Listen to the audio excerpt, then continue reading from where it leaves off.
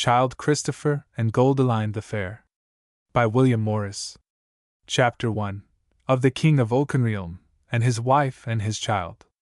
Of old there was a land which was so much a woodland, that a minstrel thereof said it that a squirrel might go from end to end, and all about, from tree to tree, and never touch the earth. Therefore was that land called Oakenrealm.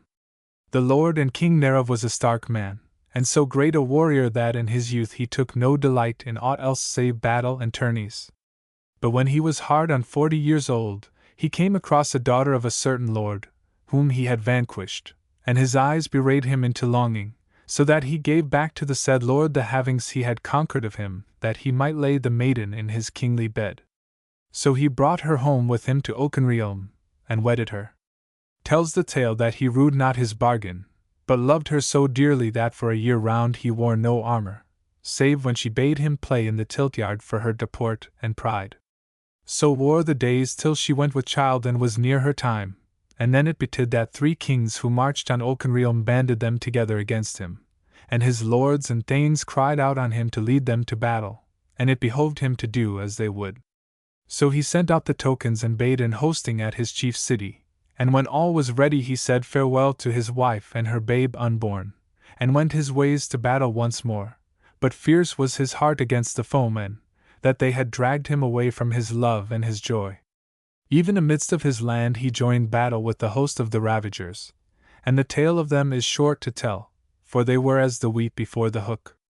But as he followed up the chase, a mere thrall of the fleers turned on him and cast his spear, and it reached him whereas his hauberk was broken, and stood deep in, so that he fell to earth unmighty. And when his lords and chieftains drew about him, and cunning men strove to heal him, it was of no avail, and he knew that his soul was departing.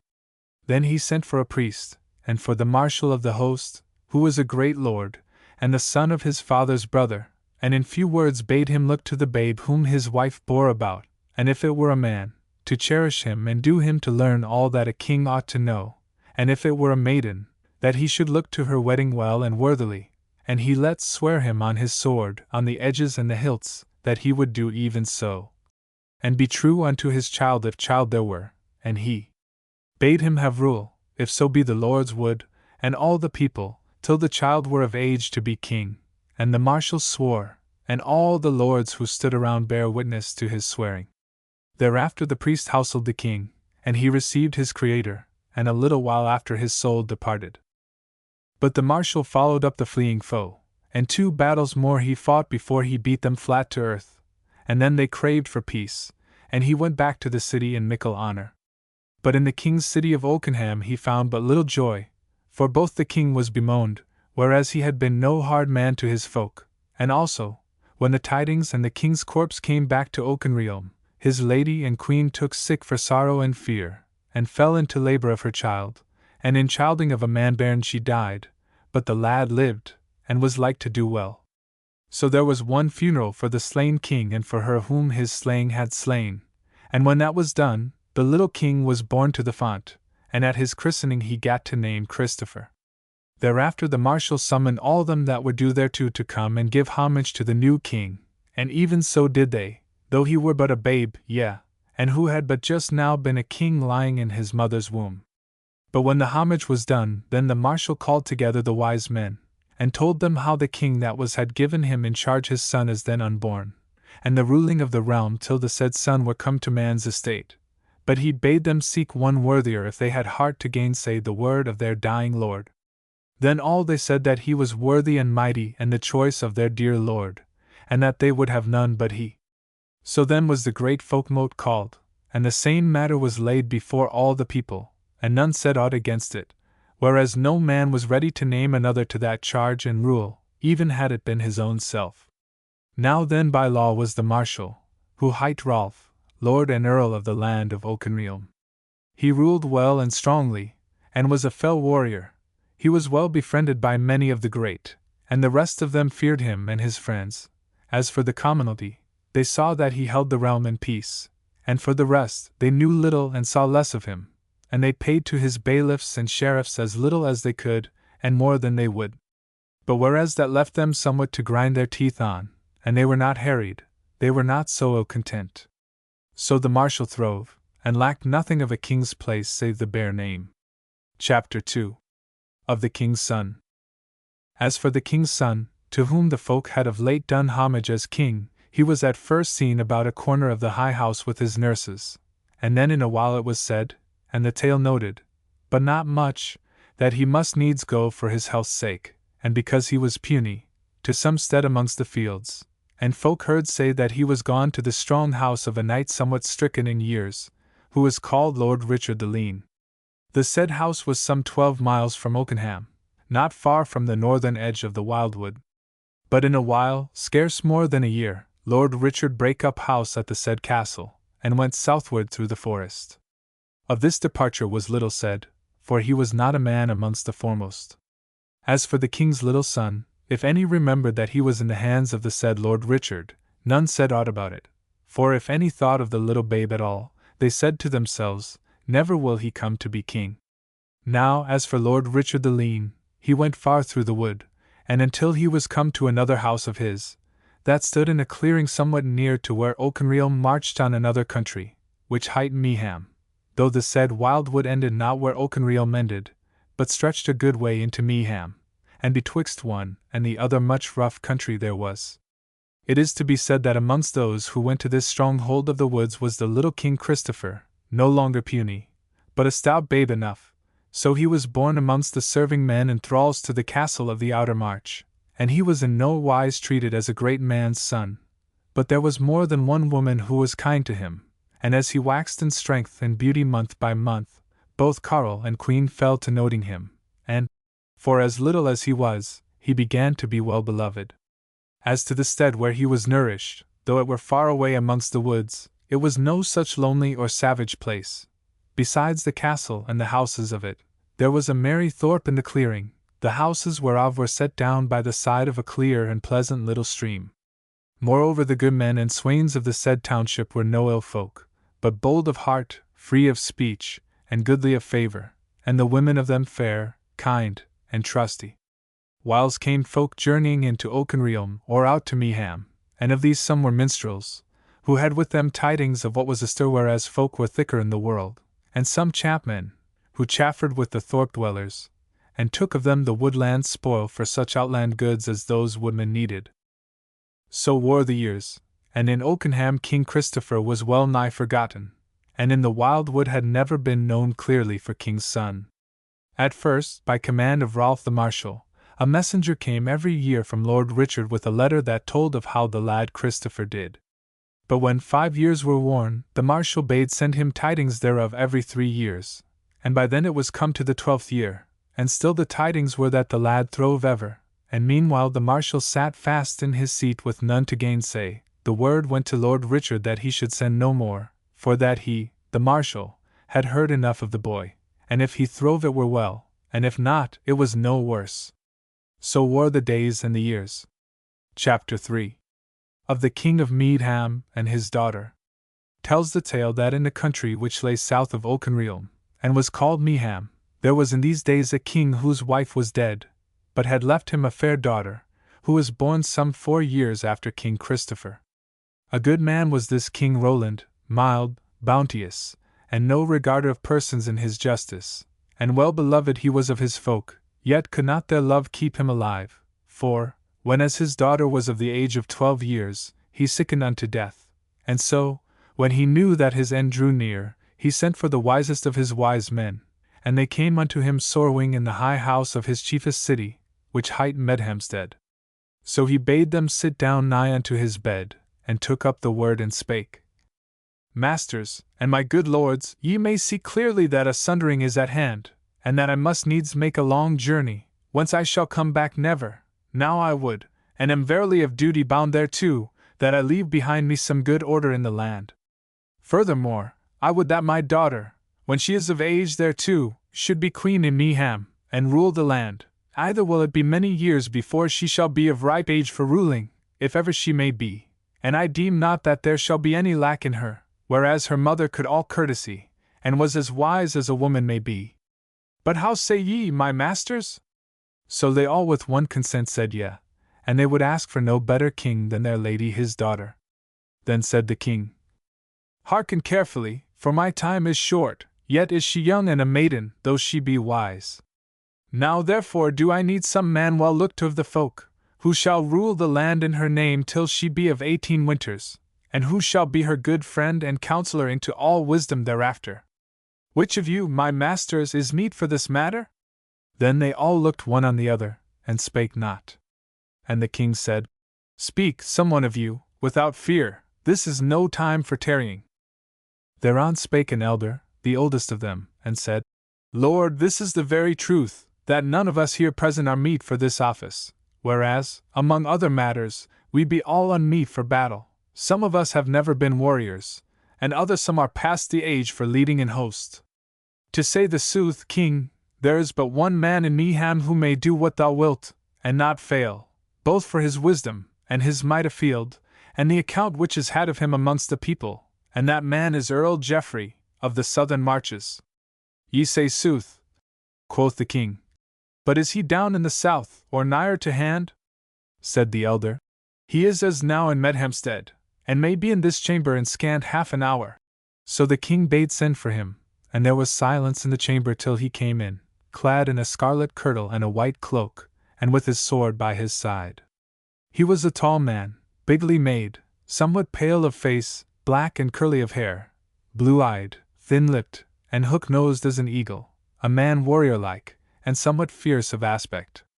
He knelt down by the king's bedside, and asked him in a sorrowful voice what he would, and the king said, I ask a great matter of thee, and all these my wise men, and I myself, withal, deem that thou canst do it, and thou alone. Nay, hearken, I am departing, and I would have thee hold my place, and do unto my people even what I would do if I myself were living, and to my daughter as nigh to that as may be. I say all this thou mayst do, if thou wilt be as trusty and leal to me after I am dead, as thou hast seemed to all men's eyes to have been while I was living. What sayest thou? The earl had hidden his face in the coverlet of the bed while the king was speaking, but now he lifted up his face, weeping, and said, Kinsman and friend and king, this is not hard to do, but if it were, yet would I do it. It is well, said the king. My heart fails me in my voice, so give heed, and set thine ear close to my mouth. Hearken, belike my daughter Goldilind shall be one of the fairest of women. I bid thee wed her to the fairest of men and the strongest, and to none other.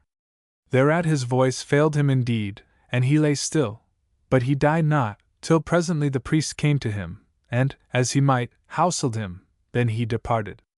As for Earl Geoffrey, when the king was buried, and the homages done to the maiden Goldilind, he did no worse than those wise men deemed of him, but bestirred him, and looked full sagely into all the matters of the kingdom, and did so well therein that all men praised his rule perforce, whether they loved him or not, and sooth to say he was not much beloved. Chapter 4. Of the maiden Goldilind. Amidst of all his other business Earl Geoffrey bethought him in a while of the dead king's daughter, and he gave her in charge to a gentlewoman, somewhat stricken in years, a widow of high lineage, but not over wealthy. She dwelt in her own house in a fair valley some 20 miles from Medhamstead. There abode Goldilind till a year and a half was worn, and had due observance, but little love, and not much kindness from the said gentlewoman, who hight Dame Eleanor Lee Show.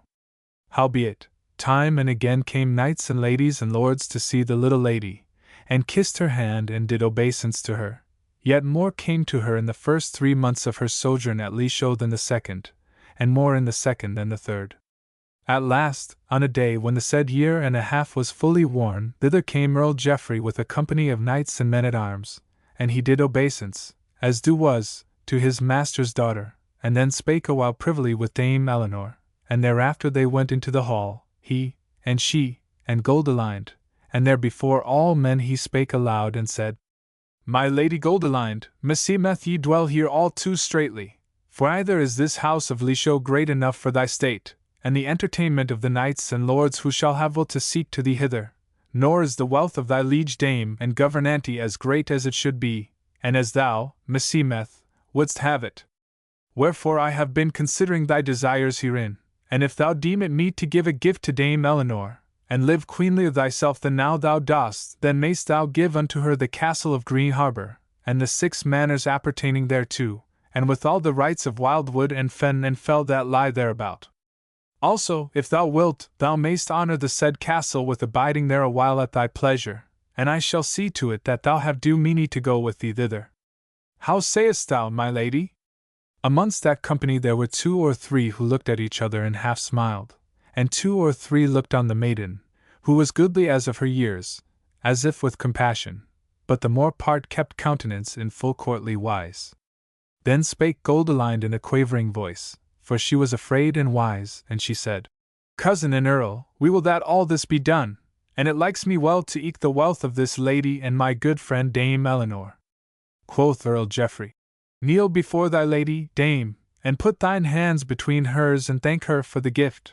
So Dame Eleanor knelt down, and did homage and obeisance for her new land, and Goldilind raised her up and kissed her, and bade her sit down beside her, and spake to her kindly.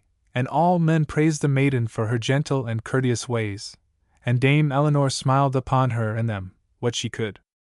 She was small of body and sleek, but her cheeks somewhat flagging. Brown eyes she had, long, half-opened, thin lips, and chin somewhat falling away from her mouth. Hard on 50 winters had she seen, yet there have been those who were older and goodlier both. Chapter 5. Goldilind comes to Green Harbor. But a little while tarried the Earl Geoffrey at Leashow, but departed next morning and came to Medhamstead. A month thereafter came folk from him to Leashow, to wit, the new meany for the new abode of Goldilind, amongst whom was a goodly band of men-at-arms, led by an old lord pinched and peevish of face, who kneeled to Goldilind as the new burgrave of Green Harbor, and a chaplain, a black canon, young, broad-cheeked and fresh-looking, but hard-faced and unlovely. 3 new damsels withal were come for the young queen, not young maids, but stalworth women, well-grown, and 2 of them hard-featured. The third, tall, black-haired, and a goodly fashioned body. Now when these were come, who were all under the rule of Dame Eleanor, there was no gainsaying the departure to the new home, and in 2 days' time they went their ways from Leashow. But though Goldilind was young, she was wise, and her heart misgave her, when she was amidst this new meany, that she was not riding toward glory and honor, and a world of worship and friends beloved. Howbeit, whatso might lie before her, she put a good face upon it, and did to those about her queenly and with all courtesy. 5 days they rode from Leashow north away, by thorp and town and mead and river, till the land became little peopled, and the 6th day they rode the wildwood ways, where was no folk, save now and again the little cot of some forester or collier. But the 7th day, about noon, they came into a clearing of the wood, a rugged little plain of lea land, mingled with marish, with a little deal of acre land in barley and rye. Round about a score of poor frame houses set down scattermeal about the lea. But on a long ridge, at the northern end of the said plain, was a grey castle, strong, and with big and high towers, yet not so much greater than was Leashow, deemed Goldilind, as for a dwelling house. Howbeit, they entered the said castle, and within, as without, it was somewhat grim, though not was lacking of plenishing due for folk nightly.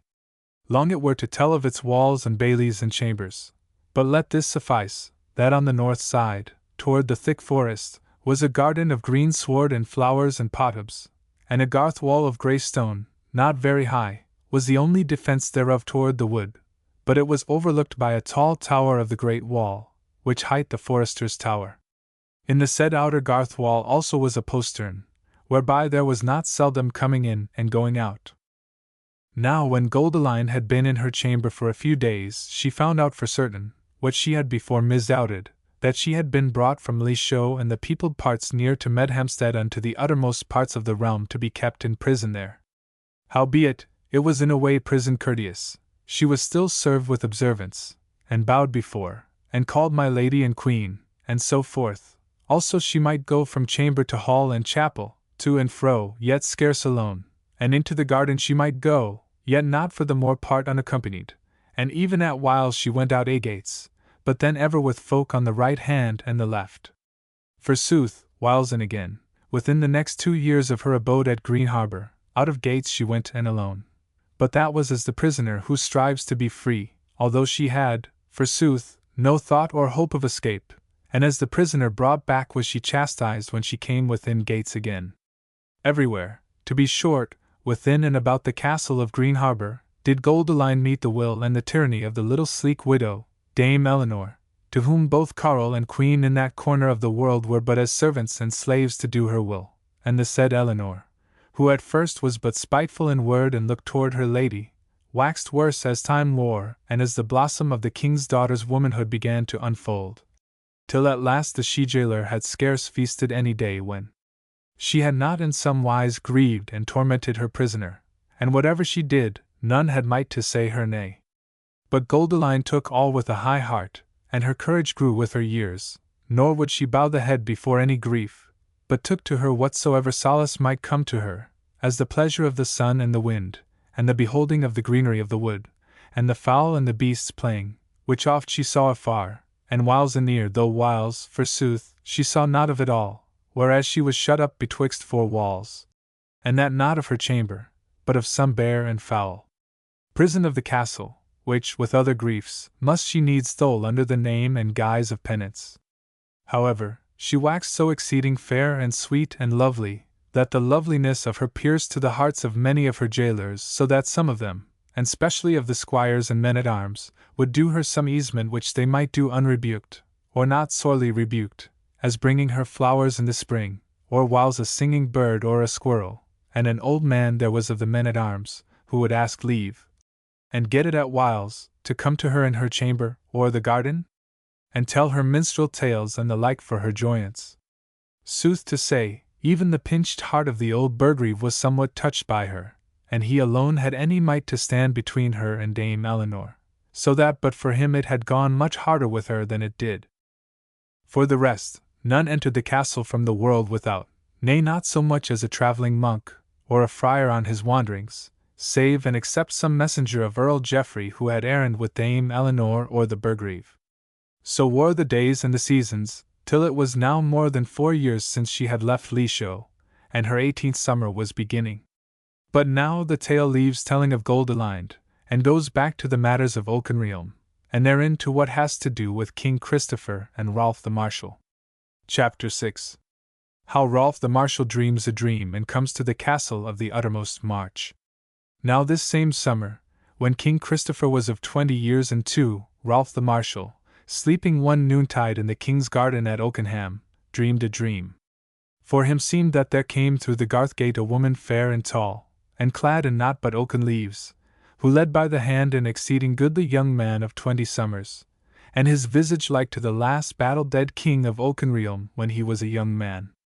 And the said woman led the swain up to the marshal, who asked in his mind what these two were, and the woman answered his thought, and said, I am the woman of the woods, and the land white of Auchenrealm, and this lovely lad whose hand I hold is my king and thy king and the king of Auchenrealm.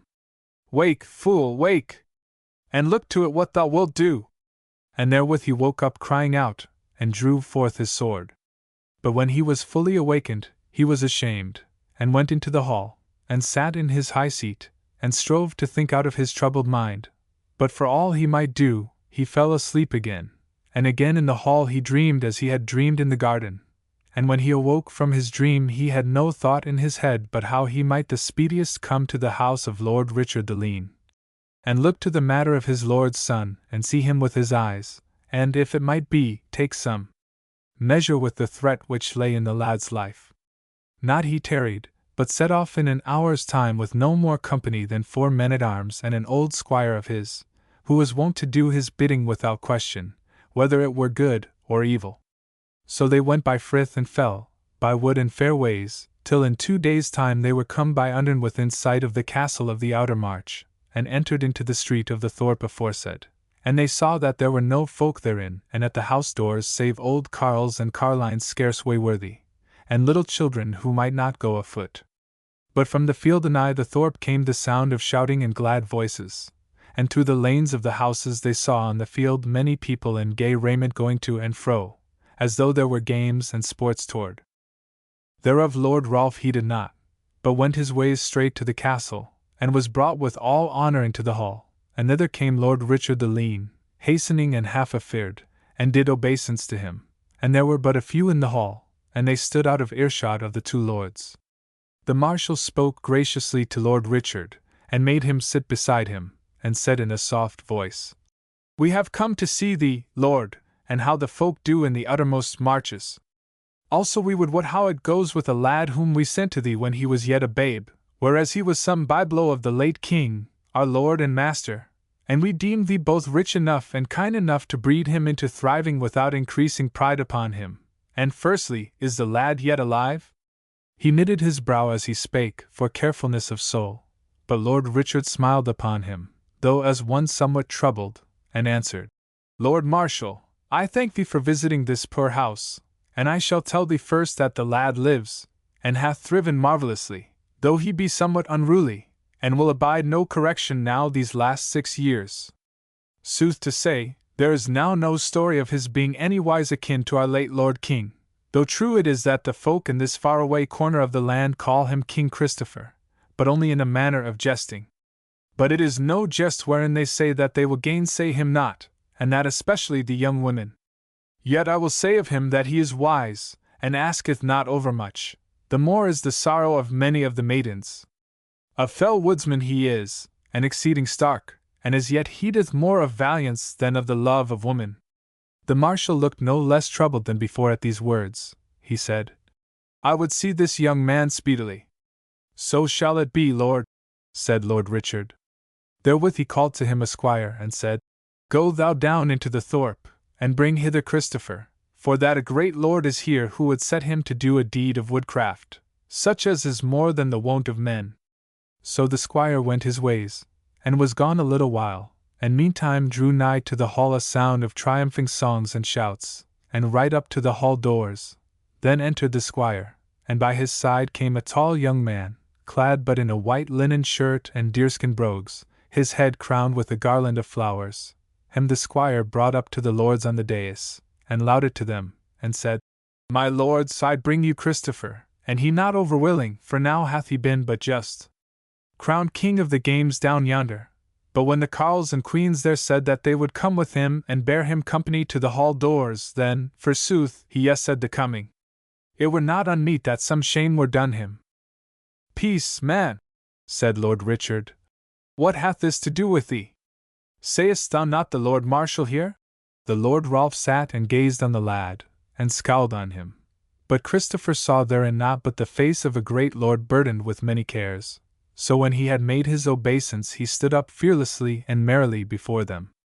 Sooth to say, he was full fair to look on, for all his strength, which, as ye shall hear, was mighty, all the fashion of his limbs and his body was light and clean done, and beauteous, and though his skin, where it showed naked, was all tanned with the summer, it was fine and sleek and kindly, every deal thereof, bright-eyed and round-cheeked he was, with full lips and carven chin, and his hair golden brown of hue, and curling crisp about the blossoms of his garland.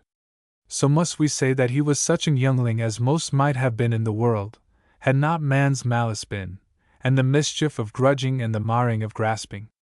But now spake Lord Rolf. "Sir Varlet, they tell me that thou art a mighty hunter, and of mickle guile in woodcraft. Wilt thou then hunt somewhat for me, and bring me home a catch seldom seen?" "Yea, Lord King," said Christopher. "I will at least do my best, if thou but tell me where to seek the quarry and when." "It is well," said the Marshal. "And tomorrow my squire, whom thou sayest yonder, and who hight Simon, shall tell thee where the hunt is up, and thou shalt go with him. But hearken! Thou shalt not call me king, for today there is no king in Oakenrealm, and I am but Marshal, and Earl of the king that shall be." The lad fell a musing for a minute, and then he said, "Yea, Lord Marshal, I shall do thy will, but meseemeth I have heard some tale of one who was but of late king in Oakenrealm. Is it not so, Lord?" "Stint thy talk, young man," cried the Marshal in a harsh voice, "and abide tomorrow.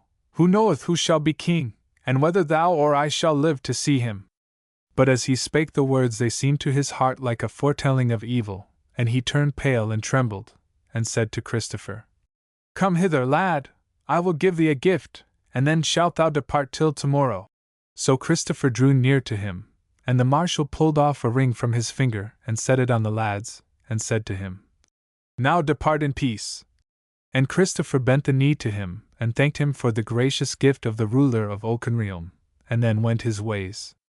out of the hall, and the folk without gave a glad cry as he came amongst them. But by then he was come to the door. Lord Rolf looked on his hand, and saw that, instead of giving the youngling a finger ring which he had bought of a merchant for a price of 5 bezants, as he had meant to do, he had given him a ring which the old king had had, whereon was the first letter of his name, Christopher to wit, and a device of a crowned rose, for this ring was a signet of his. Wherefore was the marshal once more sore troubled, and he arose, and was half-minded to run down the hall after Christopher, but he refrained him, and presently smiled to himself, and then fell a-talking to Lord Richard, sweetly and pleasantly. So wore the day to evening, but ere he went to bed, the Lord Rolf had a privy talk, first with Lord Richard, and after with his squire Simon. What followed of that talk ye may hear after. Chapter 7. How Christopher went a journey into the wildwood. Next morning Christopher, who slept in the little hall of the inner court of the castle, arose betimes, and came to the great gate. But for as early as he was, there he saw the squire Simon abiding him, standing between 2 strong horses. To him he gave the seal of the day, and the squire greeted him, but in somewhat surly wise. Then he said to him, Well, King Christopher, art thou ready for the road? Yea, as thou sayest, said the youngling smiling. For, indeed, he had breeches now beneath his shirt, and a surcoat of green woolen over it. Boots of deerskin had he withal, and spurs thereon. He was girt with a short sword, and had a quiver of arrows at his back, and bare a great bow in his hand. Yea, quoth Simon, thou deemest thee a gay swain belike, but thou lookest likelier for a deer-stealer than a rider, thou, hung up to thy shooting gear. Deemest thou we go a-hunting of the hind? Quoth Christopher, I would not, squire, but the great lord who lies sleeping yonder, hath told me that thou shouldest give me his errand, and of some hunting or feat of woodcraft he spake. Moreover, this crooked stick can drive a shaft through matters harder than a hind's side. Simon looked confused, and he reddened and stammered somewhat as he answered. Ah, yes, so it was, I mind me, I will tell thee anon, said Christopher. Withal, squire, if we are wending into the wood, as needs we must, unless we ride round about this dale in a ring all day, dost thou deem we shall go at a gallop many a mile? Nay, fair sir, the horses shall wend a foot's pace oftenest, and we shall go a-foot not unseldom through the thickets. Now was Simon come to himself again, and that self was surly, so he said, Ay, little king, thou deemest thee exceeding wise in these woods, dost thou not? And forsooth, thou mayst be. Yet have I tidings for thee. Yea, and what be they? Said Christopher. Simon grinned. Even these, said he, that Dr. Noel was no man's cousin while he lived, and that he died last week. Therewith he swung himself into his saddle, and Christopher laughed merrily at his poor jibe and mounted in like wise. Wherewithal they rode their ways through the thorp, and at the southern end thereof Simon drew rein, and looked on Christopher as if he would ask him something, but asked not. Then said Christopher, Whither go we now? Said Simon, It is partly for thee to say, Hearken, I am bidden first to ride the Redwater wood with thee, knowest thou that? Yea, said the lad. Full well, but which way shall we ride it? Wilt thou come out of it at Redwater Head, or Herne Moss, or the Long Pools? Said Simon, We shall make for the Long Pools, if thou canst bring me there. Christopher laughed. Aha! said he. Then am I some faraway cousin of Dr. Noel when the whole tale is told, forsooth I can lead thee thither. But tell me, what shall I do of valiant deeds at the Long Pools? For there is no firedrake nor effet, nay, nor no giant, nor gowful dwarf, not save mallard and coot, heron and bittern, yea, and ague shivers to boot. Simon looked sourly on him and said, Thou art bidden to go with me, young man, or gainsay the marshal. Art thou mighty enough thereto? For the rest, fear not but that the deed shall come to thee one day. Nay, said Christopher, it is all one to me, for I am at home in these woods and wastes, I and my shafts. Tell me of the deeds when thou wilt. But indeed he longed to know the deed, and fretted him because of Simon's surliness and closeness. Then he said, Well, Squire Simon, let us to the road, for thou shalt know that tonight we must needs house us under the naked heaven, In no wise can we come to the long pools before tomorrow morning. Yea, and why not? Said the squire. I have lain in worse places. Wilt thou tell me thereof? Said Christopher. Mayhappen, said Simon, if tomorrow comes and goes for both of us twain. So they rode their ways through the wood, and baited at midday with what Simon bare in his saddlebags, and then went on till night fell on them. Then asked Simon how long they were from the long pools, and Christopher told him that they were yet short of them some 15 miles, and those long ones, because of the marish grounds. So they tethered their horses there and ate their supper, and lay down to sleep in the house of the woods, by a fireside which they lighted.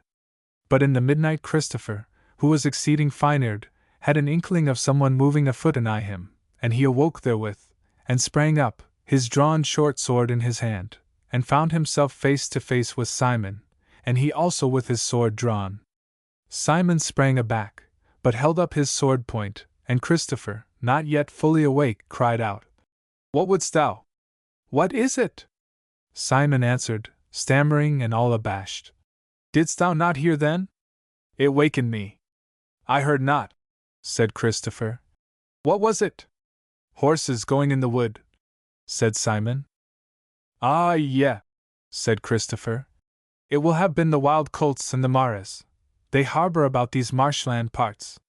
Go to sleep again, neighbor, the night is not yet half worn, but I will watch a while. Then Simon sheathed his sword, and turned about and stood uneasily a little while, and then cast him down as one who would sleep hastily, but slept not forsooth, though he presently made semblance of it. As for Christopher, he drew together the brands of the fire, and sat beside it with his blade over his knees, until the first beginning of the summer dawn was in the sky. Then he began to nod, and presently lay aback and slept soundly. Simon slept not, but durst not move. So they lay till it was broad day, and the sunbeams came thrusting through the boughs of the thicket. Chapter 8. Christopher comes to the Tofts. When they arose in the sunshine, Simon went straightway to see to the horses, while Christopher stayed by the fire to dight their victuals. He was merry enough, and sang to himself the while. But when Simon came back again, Christopher looked on him sharply, but for a while Simon would not meet his eye, though he asked divers questions of him concerning little matters, as though he were fain to hear Christopher's voice. At last he raised his eyes, and looked on him steadily, and then Christopher said, Well, wayfarer mine, and whither away this morning? Said Simon. As thou wottest, to the long pools, said the lad. Well, thou keepest thy tidings so close, that I will ask thee no more till we come to the long pools, since there, forsooth, thou must needs tell me, unless we sunder company there, whereof I were not grieving. Mayhappen thou shalt fare a long way today, muttered Simon. But the lad cried out aloud, while his eye glittered and his cheek flushed, Belike thou hadst well nigh opened the door thereto last night. And therewith he leapt to his feet and drew his short sword, and with 3 deft strokes sheared asunder an overhanging beech bough as thick as a man's wrist, that it fell crashing down, and caught Simon amongst the fall of its leafy twigs, while Christopher stood laughing on him, but with a dangerous lofty look in his eyes. Then he turned away quietly toward the horses and mounted his nag, and Simon followed and did the like silently. Crestfallen he looked, with brooding fierceness in his face. So they rode their ways, and spake but little each to each till they came to where the trees of the wood thinned speedily, and gave out at last at the foot of a low stony slope but little grassed. And when they had ridden up to the brow and could see below, Christopher stretched out his hand, and said, Lo thou the long pools, fellow wayfarer! And lo some of the tramping horses that woke thee and not me last night. Forsooth there lay below them a great stretch of grass, which whiles ran into mere quagmire, and whiles was sound and better grassed, and the said plain was seamed by 3 long shallow pools, with, as it were, grassy causeways between them, grown over here and there with ancient alder trees. But the stony slope whereon they had reined up bent round the plain mostly to the east, as though it were the shore of a great water. And far away to the south the hills of the forest rose up blue, and not so low at the most, but that they were somewhat higher than the crest of the White Horse as ye may see it from the little Berkshire hills above the Thames. Down on the firm greensward there was indeed a herd of wild horses feeding, mallard and coot swam about the waters. The wimbrel laughed from the bent sides, and 3 herons stood on the side of the causeway seeking a good fishing stead. Simon sat a horseback looking askance from the marish to Christopher, and said nothing a while. Then he spake in a low croaking voice, and said, So, little king, we have come to the long pools. Now I will ask thee, hast thou been further southward than this marish land? That have I, said the lad. A day's journey further, but according to the tales of men it was at the peril of my life. Simon seemed as if he had not noted his last word. He said, Well then, since thou knowest the wild and the wood, knowest thou amidst of the thickets there, 2 lumps of bare hills, like bowls turned bottom up, that rise above the trees, and on each a tower, and betwixt them a long house. Save us, Allhallows, quoth Christopher. But thou wilt mean the Tofts. Is it so, Sir Squire? Even so, said Simon. And thou knowest what dwellest there, and wouldst have me lead thee thither? Said the lad. I am so bidden, said Simon. If thou wilt not do my bidding, seek thou some place to hide thee in from the hand of the Earl Marshal, said the youngling. Knowest thou not Jack of the Tofts and his 7 sons, and what he is, and that he dwelleth there? Said Simon. I know of him, yea, and himself I know, and that he dwelleth there, and I wot that men call him an outlaw, and that many rich men shall lack ere he lacks. What then? This, said Christopher, that, as all tales tell, he will take my life if I ride thither. And, said he, turning to Simon, this is belike what thou wouldest with me. And therewith he drew out his sword, for his bow was unstrung. But Simon sat still and let his sword abide, and said sourly enough, Thou art a fool to think I am training thee to thy death by him, for I have no will to die, and why shall he not slay me also? Now again I say unto thee, thou hast the choice, either to lead me to the Tofts, where shall be the deed for thee to do, or to hide thee in some hole, as I said afore, from the vengeance of the Lord of Oakenrealm. But as for thy sword, thou mayst put it up, for I will not fight with thee, but rather let thee go with a string to thy leg, if thou wilt not be wise and do as thy lords ordain for thee. Christopher sheathed his sword, and a smile came into his face, as if some new thought were stirring in him, and he said, Well, since thou wilt not fight with me, and I but a lad, I will e'en do thy will and thine errand to Jack of the Tofts. Maybe he is not so black as he is painted, and not all tales told of him are true. But some of them I will tell thee as we ride along. And some thereof I know already, O woodland knight, said Simon, as they rode down the bent, and Christopher led on toward the green causeway betwixt the waters.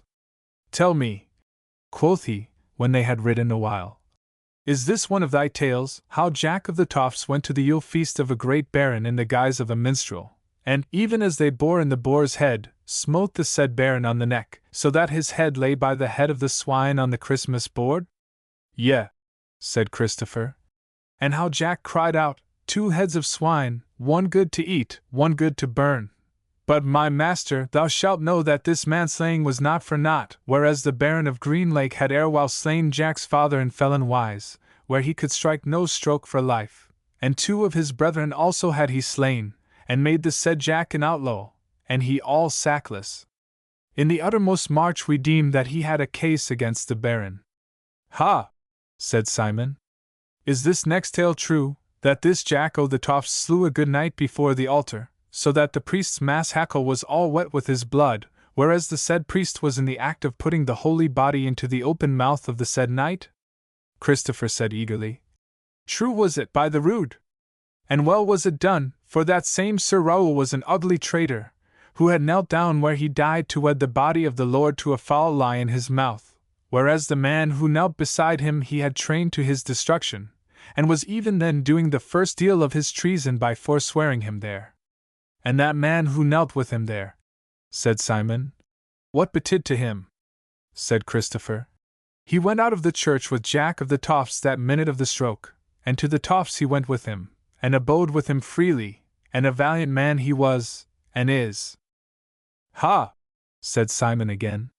And then there is this, that the 7 sons of Jack of the Tofts bore off perforce 4 fair maidens of gentle blood from the castle wherein they dwelt, serving a high dame in all honor, and that moreover they hanged the said dame over the battlements of her own castle.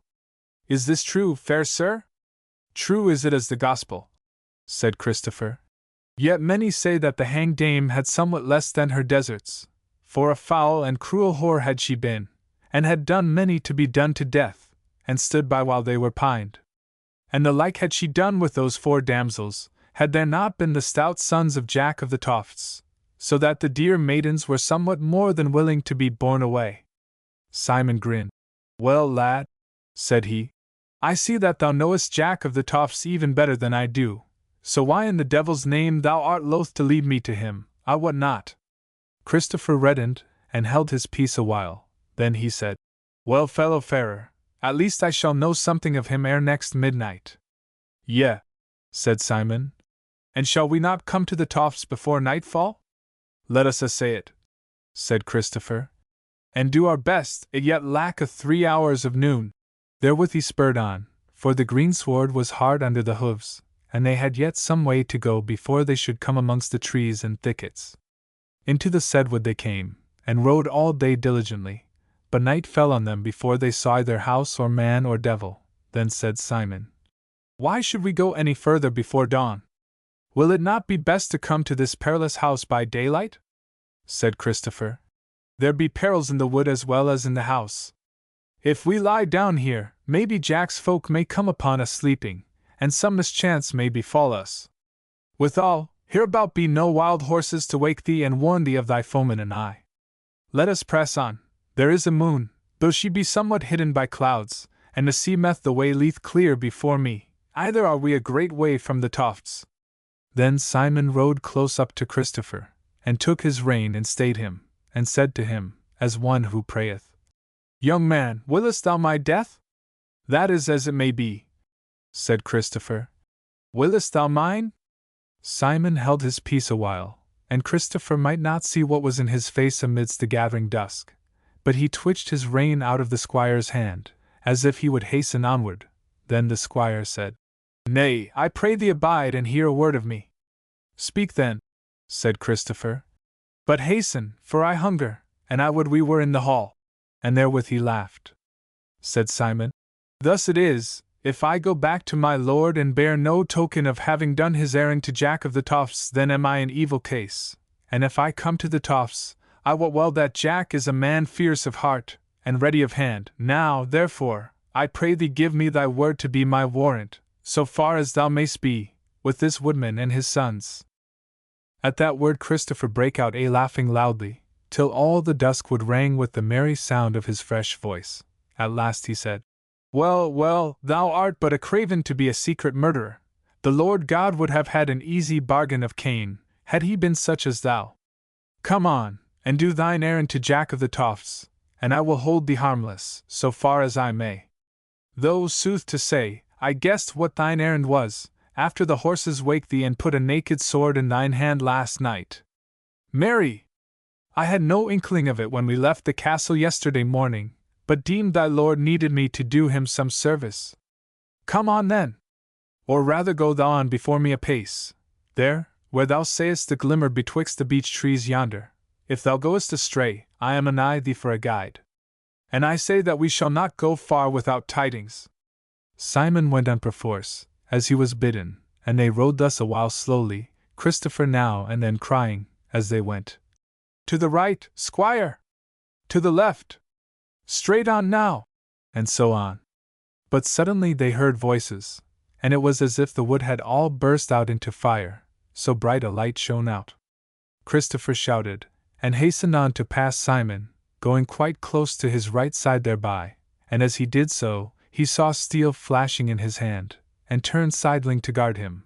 But ere he could do aught, Simon drave a broad dagger into his side, and then turned about and fled the way they had come, so far as he knew how.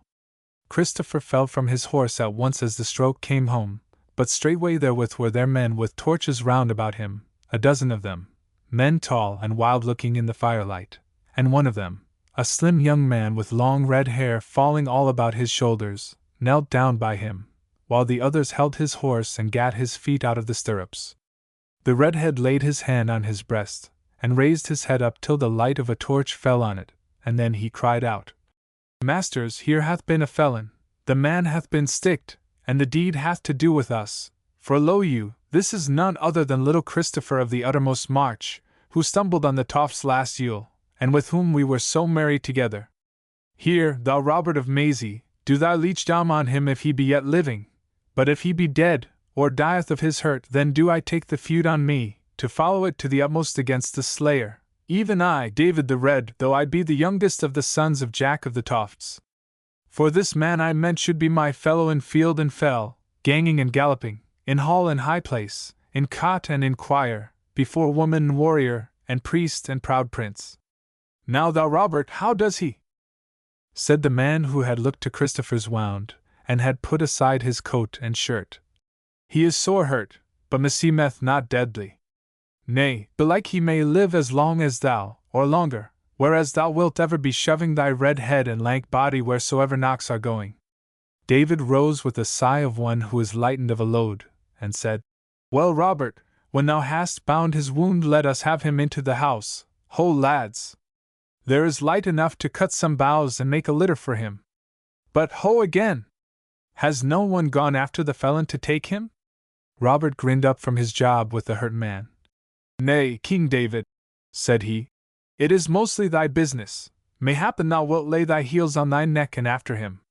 The redhead stamped on the ground, and half drew his sax, and shoved it back again unto the sheath, and then said angrily, I marvel at thee, Robert, that thou didst not send a man or two at once after the felon. How may I leave my comrade and sweet bored fellow lying hurt in the wildwood? Art thou growing over old for our woodland ways, wherein loitering bringeth lauding? Robert chuckled and said, I thought thou wouldst take the fly in thy mouth, foster son.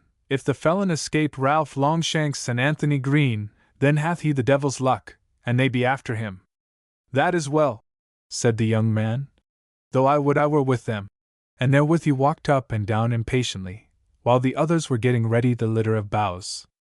At last it was done, and Christopher laid thereon, and they all went on together through the woodland path, the torches still flaring about them.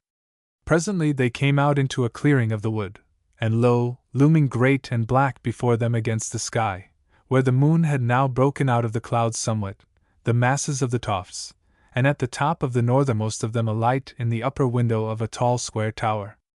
Withal the yellow-litten windows of a long house showed on the plain below the tofts, but little else of the house might be seen, save that, as they drew near, the walls brake out in doubtful light here and there as the torches smote them. So came they to a deep porch, where they quenched all the torches save one, and entered a great hall through it, David and two other tall young men going first, and Robert Maisie going beside the bier. The said hall was lighted with candles, but not very brightly, save at the upper end, but amidmost a flickering heap of logs sent a thin line of blue smoke up to the luffer. There were some 60 folk in the hall, scattered about the endlong tables, a good few of whom were women, well grown and comely enough, so far as could be seen under the scanty candlelight. At the high table, withal, were sitting both men and women, and as they drew near to the greater light of it, there could be seen in the chief seat a man, past middle age, tall, wide-shouldered and thin-flanked, with a short peaked beard and close-cut grizzled hair. He was high of cheekbones, thin-faced, with grey eyes, both big and gentle-looking. He was clad in a green coat welted with gold.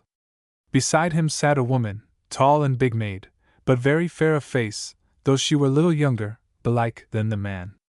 Out from these two sat 4 men and 4 women, man by man and woman by woman, on either side of the high seat.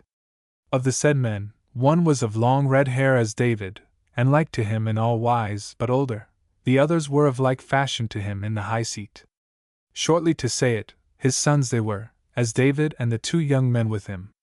The 4 women who sat with these men were all fair and young, and one of them, she who drank out of the redhead's cup, so fair, and with such a pleasant slim grace, that her like were not easy to be found.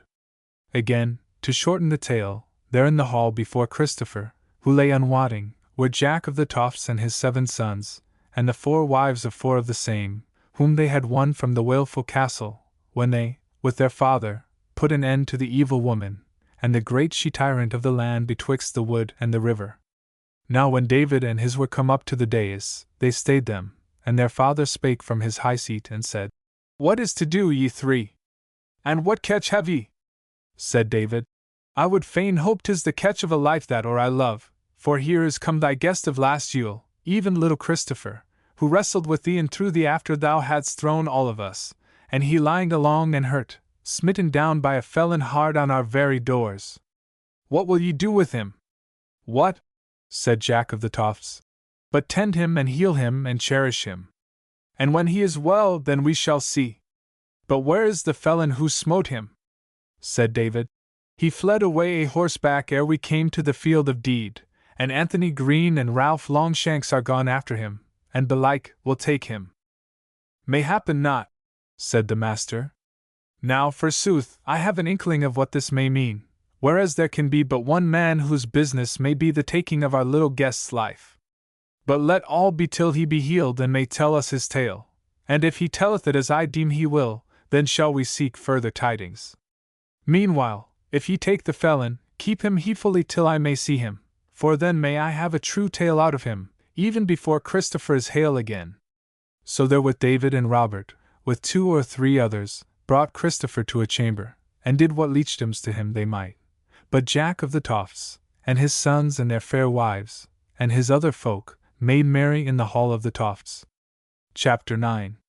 Squire Simon comes back to Oakenham. The Earl Marshal taken to King in Oakenrealm. Now as to Squire Simon, whether the devil helped him, or his luck, or were it his own cunning and his horse's stoutness, we wot not. But in any case he fell not in with Ralph Longshanks and Anthony Green, but rode as far and as fast as his horse would go, and then lay down in the wildwood, and on the morrow arose and went his ways, and came in the even to the castle of the uttermost march, and went on thence the morrow after on a fresh horse to Oakenham.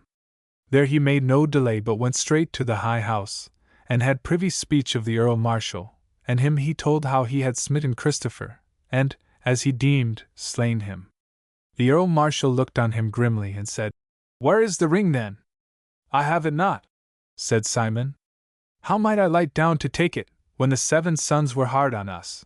And therewith he told him all the tale, and how he had risen to slay Christopher the even before, and how he had found out after that the youngling had become guest and fosterling of the folk of the Tofts, and how warily Christopher had ridden, so that he, Simon, had had to do his best at the last moment. And now, Lord, quoth he, I see that it will be my luck to have grudging of thee, or even worse it may be, yea, or thou wilt be presently telling me that I am a liar and never struck the stroke. But I warrant me that by this time Jack of the Tofts knoweth better, for I left my knife in the youngling's breast, and belike he wotteth of my weapons. Well, then, if thou wilt be quit of me, thou hast but to forbear upholding me against the Toft folk, and then am I gone without any to do of thee. Earl Rolf spake quietly in answer, though his face was somewhat troubled.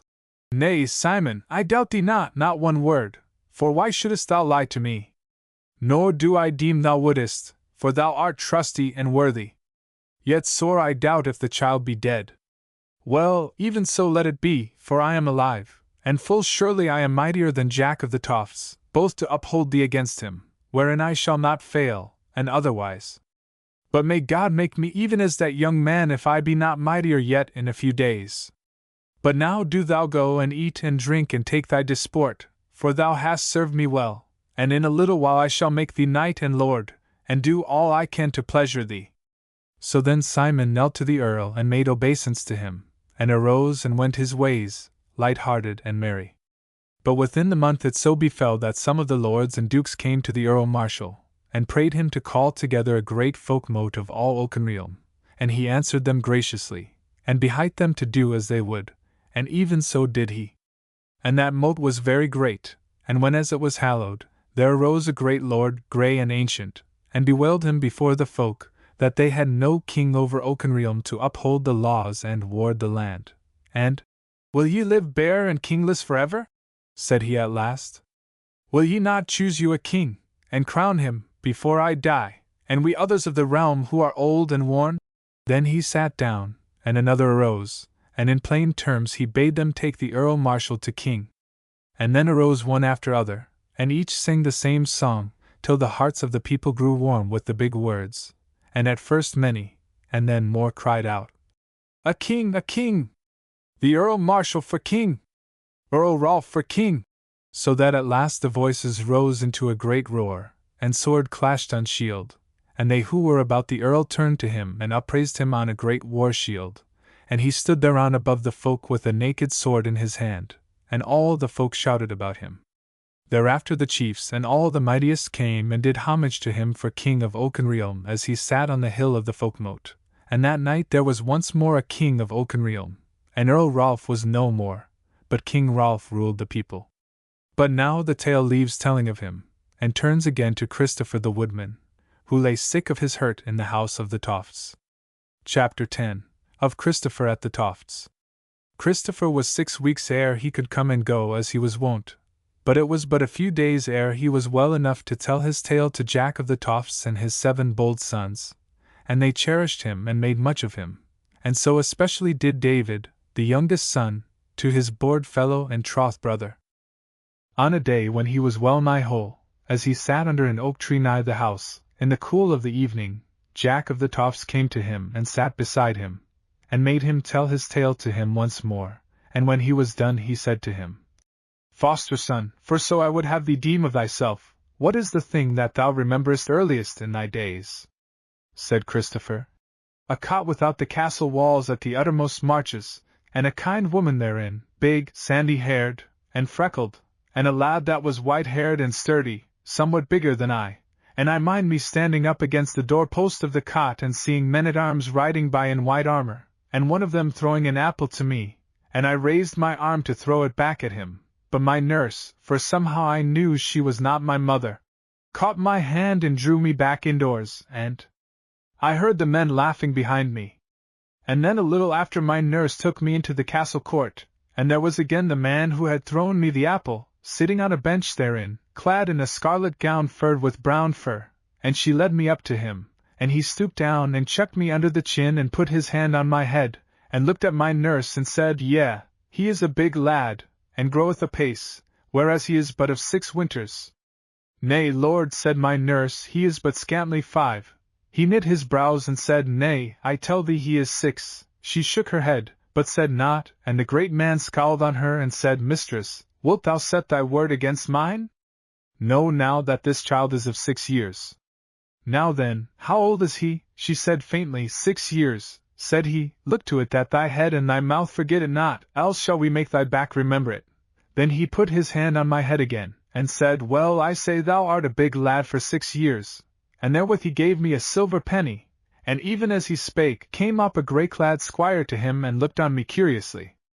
Then I went away with my nurse, and wondered why she was grown so pale, whereas she was mostly red-cheeked and jolly. But when she had brought me into the cot again, she kissed me and clipped me, weeping sorely the while, wherefore I wept, though I knew not why. Sit hence. I soon came to know that the man was the lord and governor of the castle, as ye may well wot, but to this hour I know not what he meant by threatening my nurse. Said Jack. And how old art thou now, Christopher mine? Said the youngling, laughing.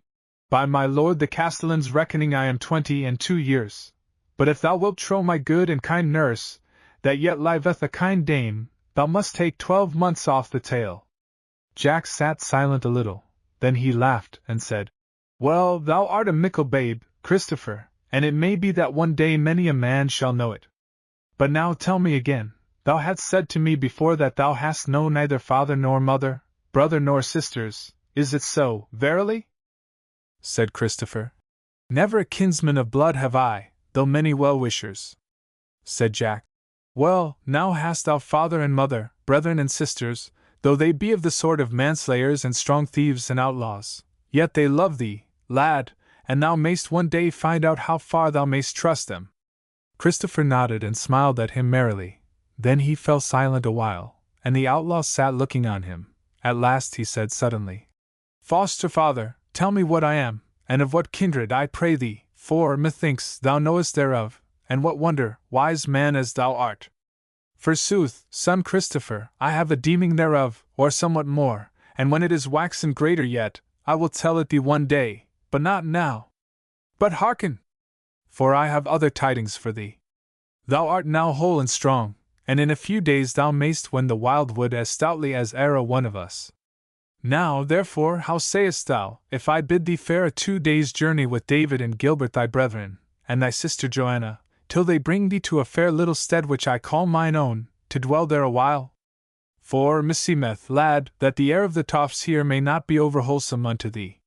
Christopher reddened, and he half rose up, and said, What is this, foster father? Is it that there shall be battle at the tofts, and that thou wouldst have me away thence? Am I then such a weakling? Said Jack, laughing. Be still now, thou sticked one. The tofts go down to battle at some whiles, but seldom come at battle to the tofts, and no battle do I look for now. But do my bidding, sweet fosterling, and it will be better for me and better for thee, and may, perchance, put off battle for a while, which to me as now were not unhandy. If thou wilt but abide at Littledale for some while, there shall be going and coming betwixt us, and thou shalt drink thy ale at the tofts, and go back afterwards, and ever shalt thou have thy sweet fellows with thee, so be wise, since thou goest not perforce. Yea, said Christopher, laughing. Thou puttiest force on no man, is it not so, foster father? Wherefore I will go, and uncompelled. Therewith came up to them, from out of the wild wood, David, and with him Joanna, who was the wife of Gilbert, and one of those fair maidens from the Wailful Castle, though not the fairest of them. They had been hunting, for ever those three would willingly go together, Gilbert, David, and Joanna, and now Gilbert had abided behind, to dight the quarry for fetching home. Christopher looked on the two joyfully, as a man getting whole after sickness smiles on goodly things, and Joanna was fair to see in her hunter's attire, with brogues tied to her naked feet, and the shapeliness of her legs bare to the knee beneath the trussing up of her green skirts. They greeted Christopher kindly, and Joanna sat down by him to talk, but Jack of the Tofts took his son by the arm, and went toward the house with him in earnest speech. Chapter 11. How Christopher came to Littledale to abide there a while. In about a week's time from this, those 4 fellows went their ways southward from the Tofts, having with them 4 good nags and 4 sumpter beasts laden with such things as they needed, whereof were weapons enough, though they all, save Christopher, bare bows, and he and the others were girt with swords, and a leash of good dogs followed them. 2 milch kine also they drave with them. Merry they were all as they went their ways through the woods, but the gladness of Christopher was even past words, wherefore, after a little, he spake scarce at all, but sat in his saddle hearkening the tales and songs and jests of his fellows, who went close beside him, for more often they went afoot than rode. And forsooth, as the sweet morning wore, it seemed to him, so great was his joy, as if all the fair show of the greenery, and the boles of the ancient oaks, and the squirrels running from bough to bough, and the rabbits scuttling from under the bracken, and the hind leaping in the woodlawn, and the sun falling through the rustling leaves, and the wind on his face, and the scent of the forest, and his fair companions and their loveliness, and valiancy and kindness, and the words and songs that came from their dear mouths, all these seemed to him, as it were, one great show done for the behoof and pleasure of him, the man come from the peril of death and the sickbed. They lay that night in all glee under the green boughs, and arose on the morrow, and went all day, and again slept in the greenwood, and the next morning came down into a fair valley, which was indeed Littledale, through which ran a pleasant little river, and on a grassy knoll, but a short way from its bank, was a long framed hall, somewhat narrow, and not high, whitherward they turned them straightway, and were presently before the door. Then Gilbert drew a key from out of his scrip, and unlocked the door, and they entered, and found within a fair little hall, with shut beds out from it on the further side, and kitchen, and store bowers at the end, all things duly appointed with plenishing, and meal and wine, for it was but some 3 months since one of Jack of the Tofts' allies, Sir Lancelot Agreen, and his wife and 2 bairns, had left it till their affair was made straight, whereas he had dwelt there a whole year. For he had been made an outlaw of Meham, and was a dear friend of the said Jack. Now, said David smiling, here is now thy high house and thy castle, little King Christopher. How doth it like thee? Right well, said Christopher. And, to say sooth, I would almost that it were night, or my bones do else, that I might lie naked in a bed. Nay, lad, said Gilbert, make it night now, and we will do all that needs must be done, while thou least lazy, as all kings used to do. Nay, said Christopher, I will be more a king than so, for I will do neither this nor that. I will not work and I will not go to bed, but will look on, till it is time for me to take to the crooked stick and the grey goose wing and seek venison. That is better than well, said David. For I can see by thine eyes, that are dancing with pleasure, that in 3 or 4 days thou wilt be about the thickets with us. Meantime, said Joanna, thou shalt pay for thy meat and drink by telling us tales when we come home weary. Yea, said Christopher laughing, that ye may go to sleep before your time. So they talked, and were joyous and blithe together, and between them they made the house trim, and decked it with boughs and blossoms, and though Christopher told them no tale that night, Joanna and David sang both, and in a night or 2 it was Christopher that was the minstrel. So when the morrow came there began their life of the woodland. But save for the changing of the year and the chances of the hunt, the time passed on from day to day with little change, and it was but seldom that any man came their way. When Yule was, they locked the house door behind them and went their ways home to the Tofts. And now of all of these wayfarers was Christopher by far the hardest and strongest, for his side had utterly forgotten Simon's knife. At the Tofts they were welcomed with all triumph, and they were about there in the best of cheer, till it was wearing toward Candlemas, and then they took occasion of a bright and sunny day to go back to Littledale once more, and there they abode till spring was come and was wearing into summer, and messages had come and gone betwixt them and the Tofts, and it was agreed that with the first of autumn they should go back to the Tofts, and see what should betide. But now leave we Christopher and these good fellows of the Tofts and turn to Goldilind, who is yet dwelling amid no very happy days in the castle of Green Harbour, on the northernmost marches of Meaham. Chapter 12. Of Goldilind in the May morning at Green Harbour. May was on the land now, and was come into its 2nd week, and Goldilind awoke on a morn in the castle of Green Harbour. But little did her eyes behold of the May, even when they were fully open, for she was lying, not in her own chamber, which was proper, and even somewhat stately, and from whence she could look on the sky and greenwood, but in a chamber low down amidst the footings of the wall, little lighted, unadorned, with naught in it for sport or pleasure, naught, forsooth, save the pallet bed on which she lay, a joint stool and water ewer. To be short, though it were called the least guard chamber, it was a prison, and she was there dreeing her penance, as Dame Eleanor would call the cruelty of her malice, which the chaplain, Dame Eleanor's lead captain, had ordained her for some sin which the twain had forged between them. She lay there naked in her smock, with no raiment anigh her, and this was the 3rd morning whereon she had awakened to the dusky bare walls, and a long while had their emptiness made of the hours. But she lay quiet and musing, not altogether without cheer now, for indeed she was not wont to any longer penance than this she had but now told, so she looked for release presently, and moreover, there had grown in her mind during those 3 days a certain purpose, to wit, that she would get hold of the governor of the castle privily, and 2 or 3 others of the squires who most regarded her, and bewail her case to them, so that she might perchance get some relief. Forsooth, as she called to mind this resolve, her heart beat and her cheek flushed, for well she knew that there was peril in it, and she forecast what might be the worst that would come thereof, while, on the other hand, the best that might be seemed to her like a glimpse of paradise. As she lay there and turned the matter over in her mind for this many an 100th time, there came a key into the lock, and the door opened, and thereby entered a tall woman, dark-haired, white-skinned, somewhat young, and not ill-favored. Goldilind still lay there, till the newcomer said to her in a hard voice, wherein was both threatening and mockery, "Rise up, Our Lady! The Dame Eleanor saith that it is enough, and that thou art to go forth. Nay, hold a while, for I say unto thee that it is yet early in the day, and that thy chamber is not yet dight for thee, so thou must needs bestow thyself elsewhere till it be done."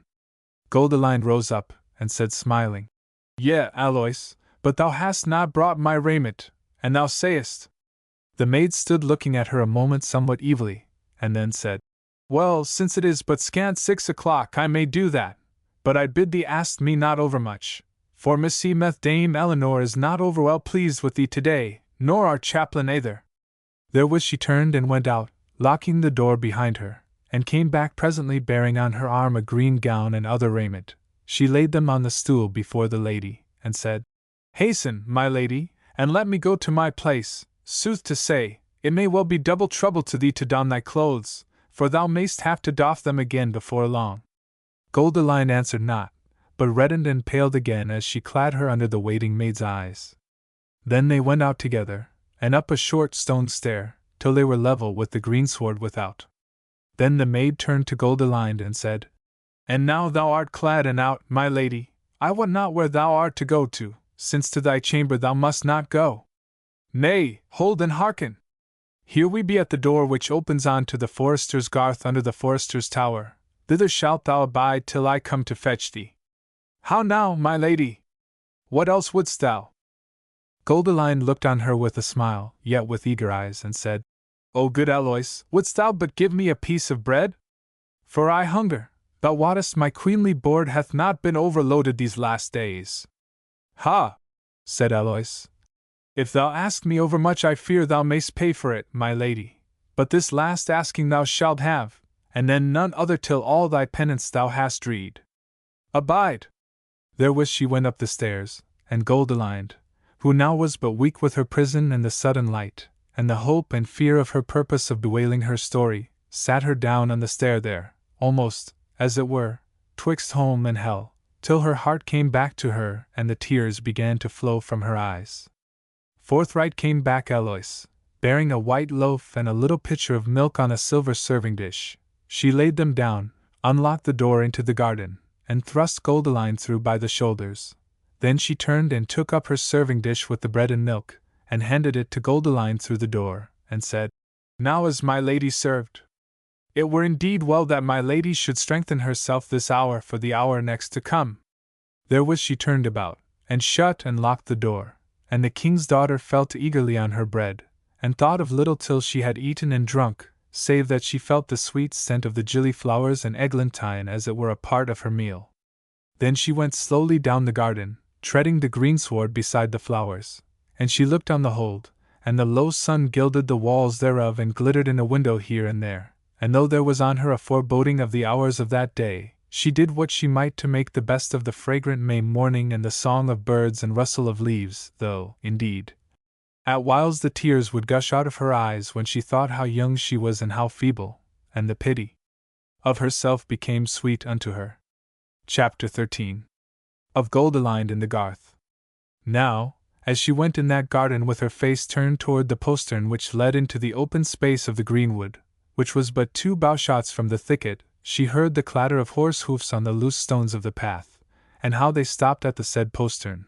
And presently there was a key in the lock, the door opened, and a man came in walking stiffly, like a rider who has ridden far and fast.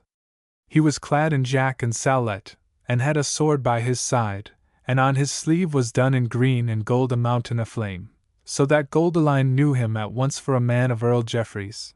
And indeed, she had seen the man before, coming and going on errands that she knew not of, and on which nothing followed that was of import to her.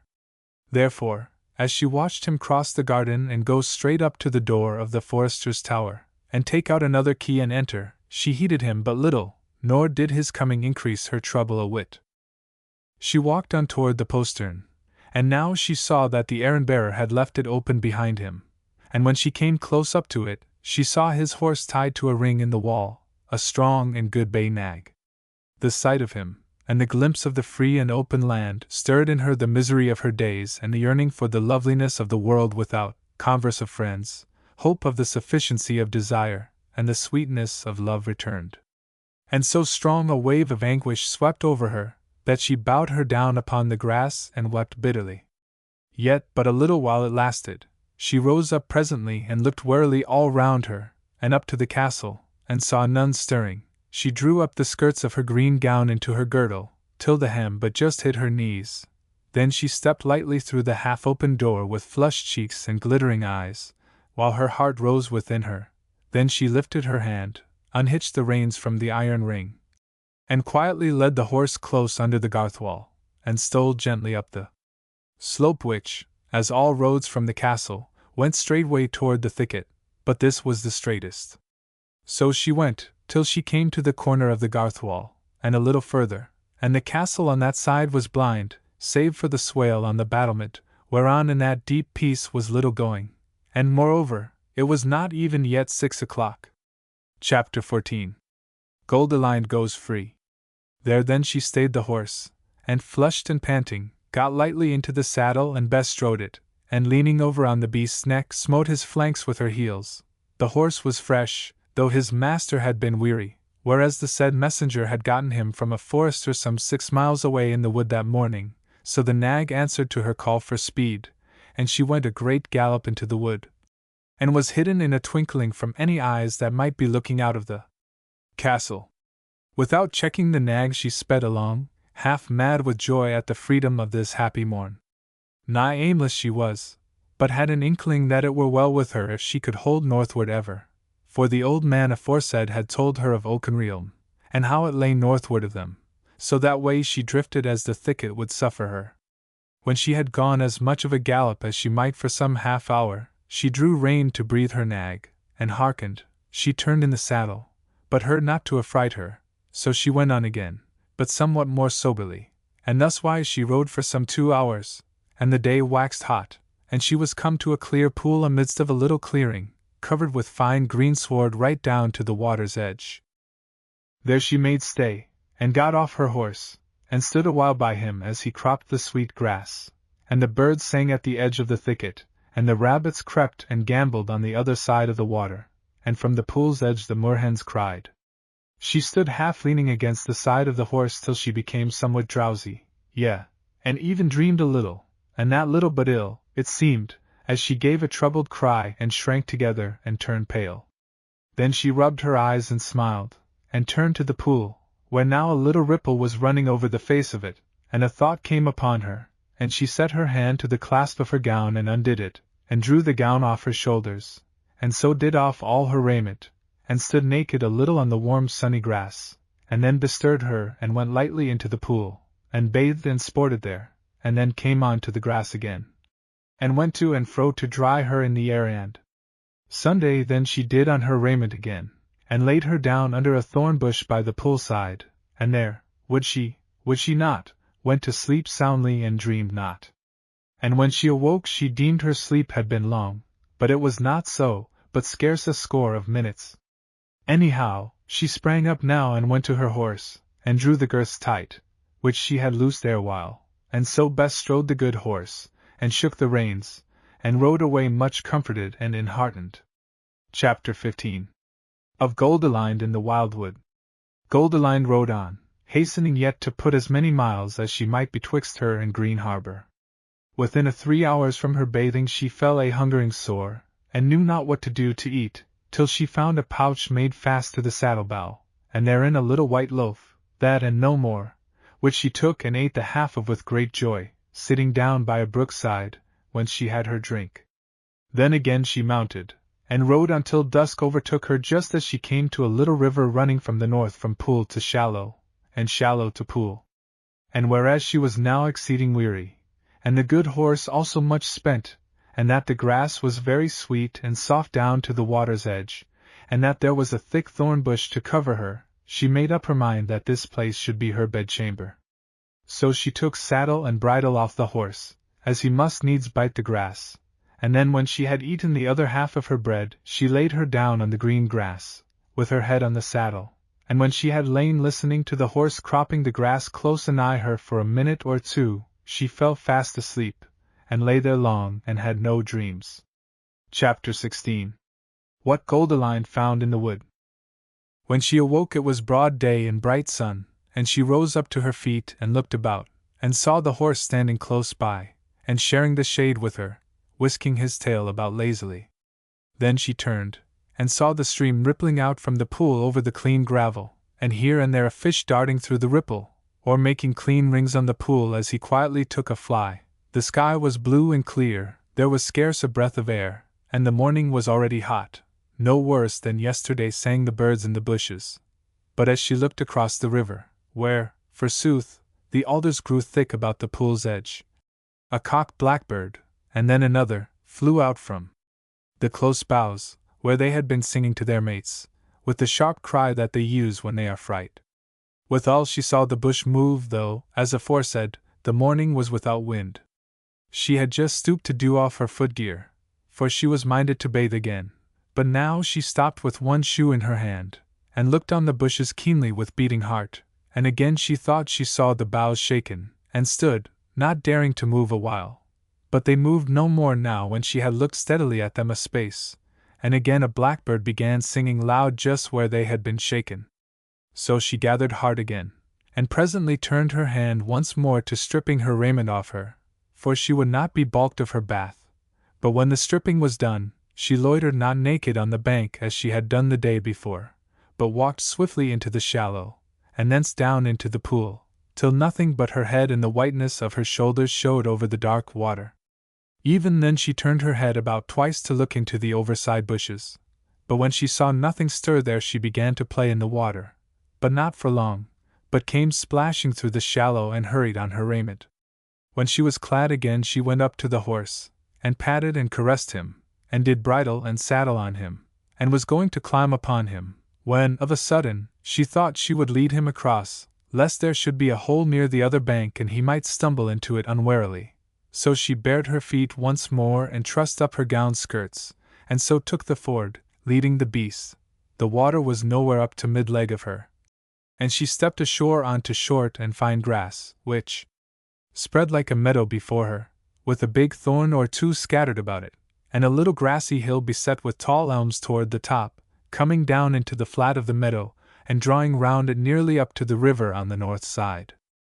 But now she stood staring in wonder and some deal of fear, for there were 3 milch kine feeding on the meadow, and moreover, under a thorn, scarce 100 yards from where she stood, was a tall man standing gazing on her.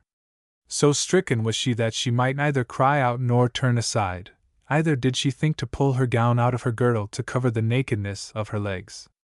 When they had thus stood a little while the man began to move toward her very slowly, nor did she dare to flee any the more. But when he was within 6 paces her face flushed red, and she did pull her gown out of its trusses and let it flow down. But he spake to her in a pleasant voice and said, "May I speak to thee, maiden?" Fear was yet in her soul, so that she might not speak for a little, and then she said, "Oh, I beseech thee, bring me not back to Green Harbor." And she paled sorely as she spake the word. But he said, "I wot not of Green Harbor, how to find the way thereto, though we have heard of it. But comfort thyself, I pray thee, there is naught to fear in me." The sound of his voice was full pleasant to her, and when she hearkened him, how kind and frank it was, then she knew how much of terror was blent with her joy in her newly won freedom and the delight of the kind and happy words. Yet still she spoke not, and was both shamefast and still not altogether unafraid. Yet, sooth to say, though his attire was but simple, he was not wild or fierce to look on. From time to time she looked on him, and then dropped her eyes again. In those glances she saw that he was gray-eyed, and smooth-cheeked, and round-chinned, and his hair curly and golden, and she must needs think that she had never seen any face half so fair.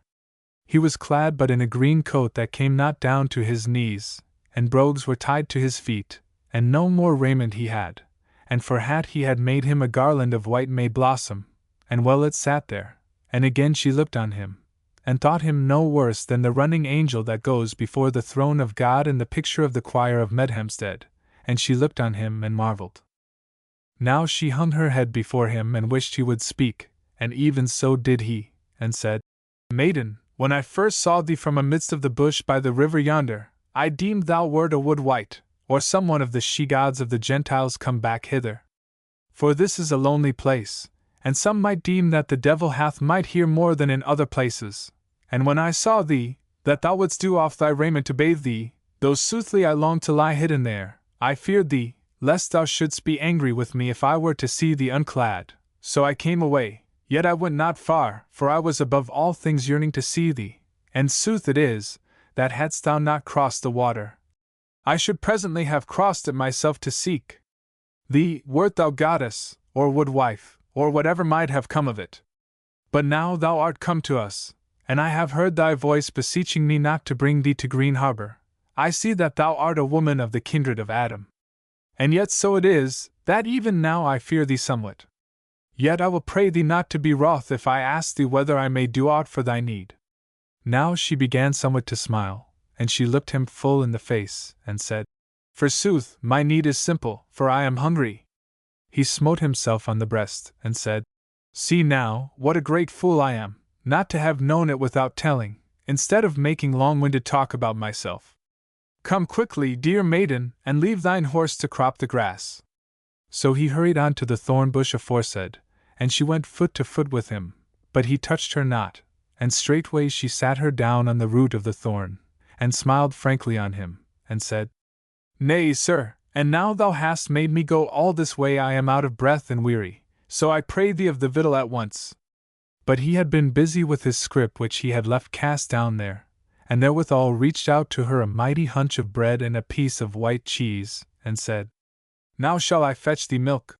Wherewith he took up a bowl of aspen tree that had lain by the scrip, and ran off to one of the kine and milked the bowl full, and came back with it heedfully, and set it down beside her, and said, This was the nighest thing to hand, but when thou hast eaten and rested then shall we go to our house, if thou wilt be so kind to me, for there have we better meat and wine to boot. She looked up at him smiling, but her pleasure of the meat and the kindness was so exceeding, that she might not refrain from tears also, but she spake not. As for him, he knelt beside her, looking on her wistfully, and at last he said, I shall tell thee, that I am glad that thou wert hungry and that I have seen thee eating, else might I have deemed thee somewhat other than a woman of mankind even yet. She said, Yea, and why wouldst thou not believe my word thereto? He said, reddening, I almost fear to tell thee, lest thou think me overbold and be angry with me. Nay, she said, tell me, for I would know. Said he, The words are not easy in my rude mouth, but this is what I mean, that though I be young I have seen fair women not a few, but beside any of them thou art a wonder, and loath I were if thou wert not really of mankind, if it were but for the glory of the world. She hung her head and answered not a while, and he also seemed ashamed, but presently she spake. Thou hast been kind to us, wouldst thou tell us thy name? And then, if it like thee, what thou art? Lady, he said, my name is easy to tell, I hight Christopher, and whiles folk in merry mockery call me Christopher King, meseems because I am of the least account of all carles. As for what else I am, a woodman I am, an outlaw, and the friend of them, yet I tell thee I have never by my will done any harm to any child of man, and those friends of mine, who are outlaws also, are kind and loving with me, both man and woman, though needs must they dwell aloof from king's courts and barons' halls. She looked at him wondering, and as if she did not altogether understand him, and she said, Where dost thou dwell? He said, Today I dwell hard by, though where I shall dwell tomorrow, who knows? And with me are dwelling 3 of my kind fellows, and the dearest is a young man of mine own age, who is my fellow in all matters, for us to live and die each for the other. Couldst thou have seen him, thou wouldst love him I deem. What name hath he? Said Goldilind. He hight David, said Christopher. But therewith he fell silent and knit his brow, as though he were thinking of some knotty point, but in a while his face cleared, and he said, If I durst, I would ask thee thy name, and what thou art. As to my name, said she, I will not tell it thee as now. As to what I am a poor prisoner, and much have I been grieved and tormented, so that my body hath been but a thing whereby I might suffer anguish. Something else am I, but I may not tell thee what as yet. He looked on her long, and then arose and went his way along the very track of their footsteps, and he took the horse and brought him back to the thorn, and stood by the lady and reddened, and said, I must tell thee what I have been doing these last minutes. Yea, said she, looking at him wonderingly. Hast thou not been fetching my horse to me? So it is, said he. But something else also. Ask me, or I cannot tell thee. She laughed and said, What else, fair sir? Said he. Ask me what, or I cannot tell thee. Well, what then? Said she. He answered, stammering and blushing. I have been looking at thy footprints, whereby thou camest up from the water, to see what new and fairer blossoms have come up in the meadow where thy feet were set e'en now. She answered him nothing, and he held his peace. But in a while she said, If thou wouldst have us come to thine house, thou shalt lead us thither now. And therewith she took her footgear from out of her girdle, as if she would do it on, and he turned his face away, but sighed therewith. Then she reddened and put them back again, and rose up lightly, and said, I will go afoot, and wilt thou lead the horse for me? So did he, and led her by all the softest and most flowery ways, turning about the end of a spur of the little hill that came close to the water, and going close to the lip of the river. And when they had thus turned about the hill, there was a somewhat wider vale before them, grassy and fair, and on a knoll, not far from the water, a long frame house thatched with reed. Then said Christopher, Lady, this is now Littledale, and yonder the house thereof. She said quietly, Lovely is the dale, and fair the house by seeming, and I would that they may be happy that dwell therein. Said Christopher, Wilt thou not speak that blessing within the house as without? Fain were I thereof, she said.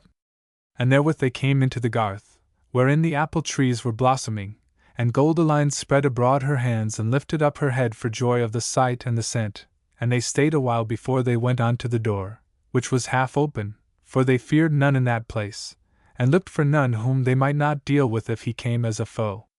Christopher would have taken a hand of her to lead her in, but both hands were in her gown to lift up the hem as she passed over the threshold, so he durst not.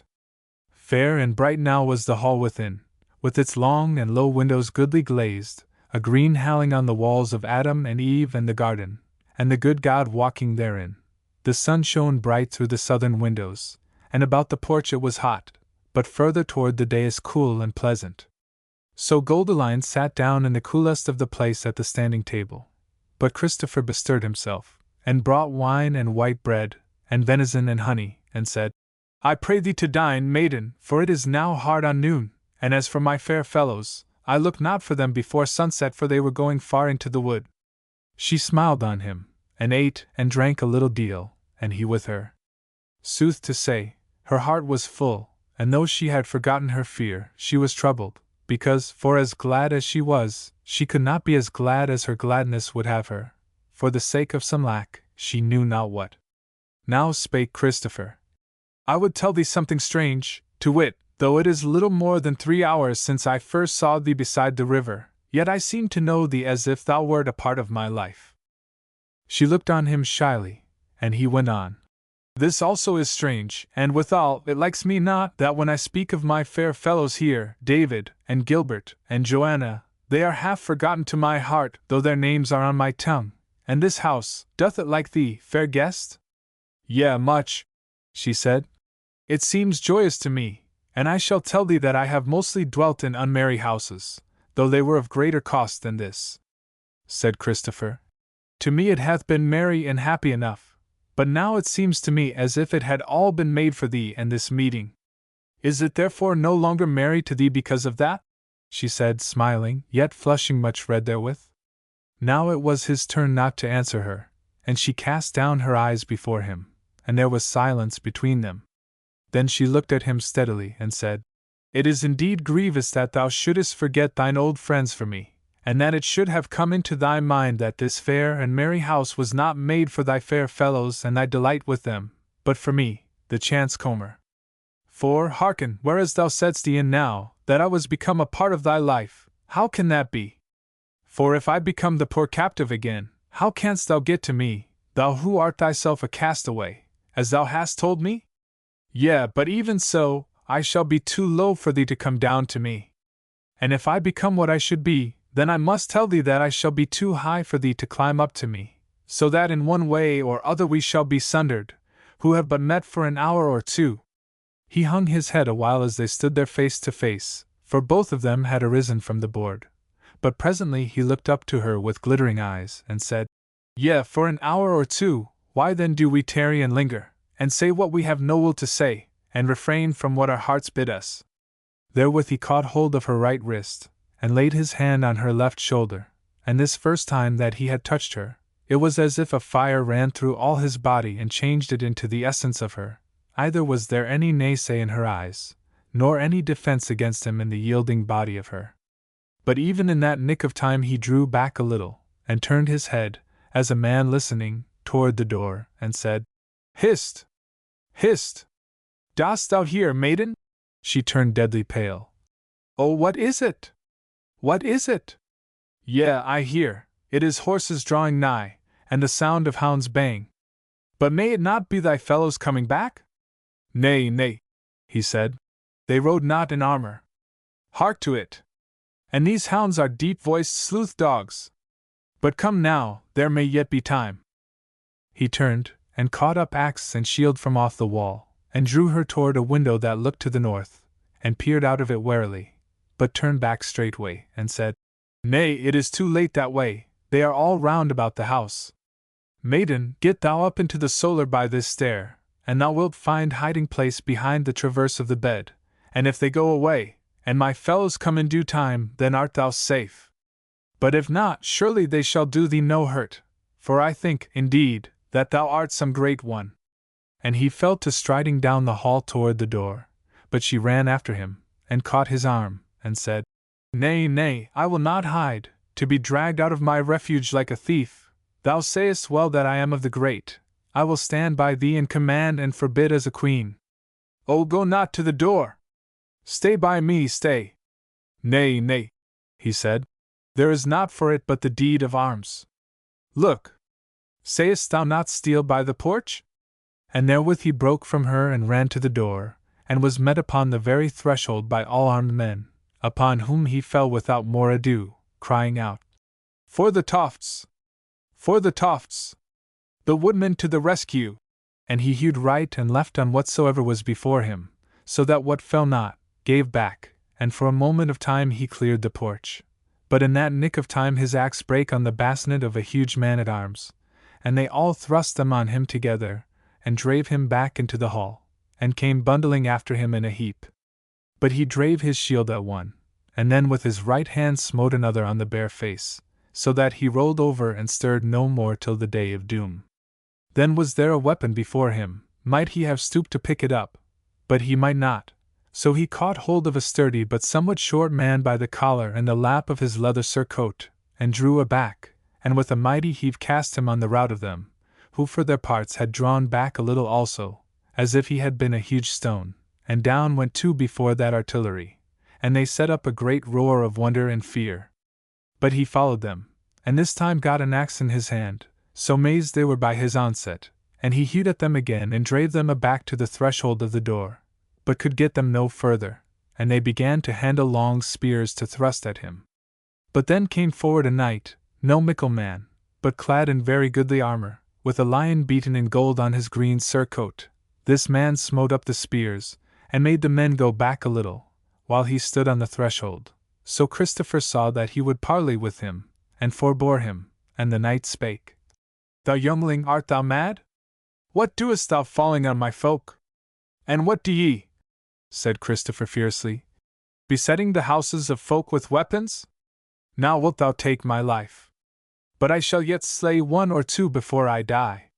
Get thee back, Lord, or thou shalt be the first.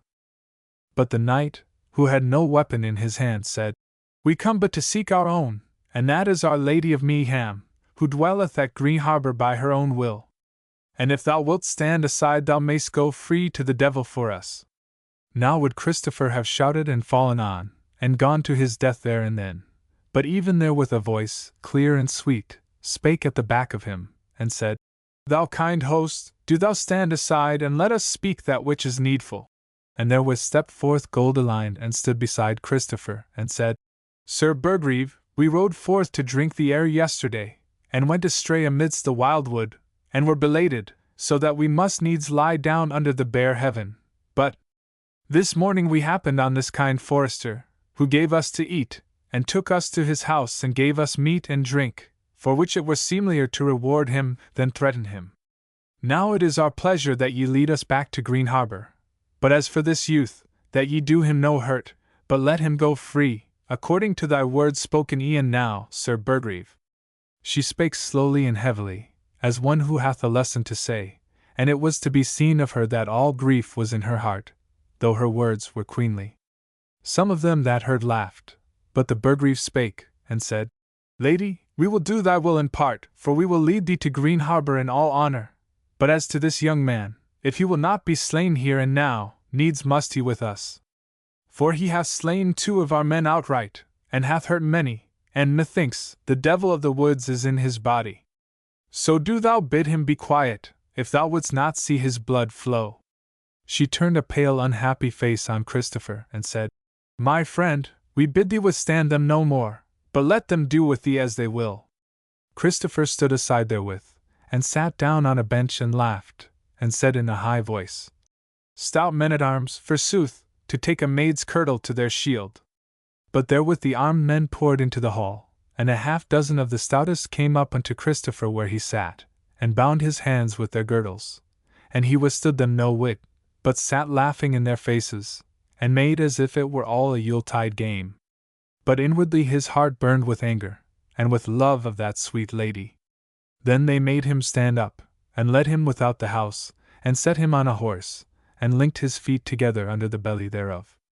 And when that was done he saw them lead out the lady, and they set her in a horse litter, and then the whole troop rode off together, with 2 men riding on either side of the said litter.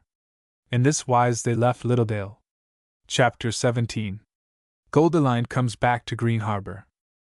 They rode speedily, and had with them men who knew the woodland ways, so that the journey was not so long thence as Goldilind had made it thither, and they stayed not for nightfall, since the moon was bright, so that they came before the castle gate before midnight. Now Goldilind looked to be cast into prison, whatever might befall her upon the morrow, but so it went not, for she was led straight to her own chamber, and one of her women, but not Alois, waited on her, and when she tried to have some tidings of her, the woman spake to her no more than if she were dumb. So all unhappily she laid her down in her bed, foreboding the worst, which she deemed might well be death at the hand of her jailers. As for Christopher, she saw the last of him as they entered the castle gate, and knew not what they had done with him. So she lay in dismal thoughts, but at last fell asleep for mere weariness. When she awoke it was broad day, and there was someone going about in the chamber. She turned, and saw that it was Alois. She felt sick at heart, and durst not move or ask of tidings. But presently Alois turned, and came to the bed, and made an obeisance, but spake not. Goldilind raised her head, and said wearily, What is to be done, Alois, wilt thou tell me? For my heart fails me, and meseems, unless they have some mercy, I shall die today. Nay, said the chambermaid, keep thine heart up, for here is one at hand who would see thee, when it is thy pleasure to be seen. Yea, said Goldilind, Dame Eleanor to wit. And she moaned, and fear and heart-sickness lay so heavy on her that she went nigh to swooning. But Alois lifted up her head, and brought her wine and made her drink, and when Goldilind was come to herself again the maid said, I say, keep up thine heart, for it is not Dame Eleanor and the rods that would see thee, but a mighty man, nay, the most mighty, to wit, Earl Geoffrey, who is king of Meaham in all but the name. Goldilind did in sooth take heart at this tidings, and she said, I wonder what he may have to do here, all this while he hath not been to Green Harbor, or, mayhappen, it might have been better for me. I wot not, said Alois. But even so it is. I shall tell thee, the messenger, whose horse thou didst steal, brought no other word in his mouth save this, that my lord Earl was coming, and come he did, but that was towards sunset, long after they had laid the bloodhounds on thy slot, and I had been whipped for letting thee find the way out gates. Now, Our Lady, when thou hast seen the Earl, and hast become our lady and mistress indeed, wilt thou bethink thee of the morn before yesterday on my behalf? Yea, said Goldilind, if ever it shall befall. Befall it shall, said Alois. I dreamed of thee 3 nights ago, and thou sitting on thy throne commanding and forbidding the great men. But at worst no harm hath happened save to my shoulders and sides, by thy stealing thyself, since thou hast come back in the nick of time, and of thine own will, as men say. But tell me now of thine holiday, and if it were pleasant to thee? Goldilind fell a weeping at the word, bethinking her of yesterday morning, and Alois stood looking on her, but saying not. At last spake Goldilind softly. Tell me, Alois, didst thou hear any speaking of that young man who was brought in hither last night? Have they slain him? Said Alois. Soothly, my lady, I deem they have done him no hurt, though I wot not for sure. There hath been none headed or hanged in the base court today. I heard talk amongst the men-at-arms of one whom they took. They said he was a wonder of sheer strength, and how that he cast their men about as though he were playing at ball. Sooth to say, they seemed to bear him no grudge therefore. But now I would counsel thee to arise, and I am bidden to tire and array thee at the best. And now I would say a word in thine ear, to wit, that Dame Eleanor feareth thee somewhat this morn. So Goldilind arose, and was arrayed like a very queen, and was served of what she would by Alois and the other women, and sat in her chamber awaiting the coming of the mighty Lord of Meaham. Chapter 18. Earl Geoffrey speaks with Goldilind. But a little while had she sat there, before footsteps a many came to the door, which was thrown open, and straight it was as if the sun had shone on a flower bed, for there was come Earl Geoffrey and his lords all arrayed most gloriously. Then came the Earl up the chamber to Goldilind, and bent the knee before her, and said, Lady and Queen, is it thy pleasure that thy servant should kiss thine hand? She made him little cheer, but reached out to him her lily hand in its gold sleeve, and said, Thou must do thy will. So he kissed the hand reverently, and said, And these my lords, may they enter and do obeisance and kiss hands, my lady? Said Goldilind, I will not strive to gainsay their will, or thine, my lord. So they entered and knelt before her, and kissed her hand, and to say sooth, most of them had been fain to kiss both hands of her, yea, and her cheeks and her lips, though but little cheer she made them, but looked sternly on them. Then the Earl spake to her, and told her of her realm, and how folk thrived, and of the deep peace that was upon the land, and of the merry days of Meaham, and the praise of the people.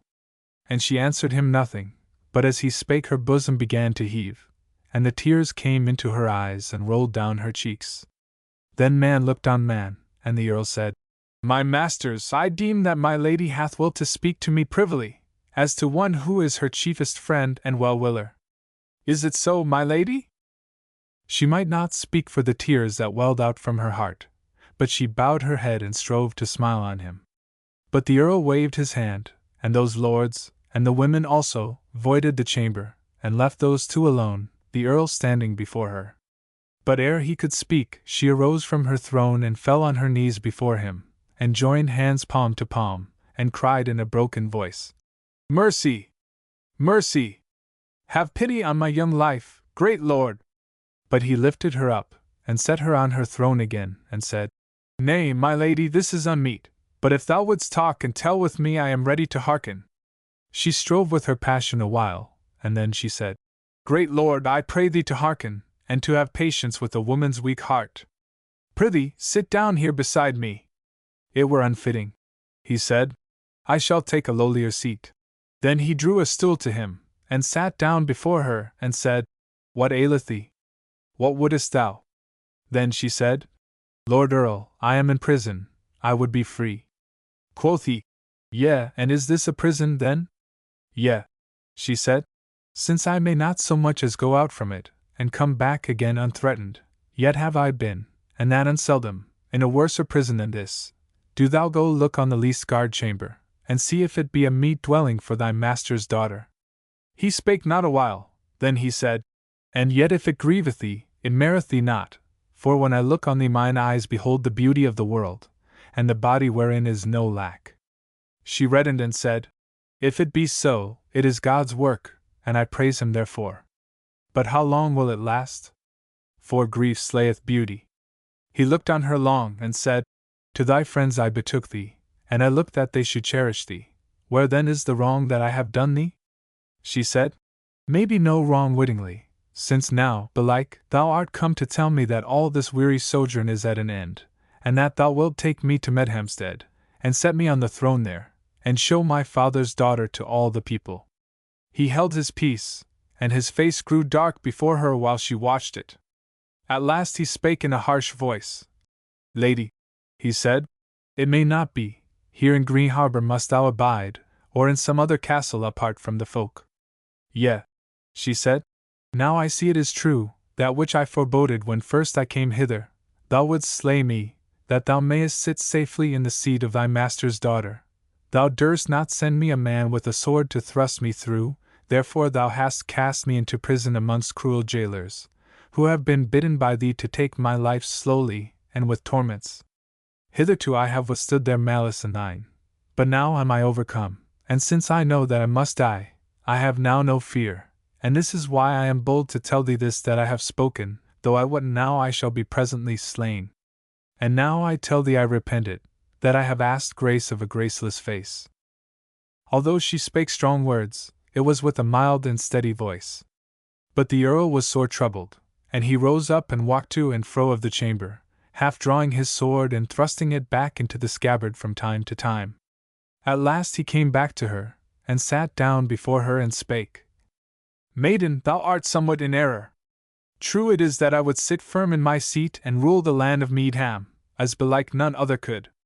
True it is also that I would have thee, the rightful heir, dwell apart from the turmoil for a while at least, for I would not have thy white hands thrust me untimely from my place, or thy fair face held up as a banner by my foemen. Yet nowise have I willed thy death or thine anguish, and if all be true as thou sayest it, and thou art so lovely that I know not how to doubt it, tell me then what these have done with thee. She said, Sir, those friends to whom thou hast delivered me are my foes, whether they were thy friends or not. Wilt thou compel me to tell thee all my shame? They have treated me as a thrall who had wiles to play a queen's part in a show.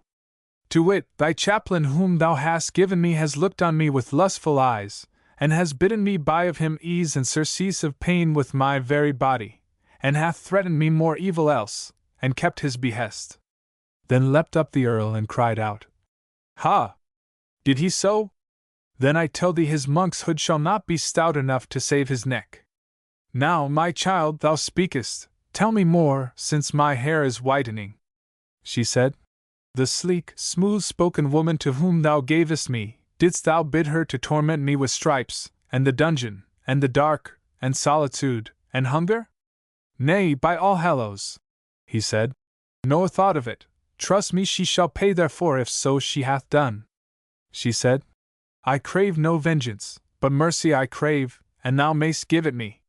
Then were they both silent, till he said, Now I, for my part, will pray thee bear what thou must bear, which shall be naught save this, that thy queenship lie quiet for a while, naught else of evil shall betide thee henceforth, but as much of pleasure and joy as may go with it.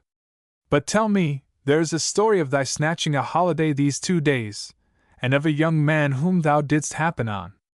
Tell me now, not as a maiden to her father or warder, but as a great lady might tell a great lord, what betid betwixt you two, for thou art not one on whom a young and doughty man may look unmoved. By all hallows!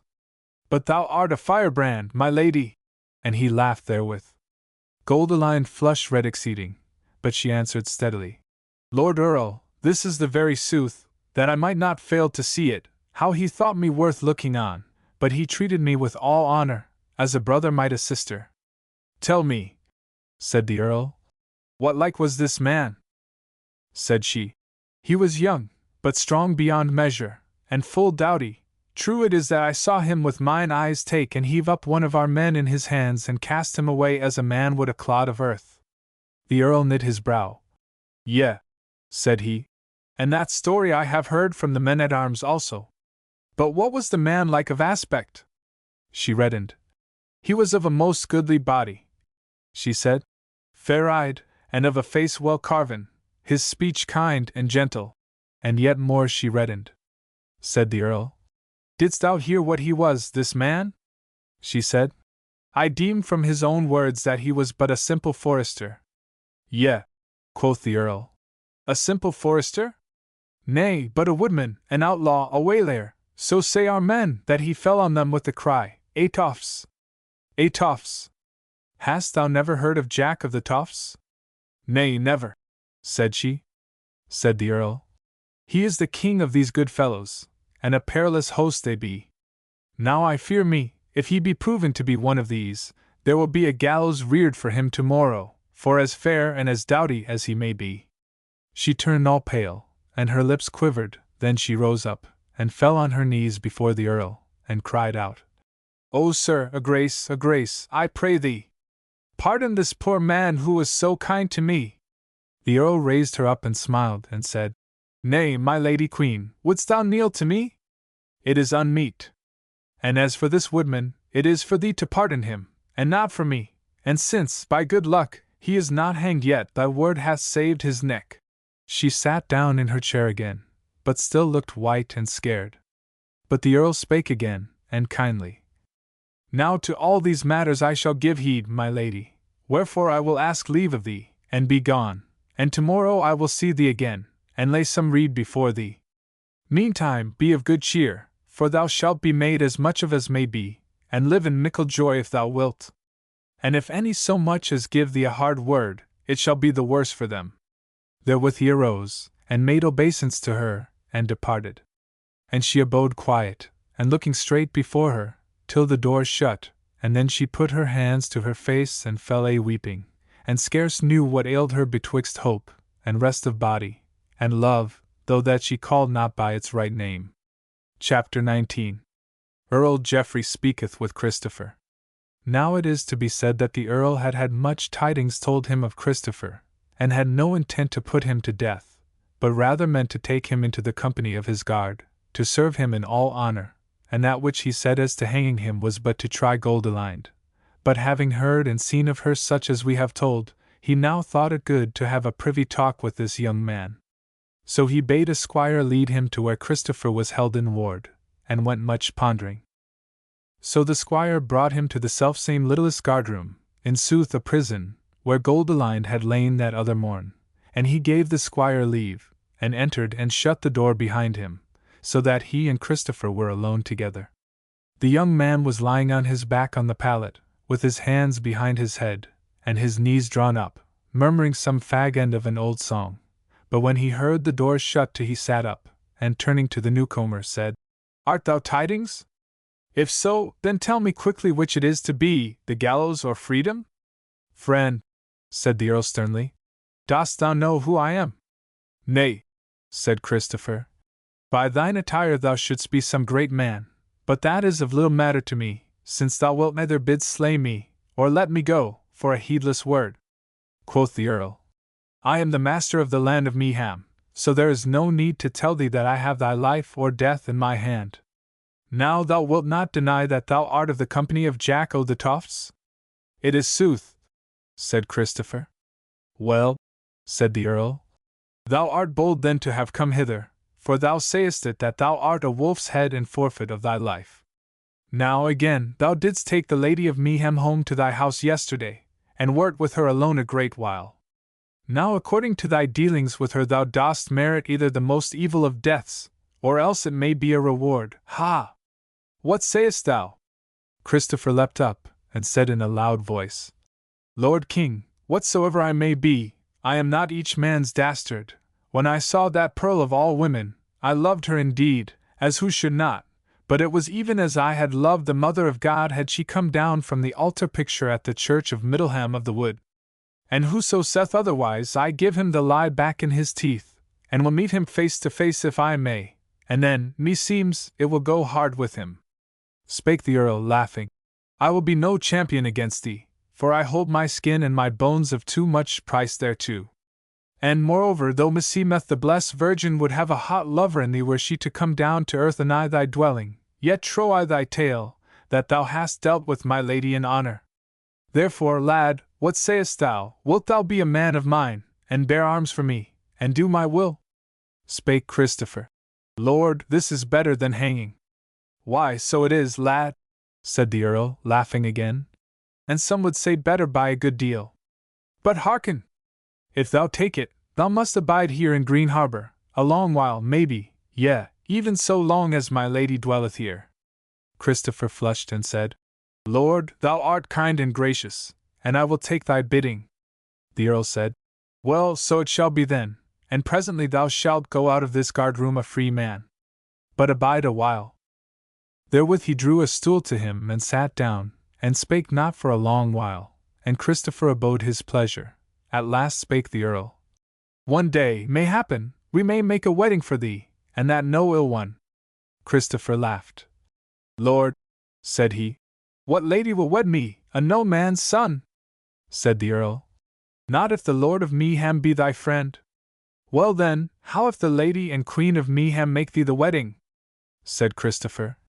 I were liefer to make mine own wedding, when so I need a woman in my bed. I will compel no woman, nor ask others to compel her. The Earl rose up, and fell to pacing the prison to and fro, and at last he stood over against Christopher, and said, Hearken, Forester, I will foretell thy fortune, it is that thou shalt become great by wedding. Christopher held his peace, and the Earl spake again. Now is the shortest word best. We deem thee both goodly and doughty, and would wed thee to a great lady, even that one to whom thou hast shown kindness in the wilderness. Said Christopher, It is the wont of great lords to mock poor folk, therefore I must not show anger against thee. I mock thee not, said the Earl. I mean not, but as my words say. Nay then, said Christopher, thou biddest me an evil deed, great lord. What I said was that I would compel no woman, and shall I compel her who is the wonder of the world and my very own lady? Hold thy peace, sir fool, said the Earl. Let me tell thee that she is as like to compel thee as thou her. And as to her being thy lady, she shall be thy lady and wife indeed, but not here, for above all things will she get her away from Green Harbor, and thou shalt be her champion, to lead her about the world like a knight errant. Now was Christopher so troubled that he knew not what countenance to make, and scarce might he get a word out of his mouth a long while. At last he said, Lord, I see that I must needs do thy will if this be no trap which thou hast set for me. But overwonderful it is, that a great lady should be wedded to a gangrel churl. The Earl laughed. Many a fairly fares to the fair-eyed, quoth he. And also I will tell thee in thine ear that this lady may not be so great as her name is great. Did she praise her life days to thee? Nay, said Christopher. I mind me well, she called herself the poor captive.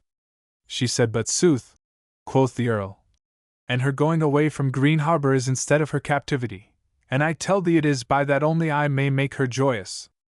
And now one word, thou that criest out for the toffs in battle art not altogether unfriended, meseemeth.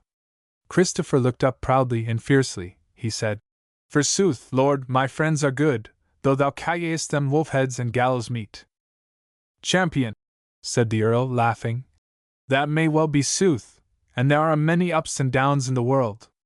Bethink thee that the time may come when thou and thy friends may wend to my help, and may win the names of knight and baron and earl, such hap hath been aforetime. And now I crave of thee, when thou comest back to the toffs, to bid Jack fall upon other lands than Meeham when he rideth, because of the gift and wedding that I give thee now. So, lad, I deem that thou hast chosen thy part, but let not the tale thereof go out of thy mouth, or thou wilt gab away thy wedding. Lo, thou, I leave this door open behind me, and presently shall the smith come here to do away thine irons, and I shall send a squire to thee to lead thee to a fair chamber, and to bring thee goodly raiment, and do thou play amongst thy fellows as one of the best of them, and show them, if thou wilt, some such feats in peace as yesterday thou showedst them in battle. And tomorrow there will be new tidings.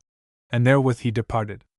No worse than his word he was, and anon came the smith and the squire, and he was brought to a chamber, and raiment of fine linen and silk and embroidery was brought to him, and when he was new clad he looked like a king's son, whereas aforetime he looked like a god of the Gentiles of old. All men praised his beauty and his courtesy, and after dinner was, and they had rested, they bade him play with them and show them his prowess, and he was not loath thereto, and did what he might in running and leaping, and casting of the bar, and shooting in the bow. And in all these things he was so far before everyone, that they marveled at him, and said it was well indeed that he had not been slain yesterday. As to wrestling, therein he might do but little, for all forbore him after the first man had stood before him, a squire, well learned in war, and long and tough, and deemed a very stark man. Him Christopher threw over his shoulder as though he had been a child of 12 years. So wore the day at Green Harbor in merrier wise for all good folk than for many a day had been the wont there. Chapter 20. Of the wedding of Christopher and Goldilind. Early on the morrow came the Earl unto Goldilind, and she received him gladly, as one who had fashioned life anew for her. And when he had sat down by her, he spake and said, Lady, thou cravedst of me yesterday 2 things. The first was freedom from the captivity of Green Harbor, and the second, life and liberty for the varlet that cherished thee in the wild wood the other day. Now thy first asking grieved me, for that thou hast been tyrannously done by, and thy second I wondered at, but since I have seen the young man, I wonder the less, for he is both so goodly, and so mighty of body, and of speech bold and free, yet gentle and of all courtesy, that he is meet to be knight or earl, yea, or very king. Now, therefore, in both these matters I will well to do thy pleasure, and in one way it may be, and thou mayst then go forth from Green Harbour as free as a bird, and thy varlet's life may be given unto him, and mickle honour therewith. Art thou, then, willing to do after my rede and my commandment, so that both these good things may betide thee? Right willing am I, she said, to be free and happy and to save the life of a fair youth and kind. Then, said he, there is one thing for thee to do, that this day thou wed this fair and kind youth, and let him lead thee forth from Green Harbour, and belike he will bring thee to no ill stead, for his friends are mightier than mayhappen thou deemest. She turned as red as blood at his word, she knit her brows, and her eyes flashed as she answered, Is it seemly for a king's daughter to wed a nameless churl? And now I know thee, Lord Earl, what thou wouldst do, thou wouldst be king of Meaham and put thy master's daughter to the road. And she was exceeding wroth. But he said, smiling somewhat, Was it then seemly for the king's daughter to kneel for this man's life, and go near to swooning for joy when it was granted to her?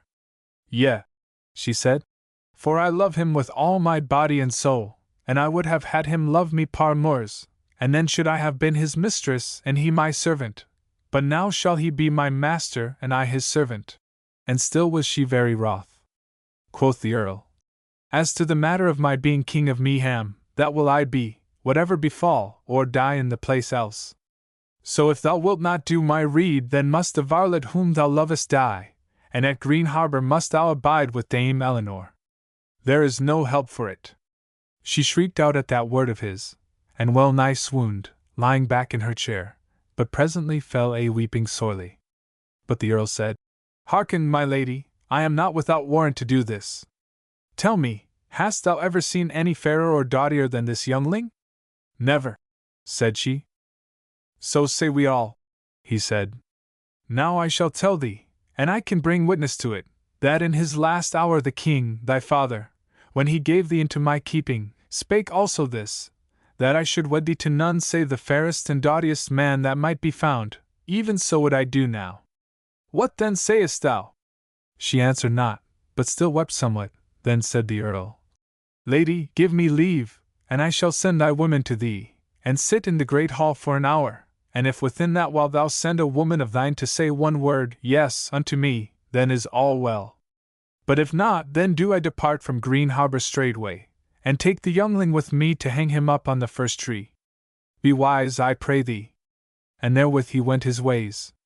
But Goldilind, being left alone a little, rose up and paced the chamber to and fro, and her tears and sobbing ceased, and a great and strange joy grew up in her heart, mingled with the pain of longing, so that she might rest in no wise. Even therewith the door opened, and her women entered, Alois first, and she called to her at once, and bade her to find Earl Geoffrey in the great hall, and say to him, Yes. So Alois went her ways, and Goldilind bade her other women to array her in the best and goodliest wise that they might. And the day was yet somewhat young. Now it must be said of Earl Geoffrey that, in spite of his hard word, he had it not in his heart either to slay Christopher or to leave Goldilind at Green Harbour to the mercy of Dame Eleanor. Chapter 21. Of the wedding of those twain. Now were folk gathered in the hall, and the Earl Geoffrey was standing on the dais by the high seat, and beside him a worthy clerk, the Abbot of Medhamstead, a monk of St. Benedict, and next to him the Burgreave of Green Harbour, and then a score of knights all in brave raiment, and squires withal, and sergeants. But down in the hall were the men-at-arms and serving-men, and 100 of folk of the countryside, queens as well as carles, who had been gathered for the show and bidden in. No other women were there in the hall till Goldilind and her serving-women entered. She went straight up the hall, and took her place in the high seat, and for all that her eyes seemed steady, she had noted Christopher standing by the shot window just below the dais. Now when she was set down, and there was silence in the hall, Earl Geoffrey came forth and said, Lords and knights, and ye good people, the Lady Goldilind, daughter of the Lord King Roland that last was, is now of age to wed, and be it known unto you, that the king, her father, bade me, in the last words by him spoken, to wed her to none but the loveliest and strongest that might be, as witness I can bring here too. Now such a man have I sought here too in Medhamstead and the much peopled land of Meadham, and none have I come on, however worthy he were of deeds, or well born of lineage, but that I doubted me if he were so fair or so doughty as might be found. But here in this half-desert corner of the land have I gotten a man than whom none is doughtier, as some of you have found to your cost. And tell me all you, where have ye seen any as fair as this man? And therewith he made a sign with his hand, and forth strode Christopher up onto the dais. And he was so clad, that his kirtle was of white samite, girt with a girdle of goldsmith's work, whereby hung a good sword of like fashion, and over his shoulders was a mantle of red cloth of gold, furred with ermine, and lined with green sendal, and on his golden curled locks sat a chaplet of pearls. Then to the lords and all the people he seemed so fair and fearless and kind that they gave a great shout of welcome, and Goldilind came forth from her chair, as fair as a June lily, and came to Christopher and reached out her hand to him, but he refrained him a moment, so that all they could see how sweet and lovely a hand it was, and then he took it, and drew her to him, and kissed her mouth before them all, and still he held her hand, till the abbot of Medhamstead aforetold came and stood by them and blessed them. Then spake the earl again. Lo ye, here hath been due betrothal of these twain, and ye may see how meet they be for each other in goodliness and kindness. Now there lacketh not but they should be wedded straightway, and all is arrayed in the chapel, wherefore if this holy man will come with us and do on his mass hackle, our joy shall be fulfilled, save that thereafter shall feast and merriment await all you in this hall, and we shall be there to welcome all comers in this house of Green Harbor, whereas this our gracious lady has long abided so happily. Man looked on man here and there, and smiled a little as he spake, but none said aught, for there were none save the earl's servants there, and a sort of poor wretches. So therewithal they went their ways to the chapel where was the wedding done as grandly as might be, considering they were in no grander place than Green Harbor. And when all was done, and folk began to flow away from the chapel, and Goldilind sat shamefaced but strangely happy in a great stall of the choir, the earl called Christopher unto him, and said, My lad, I deem that some great fortune shall betide thee since already thou hast begun so luckily. But I beseech thee mar not thy fortune by coming back with thy fair wife to the land of Meadham, or else it may be thou shalt cast thy life away, and that will bring her sorrow, as I can see well. He spake this grimly, though he smiled as he spake. But he went on more gently. I will not send you twain away empty-handed. When ye go out gates into the wide world, ye shall find 2 fair horses for your riding, well bedight, and one with a woman's saddle, and moreover, a sumpter beast, not very lightly burdened, for on one side of him he beareth a chest wherein is, first of all, the raiment of my lady, and beneath it some deal of silver and gold and gems. But on the other side is victual and drink for the way for you, and raiment for thee. Youngling, how sayest thou, is it well? It is well, lord, said Christopher. Yet would I have with me the raiment wherewith I came hither, and my bow and my sacks. Yea, and wherefore, carle? Said Earl Geoffrey. Said the youngling. We be going to ride the wildwood, and it might be better for safety's sake that I be so clad as certain folk look to see men ride there. But he reddened as he spake, and the earl said, By all hallows! But it is not ill thought of, and belike the same like kind of attire might be better to hide the queenship of the lady from the wood folk than that which now she weareth? True is that, lord, quoth Christopher. Yet, said the earl, I will have you go forth from the castle clad in your lordly weed, lest folk of mine say that I have stripped my lady and cast her forth, done ye your poor raiment when in the wood ye be. Therewith he called to a squire, and bade him seek out that poor raiment of the new-wedded youngling, and bow withal and shafts good store, and do all on the sumpter, and furthermore, he bade him tell one of my lady's women to set on the sumpter some of Goldilind's old and used raiment. So the squire did the earl's will, and both got Christopher's gear and also found Alois and gave her the earl's word. She smiled thereat, and went straightway and fetched the very same raiment, green gown and all, which she had brought to Goldilind in prison that other day, and in which Goldilind had fled from Green Harbor. And when she had done them in the chest above all the other gear, she stood yet beside the horses amidst of the varlets and squires who were gathered there to see the new wedded folk depart. Presently then came forth through the gate those two, hand in hand, and Earl Geoffrey with them. And he set Goldilind on her horse himself, and knelt before her to say farewell, and therewith was Christopher on his horse, and him the Earl saluted debonairly.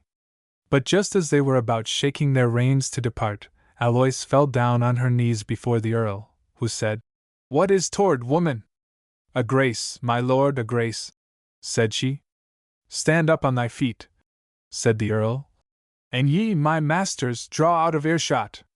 Even so did they, and the Earl bade her speak, and she said, "Lord, my lady is going away from Green Harbor, and anon thou wilt be going, and I shall be left with the sleek she-devil yonder that thou hast set over us, and here there will be help for me without escape, now that my lady is gone. Wherefore I pray thee take me with thee to Medhamstead, even if it be to prison, for here I shall die the worst of deaths."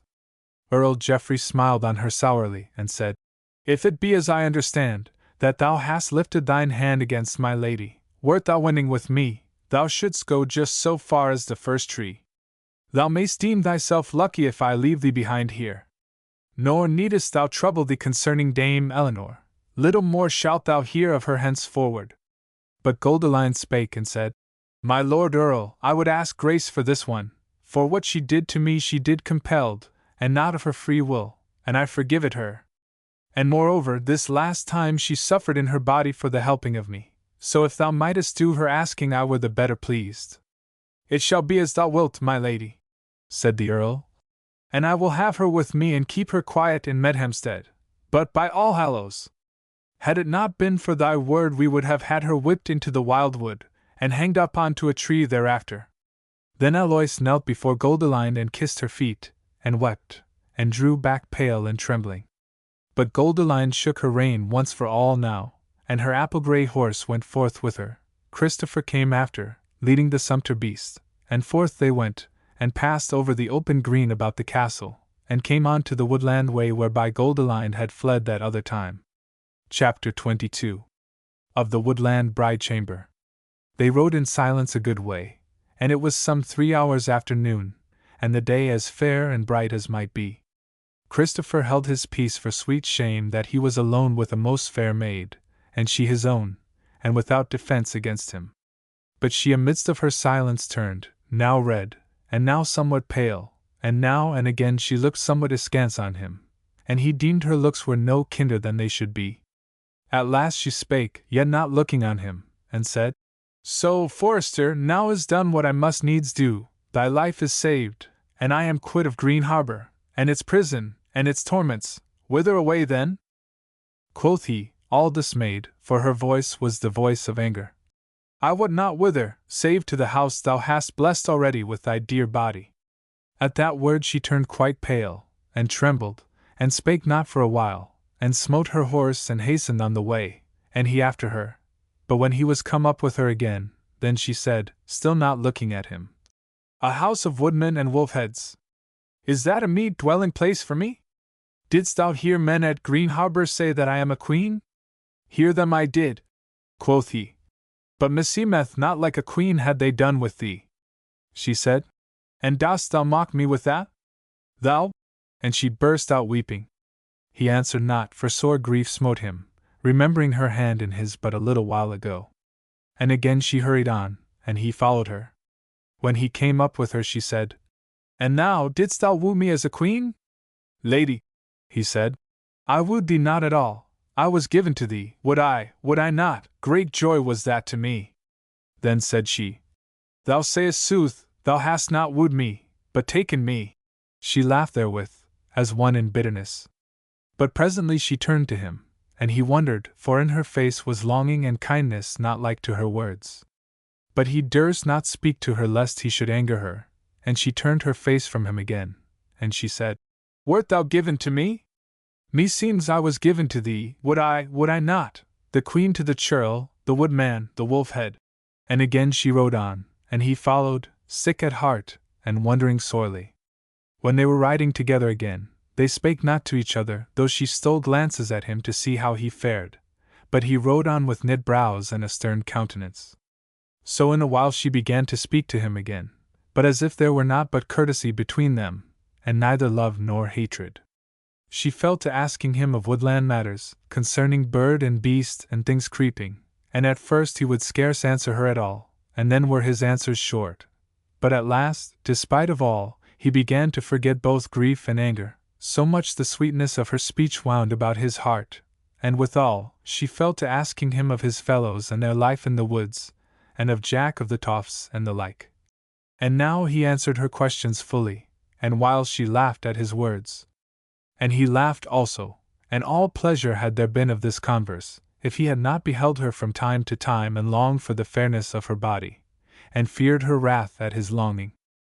So wore the day, and the sun was getting low, and they were come to another woodland pool which was fed by a clear running little brook, and up from it went a low bank of greensward exceeding sweet, and beyond that oak trees wide branched and great, and still fair greensward beneath them and hazel thicket beyond them.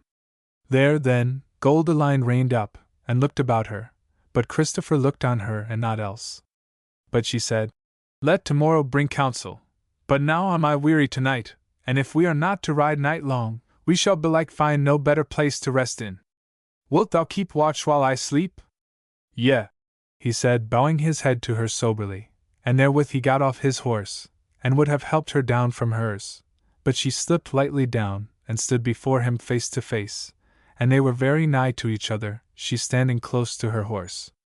Her face was pale to his deeming, and there was a piteous look in her eyes, so that he yearned towards her in his bowels, and reached his hand toward her, but she shrank aback, leaning against her horse, and said in a trembling voice, looking full at him, and growing yet paler, "Forester, dost thou think it seemly that thou shouldst ride with us, thou such as thou hast told thyself to be, in this lordly raiment, which they gave thee yonder as part of the price for thy leading us away into the wildwood?" "Lady," said he, "whether it be seemly or not, I see that it is thy will that I should go clad as a woodland churl. Abide a little, and thy will shall be done." Therewith he did off the burden from the sumpter horse, and set the chests on the earth.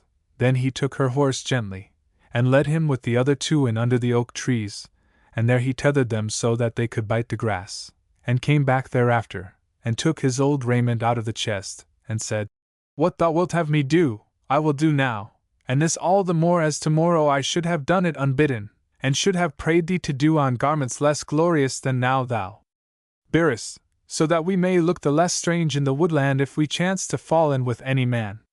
"Not," she answered as he turned toward the hazel copse. She had been following him with her eyes while he was about that business, and when his back was turned, she stood a moment till her bosom fell a-heaving, and she wept. Then she turned her about to the chest wherein was her raiment, and went hastily and did off her glorious array, and did on the green gown wherewith she had fled, and left her feet bare withal. Then she looked up and saw Christopher, how he was coming from out the hazel thicket new clad in his old raiment, and she cried out aloud, and ran toward him.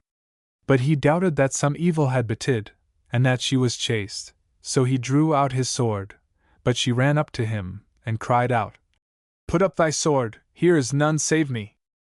But he stood still, gazing on her in wonderment, and now she was drawn near to him she stood still before him, panting. Then he said, "Nay, lady, for this night there was no need of thy disguising thee, tomorrow it had been soon enough." She said, "I were fain if thou wouldst take my hand, and lead me back to our resting place." Even so he did, and as their palms met he felt how her hand loved him, and a flood of sweetness swept over his heart, and made an end of all its soreness. But he led her quietly back again to their place. Then she turned to him and said, "Now art thou the woodland god again, and the courtier no more, so now will I worship thee." And she knelt down before him, and embraced his knees and kissed them. But he drew her up to him, and cast his arms about her, and kissed her face many times, and said, "Now art thou the poor captive again." She said, "Now hast thou forgiven me, but I will tell thee that my wilfulness and folly was not all utterly feigned, though when I was about it I longed for thee to break it down with the fierceness of a man, and bid me look to it how helpless I was, and thou how strong and my only defense. Not utterly feigned it was, for I will say it, that I was grieved to the heart when I bethought me of Medhamstead and the seed of my fathers. What sayest thou then? Shalt thou be ever a woodman in these thickets, and a follower of Jack of the Tofts? If so thou wilt, it is well. He took her by the shoulders and bent her backwards to kiss her, and held her up above the earth in his arms, waving her this way and that, till she felt how little and light she was in his grasp, though she was no puny woman. Then he set her on her feet again, and laughed in her face, and said, Sweetling, let tomorrow bring counsel. But now let it all be, thou hast said it, thou art weary, so now will I dight thee a bed of our mantles, and thou shalt lie thee down, and I shall watch thee as thou badest me. Therewith he went about, and plucked armfuls of the young bracken, and made a bed wide and soft, and spread the mantles thereover. But she stood a while looking on him, then she said, Dost thou think to punish me for my wilful folly, and to shame me by making me speak to thee? Nay, he said, it is not so. She said, I am not shamed in that I say to thee, if thou watch this night, I will watch by thee, and if I lie down to rest this night, thou shalt lie by me. For my foemen have given me to thee, and now shalt thou give thyself to me. So he drew near to her shyly, like unto one who hath been forgiven. And there was their bridal bed, and naught but the oak boughs betwixt them and the bare heavens. Chapter 23. They fall in with friends. Now awoke Goldilind when the morning was young and fresh, and she drew the mantle up over her shoulders, and as she did so, but half awake, she deemed she heard other sounds than the singing of the blackbirds and throstles about the edge of the thicket, and she turned her eyes toward the oak trees and the hazel thicket, and saw at once 3 of mankind coming on foot over the greensward toward her. She was afraid, so that she durst not put out a hand to awaken Christopher, but sat gazing on those 3 as they came toward her. She saw that 2 were tall men, clad much as Christopher, but presently she saw that there was a woman with them, and she took heart somewhat thereat, and she noted that one of the men was short-haired and dark-haired, and the other had long red hair falling about his shoulders. And as she put out her hand and laid it on Christopher's shoulder, the red-haired one looked toward her a moment under the sharp of his hand, for the sun was on their side, and then set off running, giving out a great whoop therewithal. Even therewith leapt up Christopher, still half awake, and the red-haired man ran right up to him, and caught him by the shoulders, and kissed him on both cheeks, so that Goldilind saw that these were the fellows whereof Christopher had told, and she stood there shamefast and smiling. Presently came up the others, to wit, Gilbert and Joanna, and they also kissed and embraced Christopher, and all they were as full of joy as might be. Then came Joanna to Goldilind, and said, I wot not who this may be, brother, yet meseems she will be someone who is dear to thee, wherefore is she my sister. And therewith she kissed Goldilind, and she was kind, and sweet of flesh, and goodly of body, and Goldilind rejoiced in her. Joanna made much of her, and said to her, Here is to do, whereas 2 men have broken into a lady's chamber. Come, sister, let us to the thicket, and I will be thy tiring maid, and while these others tell their tales we shall tell ours. And she took her hand and they went into the hazels. But the 2 newcome men seemed to find it hard to keep their eyes off Goldilind, till the hazels had hidden her. Then turned David to Christopher and said, Thy pardon, little king, that we have waked thee so early, but we wot not that thou hadst been amongst the woodwomen, and sooth to say, my lad, we had little ease till we found thee, after we came home and saw all those hoof marks yonder. Yea, said Gilbert, if we had lost thee we had been finely holpen up, for we could neither have gone back to the Tofts nor into the kingdom, for I think my father would have hanged us if we had come back with a by the way, Christopher is slain. But tell us, lad, what hath befallen thee with yonder sweetling? Yea, tell us, said David, and sit down here betwixt us, with thy back to the hazel thicket, or we shall get no tale out of thee. Tush, man, Joanna will bring her back, and that right soon, I hope. Christopher laughed, and sat down between them, and told all how it had gone with him, and of Goldilind, who she was. The others hearkened heedfully, and Gilbert said, With all thou hast told us, brother, it is clear we shall find it hard to dwell in Littledale. So soon as thy loveling hath rested her at our house, we must go our ways to the Tofts, and take counsel of our father. Christopher said this, and therewithal was come Joanna leading Goldilind duly arrayed, yet still in her green gown, for she would none other, fresh, blushing, and all lovely, and David and Christopher did obeisance before her as to a great lady, but she hailed them as brothers, merrily and kindly, and bade them kiss her, and they kissed her cheek, but shyly, and especially David. Thereafter they broke their fast under the oak trees, and spent a merry hour, and then departed, the 2 women riding the horses, the others afoot. So came they to the house of Littledale, some while before sunset, and were merry and glad there. Young they were, troubles were behind them, and many a joy before them. Chapter 24. They take counsel at Littledale. 10 days they abode in the house of Littledale in all good cheer, and Joanna led Goldilind here and there about the woods, and made much of her, so that the heart within her was full of joy, for the freedom of the wild woods and all the life thereof was well nigh new to her, whereas on the day of her flight from Green Harbor, and on 2 other such times, deadly fear, as is aforesaid, was mingled with her joyance, and would have drowned it utterly, but for the wilfulness which hardened her heart against the punishment to come. But now she was indeed free, and it seemed to her, as to Christopher when he was but new healed of his hurt, as if all this bright beauty of tree and flower, and beast and bird, was but made for her alone, and she wondered that her fellow could be so calm and sedate amidst of all this pleasure. And now, forsooth, was her queenhood forgotten, and better to her seemed Christopher's valiant love, and the meeting in the hall of the eventide was so sweet to her, that she might do little but stand trembling whiles Christopher came up to her, and Joanna's trim feet were speeding her over the floor to meet her man, that she might be a sharer in his deeds of the day. Many tales withal Joanna told the queen of the deeds of her husband and his kindred, and of the freeing of her and the other 3 from their captivity at Wailing No, and of the evil days they wore there before the coming of their lads, which must have been worser by far, thought Goldilind, than the days of Green Harbor. So with all these tales, and the happy days in the house of the Wildwoods, Goldilind now began to deem of this new life as if there had been none other fated for her, so much apart was she now become of the days of those woodmen and wolf-heads. But when the last of those 10 days was wearing to an end and those 5 were sitting happy in the hall, albeit David sat somewhat pensive, now staring at Goldilind's beauty, now rising from his seat to pace the floor restlessly, Gilbert spake and said, Brethren, and now, Queen Goldilind, it may be that the time is drawing near for other deeds than letting fly a few shafts at the dun deer, and eating our meat, and singing old songs as we lie at our lady's feet, for though we be at peace here in the wildwood, forgetting all things save those that are worthy to be remembered, yet in the cities and the courts of King's guile is not forgotten, and pride is alive, and tyranny, and the sword is whetted for innocent lives, and the feud is eked by the destruction of those who be sackless of its upheaving. Wherefore it behoveth to defend us by the ready hand and the bold heart and the wise head. So I say, let us loiter here no longer, but go our ways tomorrow to the Tofts, and take the rede of our elders. How say ye, brethren? Quoth Christopher.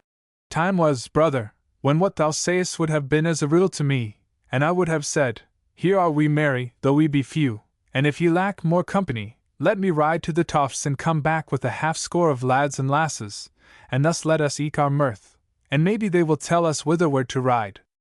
But now there is a change, since I have gained a gift overgreat for me, and I know that they shall be some of the great ones who would be eager to take it from me, and who knows what guile may be about the weaving even now, as on the day when thou first sawest this hall, beloved. Goldilind spake and sighed withal. Whither my lord will lead me, thither will I go, but here is it fair and sweet and peaceful, either do I look for it that men will come hither to seek the Queen of Meaham. David said, Bethink thee, though, my lady, that he who wedded thee to the woodman may yet rue, and come hither to undo his deed, by slaying the said woodman, and showing the queen unto the folk. Goldilind turned pale, but Joanna spake. Nay, brother David, why wilt thou prick her heart with this fear? For my part, I think that, chance hap apart, we might dwell here for years in all safety, and happily enough, maybe. Yet also I say that we of the Tofts may well be eager to show this jewel to our kindred, and especially to our father and mother of the Tofts. So tomorrow we will set about the business of carrying her thither, will she, nill she. And therewith she threw her arms about Goldilind, and clipped her and kissed her, and Goldilind reddened for pleasure and for joy that she was so sore prized by them all. Chapter 25. Now they all come to the Tofts. Next morning, while the day was yet young, they rode together, all of them, the nighest way to the Tofts, for they knew the wood right well. Again they slept one night under the bare heavens, and rising betimes on the morrow, came out under the Tofts some 4 hours after high noon, on as fair and calm a day of early summer as ever was seen. They rode up straight to the door of the great hall, and found but few folk about, and those mostly women and children. Jack was ridden abroad, they said, but they looked to see him back to supper, him and his sons, for he was no great way gone. Meantime, when they got off their horses, the women and children thronged round about them, and the children especially about Christopher, whom they loved much. The maidens, also, would not have him pass into the hall unkissed, though presently, after their faces had felt his lips, they fell a-staring and wondering at Goldilind, and when Christopher took her by the hand and gave her welcome to the house of the Tofts, and they saw that she was his, they grew to be somewhat afraid, or it might be shy, both of her and of him. Anyhow, folk came up to them in the hall, and made much of them, and took them unto chambers and washed their feet, and crowned them with flowers, and brought them into the hall again, and up onto the dais, and gave them to eat and drink. Thither came to them also the Lady Margaret, Jack's wedded wife, and made them the most cheer that she might, and unto her did Christopher tell his story as unto his very mother, and what there was in the house, both of Carl and of Queen, gathered round about to hearken, and Christopher nothing loath. And Goldilind's heart warmed toward that folk, and in sooth they were a goodly people to look on, and frank and happy, and of good will, and could well of courtesy, though it were not of the courts. Wore the bright day, and it drew towards sunset, and now the carles came straight into the hall by twos and threes, till there were many within its walls. But to each one of these knots as they entered, someone, carle or queen, spake a word or two, and straightway the newcomers went up to the dais and greeted Christopher pleasantly, and made obeisance to Goldilind. At last was the hall, so quiet erst, grown busy as a beehive, and amidst the throng thereof came in the serving folk, women and men, and set the endlong boards up, for the high table was a standing one of oak, right thick and strong, and then they fell to bringing in the service, all but what the fire was dealing with in the kitchen.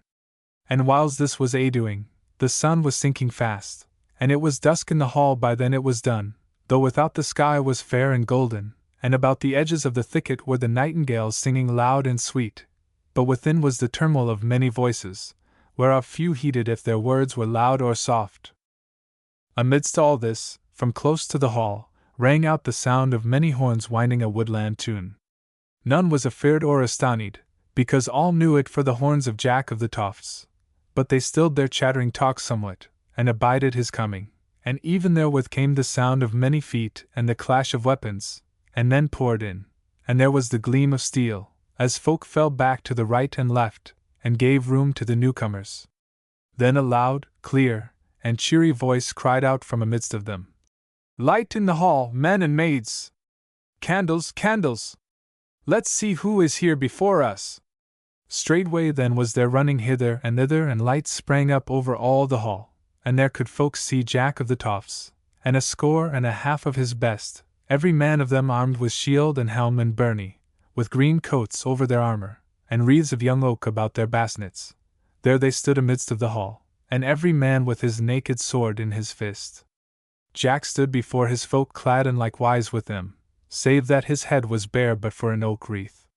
Men looked on a while and said naught, while Jack looked proudly and keenly over the hall, and at last his eye caught Christopher's, but he made the youngling no semblance of greeting.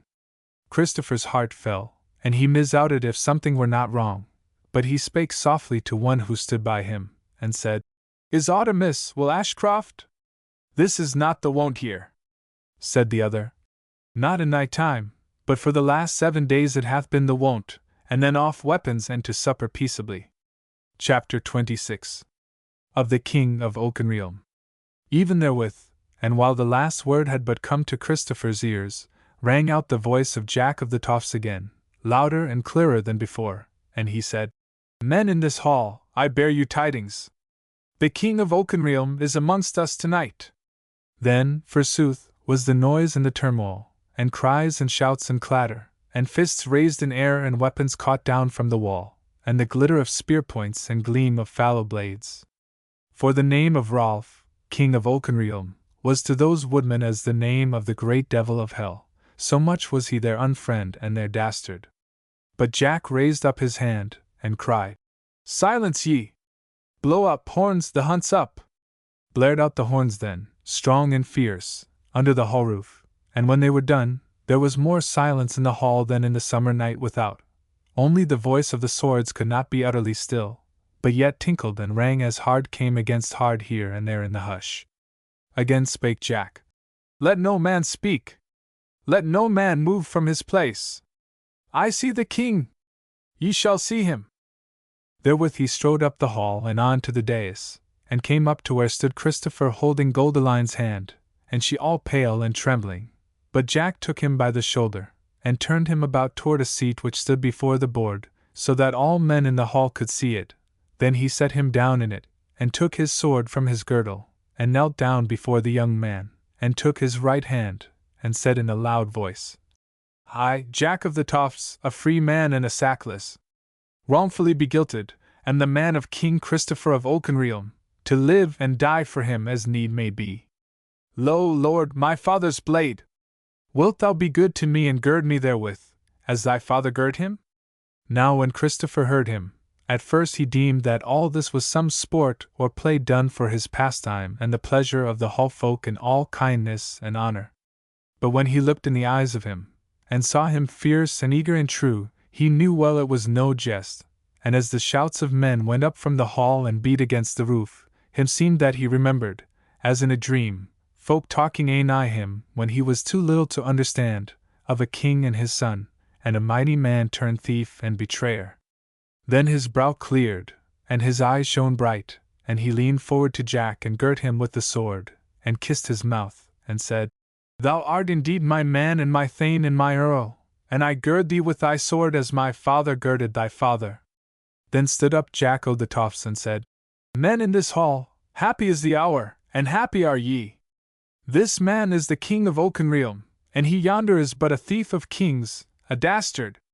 And again great was the shouting, for carle and queen, young and old, they loved Christopher well, and Jack of the Tofts was not only their warduke and alderman, but their wise man also, and none had any thought of gainsaying him.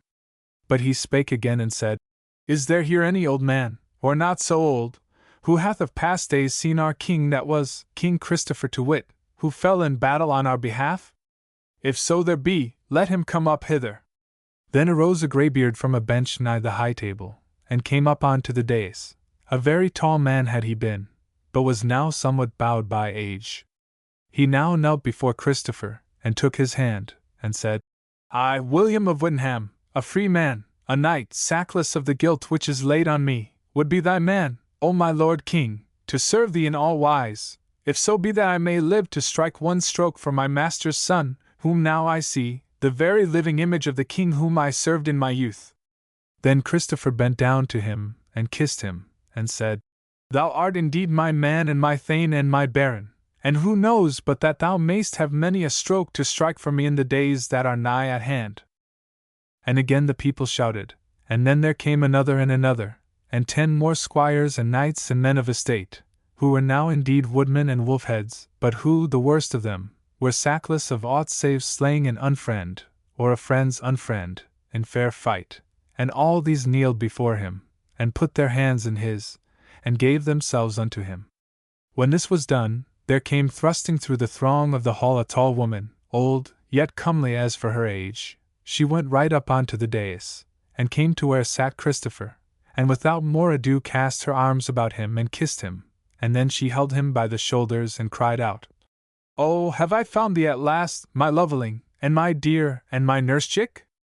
And thou grown so lovely and yet so big that I may never more hold thee aloft in mine arms, as once I was wont, though high enough belike thou shalt be lifted. And I say praise be to God and to his hallows that thou art grown so beauteous and mighty a man."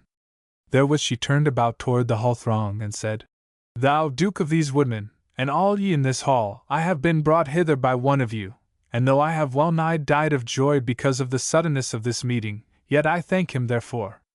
For who is this goodly and gracious young man save the king's son of Oakenrealm, Christopher that was, and that to my certain knowledge, for he is my fosterling and my milk child, and I took him from the hands of the midwife in the high house of Oakenham 21 years ago, and they took him from Oakenham, and me with him to the house of Lord Richard the Lean, at Longholmes, and there we dwelt. But in a little while they took him away from Longholmes to I wot not whither, but would not suffer me to go along with him, and ever since have I been wandering about and hoping to see this lovely child again, and now I see him, what he is, and again I thank God and all hallows therefore. Once more then was there stir and glad tumult in the hall. But Goldilind stood wondering, and fear entered into her soul, for she saw before her a time of turmoil and unpeace, and there seemed too much between her and the sweetness of her love.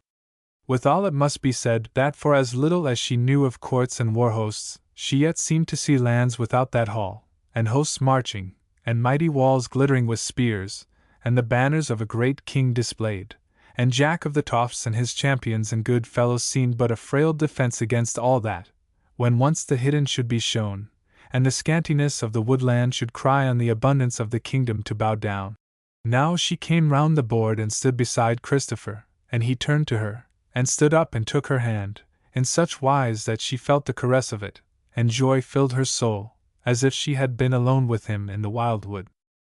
But he spake and said, All ye my friends, I see and wot well that you would have me sit in my father's seat and be the king of Oakenrealm, and that you will give me help and furtherance therein to the utmost, nor will I cast back the gift upon you, and I will say this, that when I am king indeed, it is my meaning and my will now, that then I shall be no less one of you good fellows and kind friends than ye have known me hitherto. And even so I deem that ye think of me. But, good friends, it is not to be hidden that the road ye would have me wend with you is like to be rough, and it may well be that we shall not come to be kings or kings' friends but men hunted, and often, maybe, men taken and slain. Therefore, till one thing or the other come, the kingship, or the taking, I will try to be no less joyous than now I am, and so mess shall ye, and if ye be of this mind, then shall the coming days be no worse than the days which have been, and God what they have been happy enough. Now again ye see this most fair lady, whose hand I hold, she is my beloved and my wife, and therewithal she is the true queen of Meatham, and a traitor sits in her place even as a traitor sits in mine. But I must tell you that when she took me for her beloved she knew not, nor did I, that I was a king's son, but she took me as a woodman and an outcast, and as a woodman and outcast I wooed her, trusting in the might that was in my body, and the love that was in my heart, and now before all you, my friends, I thank her and worship her that my body and my love was enough for her, as, God wot, the kingship of the whole earth should not be overmuch for her, if it lay open to her to take. But, sweet friends, here am I talking of myself as a king wedded unto a queen, whereas meseemeth the chiefest gift our twin kingship hath brought you tonight is the gift of two most mighty unfriends for you, to wit, her foeman and mine. See ye to it, then, if the wildwood yonder is not a meeter dwelling for us than this your goodly hall, and fear not to put us to the door as a pair of makebaits and apparel to this goodly company. Lo you, the sky without has not yet lost all memory of the sun, and in a little while it will be yellowing again to the dawn. Not evil shall be the wildwood for our summer dwelling, and what? Ere the winter come, we may have one as another house where erst my fathers feasted. And thereto, my friends, do I bid you all. But when they heard his friendly words, and saw the beauty of the fair woman whose hand he held, his face grew so well beloved to them, that they cried out with so great a voice of cheer, wordless for their very joy, that the timbers of the hall quavered because of it, and it went out into the wildwood as though it had been the feastful roaring of the ancient gods of the forest. But when the tumult sank a little, then cried out Jack of the Tofts, Bring now the mickle shield, and let us look upon our king. So men went and fetched in a huge ancient shield, plated with berry brown iron, and laid with gold, and the four biggest men in the hall took it on their shoulders and knelt down and eyed the dais, before Christopher, and Jack said aloud, King! King!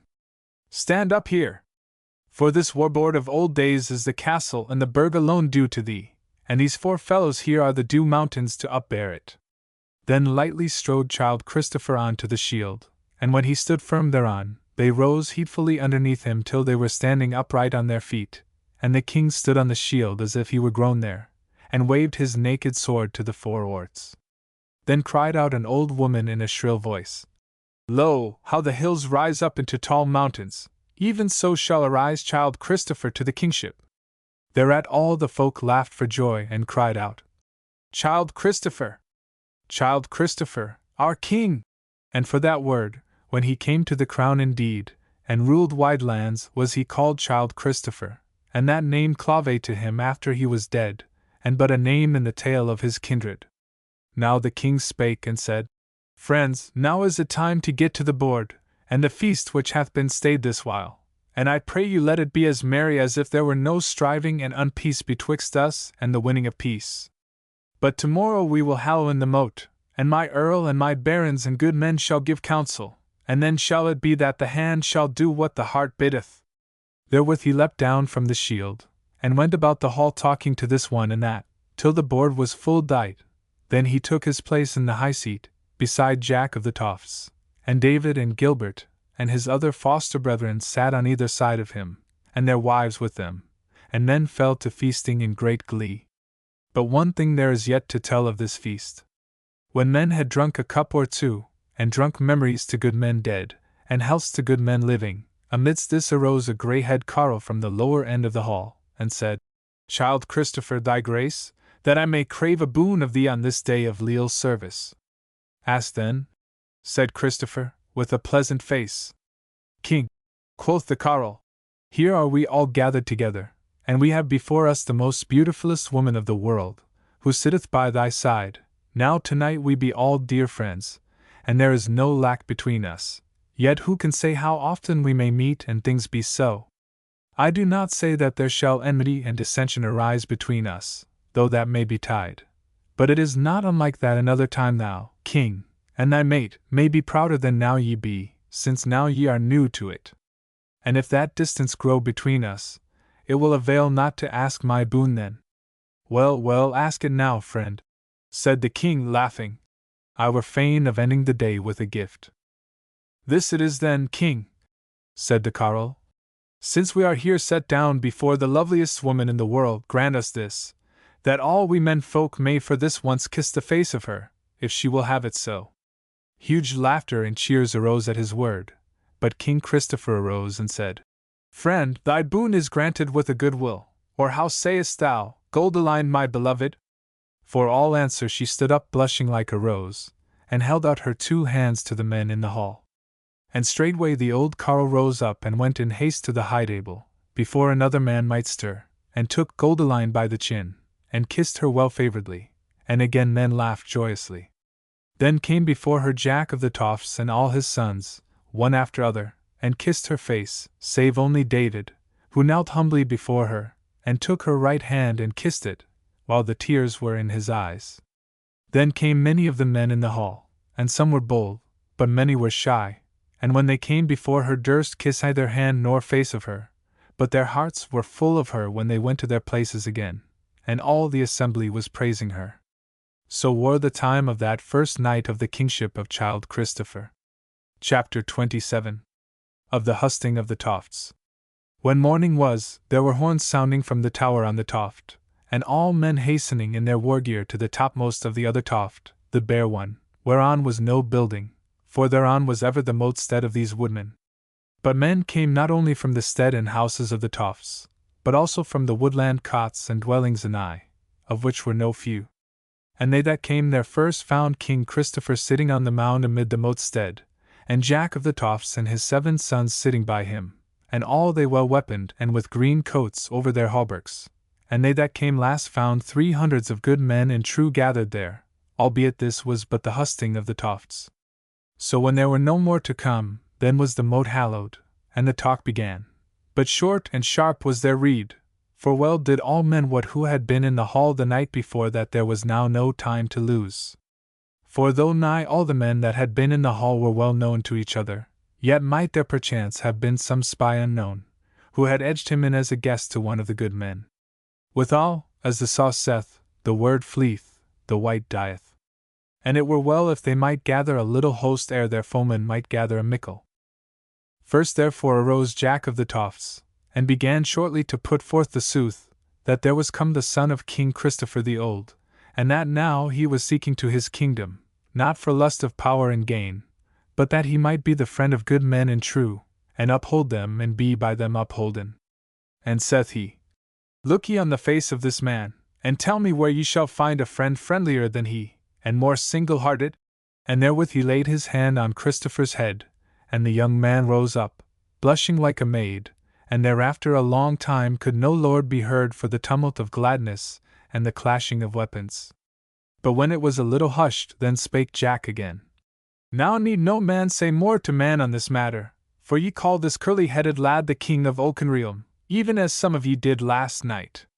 Mighty was the shout of yesay that arose at that word, and when it was stilled, a grey head stood up and said, King Christopher, and now, our leader, whom we shall henceforth call Earl, it is now meet that we shear up the war arrow, and send it forth to whithersoever we deem our friends dwell, and that this be done at once here in this moat, and that the hosting be after 3 nights' frist in the plain of Hazeldale, which all ye know is 12 miles nigher to Oakenrealm than this.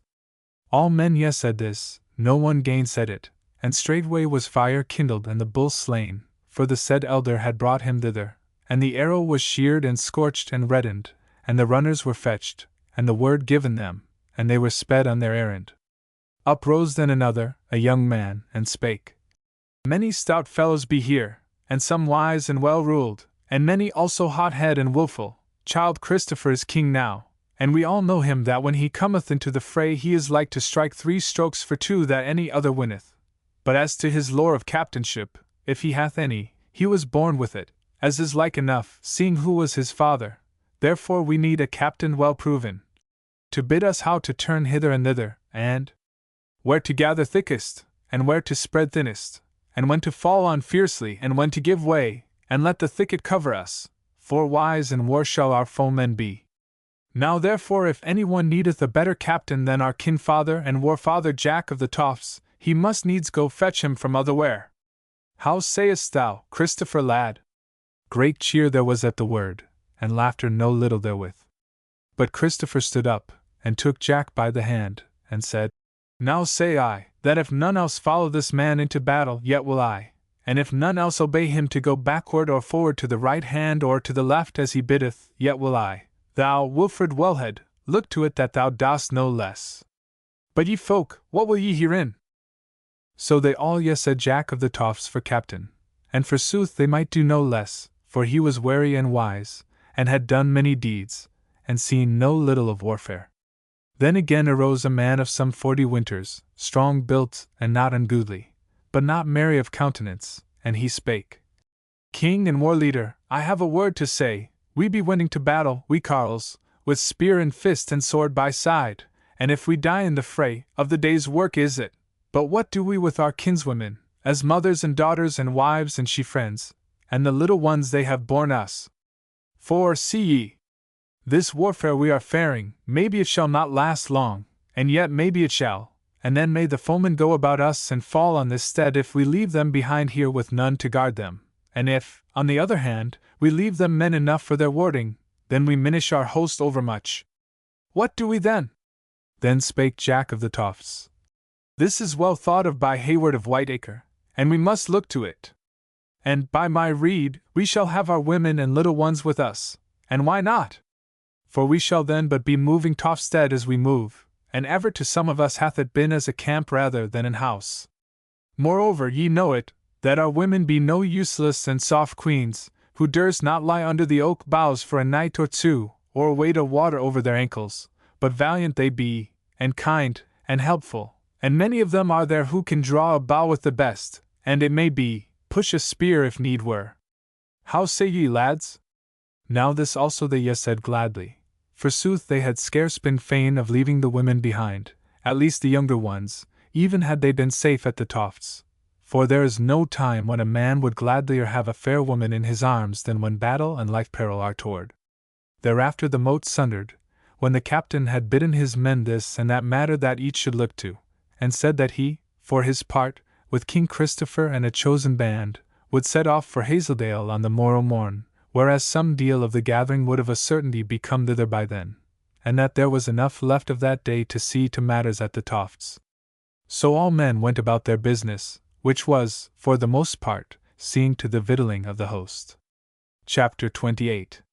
Of the hosting in Hazeldale. On the morrow early was Jack of the Tofts dight for departure, with Christopher and David and Gilbert, and 50 of his best men. But when they went out of the porch into the sweet morning, lo! There was Goldilind before them, clad in her green gown, and as fresh and dear as the early day itself. And Jack looked on her and said, And now, my lady and queen, thou art dight as thou wouldst wend with us? Yea, she said. And why not? What sayest thou, King Christopher? Said the captain. Nay, said King Christopher, reddening. It is for thee to yes say or nay say, though true it is that I have bidden her farewell for 2 days' space. And the two stood looking on one another. But Jack laughed and said, Well then, so be it, but let us get to the way, or else when the sweethearts of these lads know that we have a woman with us we shall have them all at our backs. Thereat all laughed who were within earshot, and were merry. So they wended the woodland ways, some afoot, some a horseback, of whom was Jack of the Tofts, but Christopher and David went afoot. And Goldilind rode a fair white horse which the captain had gotten her. As they went, and King Christopher ever by Goldilind's right hand, and were merry and joyous, they two were alone in the woodland way. So Christopher took her hand and kissed it, and said, Sweetling, why didst thou tell me not of thy will to come along with us? Never had I balked thee.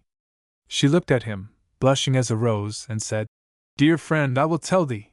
I knew that thou wouldst make our parting piteous sweet this morning, and of that I would not be balked. See, then, how rich I am, since I have both parted from thee and have thee. And therewith she louted down from her saddle, and they kissed together sweetly, and so thereafter wore the way.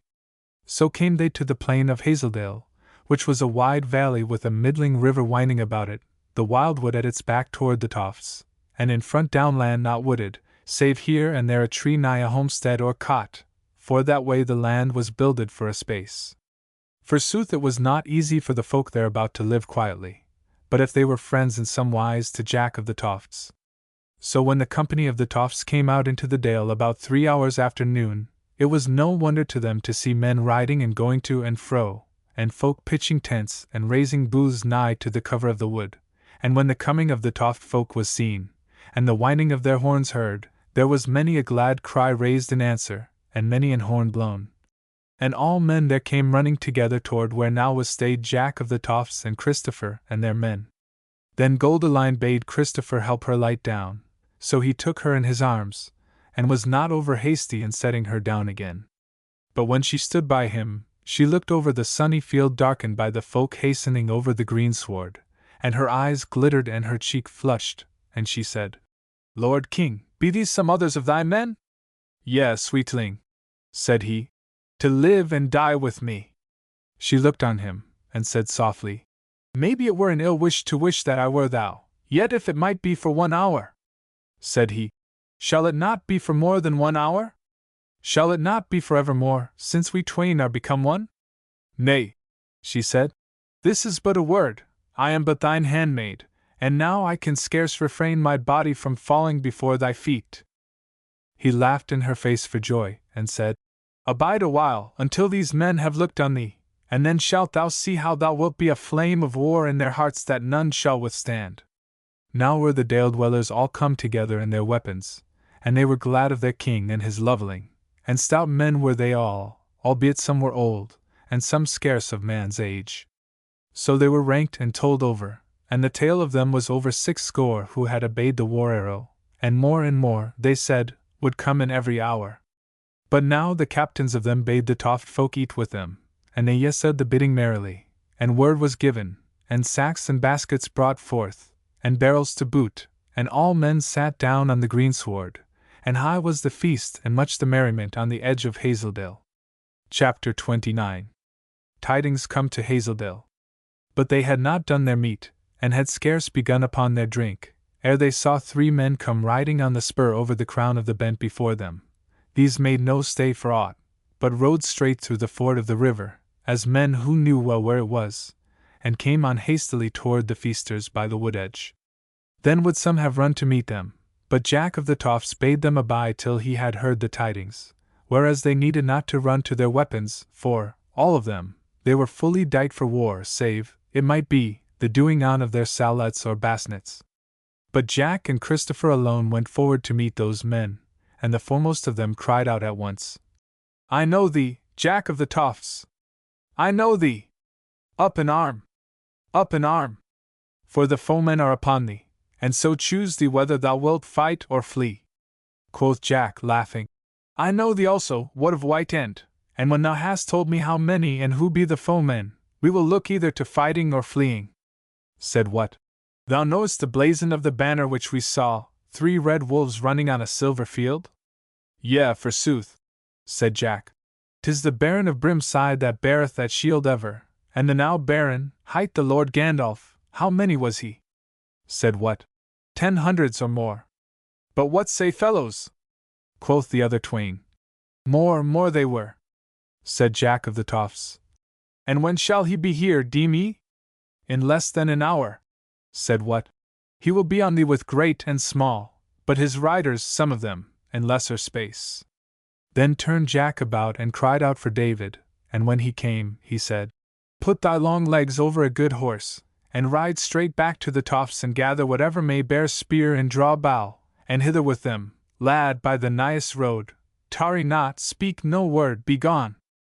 So David turned, and was presently riding swiftly back through the woodland paths, but Jack spake to the bearers of tidings, "Good fellows, go ye yonder and bid them give you a morsel and a cup, and tell all the tidings, and this, withal, that we have not to flee from a good fight stead for Gandalf of Brimside." Therewith he turned to Christopher and said, "Thy pardon, King, but these matters must be seen to straightway. Now do thou help me array our folk, for there is heart enough in them as in thee and me, and mayhappen we may make an end to this matter now and here. Moreover, the Baron of Brimside is a stout carle, so fight we must, meseemeth." Then he called to them one of the captains of the Tofts, and they 3 spake together heedfully a little, and thereafter they fell to work arraying the folk, and King Christopher did his part therein deftly and swiftly, for quick of wit he was, and that the more whenso anything was to be done. As to the array, the main of the folk that were spearmen and billmen but moved forward somewhat from where they had dined to the hanging of the bent, so that their foemen would have the hill against them or ever they came on point and edge.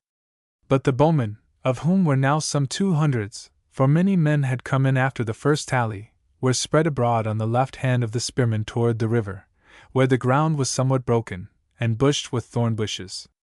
And a bight of the water drew nearer to the Tofters, amidst of which was a flat eyot, edged with willows and covered with firm and sound greensward, and was some 30 yards end long, and 20 overthwart.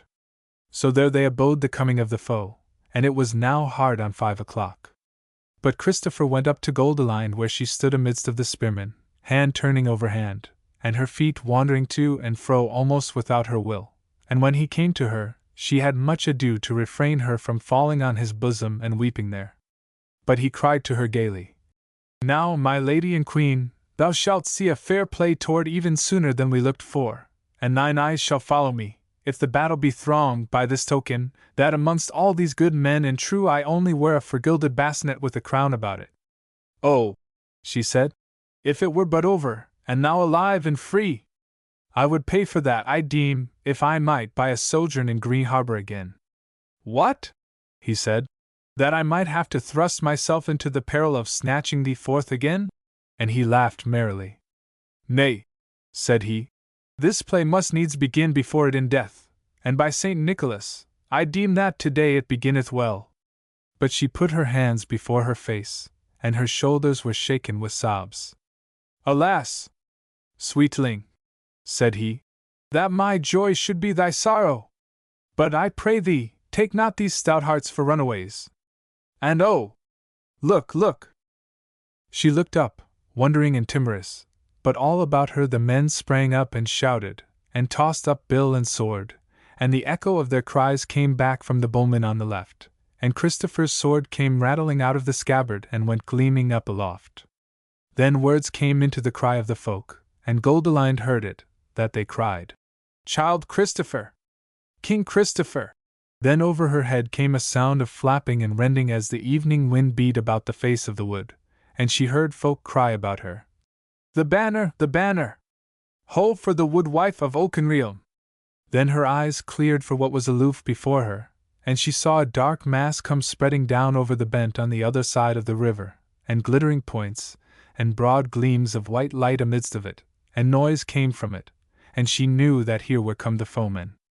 But she thought to herself that they looked not so many after all, and she looked at the great and deft bodies of their folk, and their big-headed spears and wide-bladed glaives and bills, and strove with her heart, and refrained her fear, and thrust back the image which had arisen before her of Green Harbor come back again, and she lonely and naked in the least guard chamber, and she stood firm, and waved her hand to greet the folk. And lo! There was Christopher kneeling before her and kissing her hand, and great shouts arising about her of the Lady of Auchenrealm!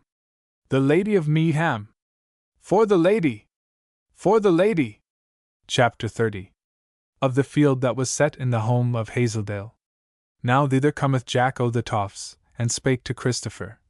See thou, lad, Lord King, I should say, this looketh not like very present battle, for they be stayed halfway down the bent, and lo thou, some half-score are coming forth from the throng with a white shield raised aloft. Do we in likewise, for they would talk with us. Shall we trust them, father? Said Christopher. Trust them we may, son, said Jack. Gandalf is a violent man, and a lifter of other men's goods, but I deem not so evil of him as that he would bewray troth. So then they let do a white cloth over a shield and hoisted on a long spear, and straightway they gat to horse, Jack of the Toffs, and Christopher, and Hayward of Whiteacre, and Gilbert, and a half-score all told, and they rode straight down to the ford, which was just below the tail of the Ide aforesaid, and as they went, they saw the going of the others, who were by now hard on the water side, and said Jack, See now, King Christopher, he who rides first in a surcoat of his arms is even the Baron, the black bullet-headed one, and the next to him, the red-head, is his squire and man, Oliver Marson, a stout man, but fierce and grim-hearted. Lo thou, they are taking the water, but they are making for the Eyot and not our shore, son mine, this will mean a hazelled field in the long run, but now they will look for us to come to them therein. Yea, now they are alland and have pitched their white shield. And hearken, that is their horn, blow we in answer, ho, noise! Set thy lips to the brass. So then, when one horn had done its song, the other took it up, and all men of both hosts knew well that the horns blew but for truce and parley. Now come the Toft folk to the ford, and take the water, which was very shallow on their side, and when they come up onto the Eyot, they find the Baron and his folk off their horses, and lying on the green grass, so they also lighted down, and stood and hailed the newcomers. Then uprose the Lord Gandalf, and greeted the Toft folk, and said, Jack of the Toffs, thou ridest many man today.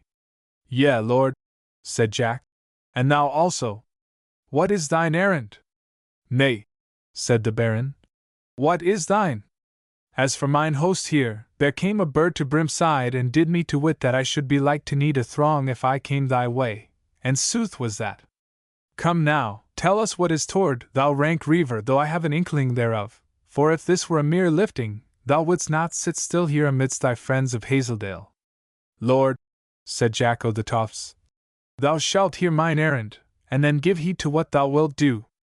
Look to the bent under the wood, and tell me, dost thou see the blazon of the banner under which be my men? That can I not, said the Lord Gandalf. But I have seen the banner of Auchenrealm, which beareth the wood woman with loins garlanded with oak leaves, look much like to it at such a distance.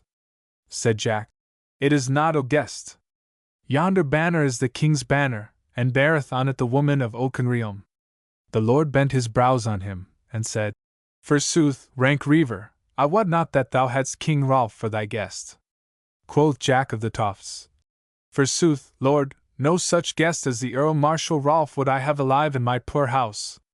Well, Jack, said the big lord, grinning, read me the riddle, and then we shall see what is to be done, as thou sayest. Lord, said Jack, dost thou see this young man standing by me? Yea, said the other.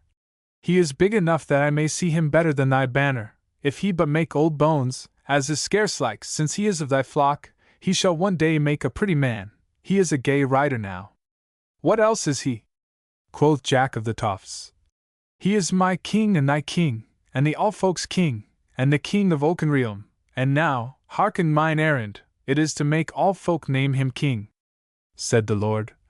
This minstrel's tale goes with the song the bird sang to me this morning, and therefore am I here thronging, to win thy head, rank Reaver, and this young man's head, since it may not better be, and let the others go free for this time. Ha! What sayest thou? And thou, youngling? 'Tis but the stroke of a sword, since thou hast fallen into my hands, and not into the hangman's or the king's. Thou must win them first, lord, said Jack of the Tofts. Therefore, what sayest thou?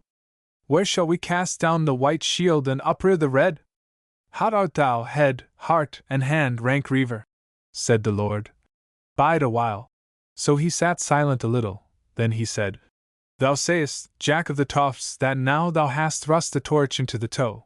If I go back to King Rolf without the heads of you twain, I am like to pay for it with mine own. Therefore hearken. If we buckle together and fight presently, it is most like that I shall come to my above, but thou art so wily and stout that it is not unlike that thou, and perchance this luckless youngling, may slip through my fingers into the wood, and then it will avail me little with the king that I have slain a few score nameless wolf heads. So look you. Here is a fair field hazel by God, let us two use it today, and fight to the death here, and then if thou win me, smite off my head, and let my men fight it out afterwards, as best they may without me, and 'tis like they will be beaten then. But if I win thee, then I win this youngling withal, and bear back both heads to my lord king, after I have scattered thy wolf heads and slain as many as I will, which shall surely befall, if thou be slain first. Then cried out Jack of the Tofts, Hail to thy word, stout heart! This is well offered, and I take it for myself and my lord king here. And all that stood by and heard gave a glad sound with their voices, and their armor rattled and rang as man turned to man to praise their captains. But now spake Christopher, Lord of Brimside, it is not wondrous though thou set me aside as of no account, whereas thou deemest me no king or king's kindred. But thou, Lord Earl, who wert once Jack of the Tofts, I marvel at thee, that thou hast forgotten thy king so soon. Ye twain shall now wot that this is my quarrel, and that none but I shall take this battle upon him. Thou servant of Rolf, the traitor and murderer, hearken! I say that I am king of Oakenrealm, and the very son of King Christopher the Old, and that will I maintain with my body against every gainsayer. Thou Lord of Brimside, wilt thou gainsay it? Then I say thou least, and lo here, my glove! And he cast it down before the Lord. Again was there good rumor, and that from either side of the bystanders. But Jack of the Tofts stood up silent and stiff, and the Baron of Brimside laughed, and said, Well, swain, if thou art weary of life, so let it be, as for me. But how sayest thou, Jack of the Tofts? Art thou content to give thine head away in this fashion, whereas thou wottest that I shall presently slay this king of thine? Said Jack. The king of Oakenrealm must rule me as well as others of his liegemen. He must fight if he will, and be slain if he will. Then suddenly he fell a-laughing, and beat his hand on his thigh till the armor rattled again, and then he cried out, Lord Gandalf, have a care, I bid thee. Where wilt thou please to be buried, lord? Said the other. I wot not what thou wilt mean by thy fooling, rank Reaver.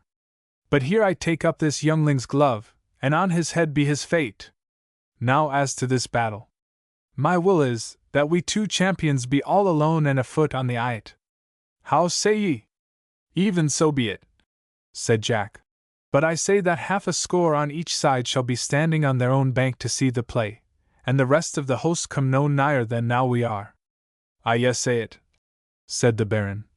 And now do thou, rank Reaver, go back to thy fellowship and tell them what we have arted, and do thou, Oliver Marson, do so much for our folk, and bid them what this, that if any of them break the troth, he shall lose not more than his life for that same.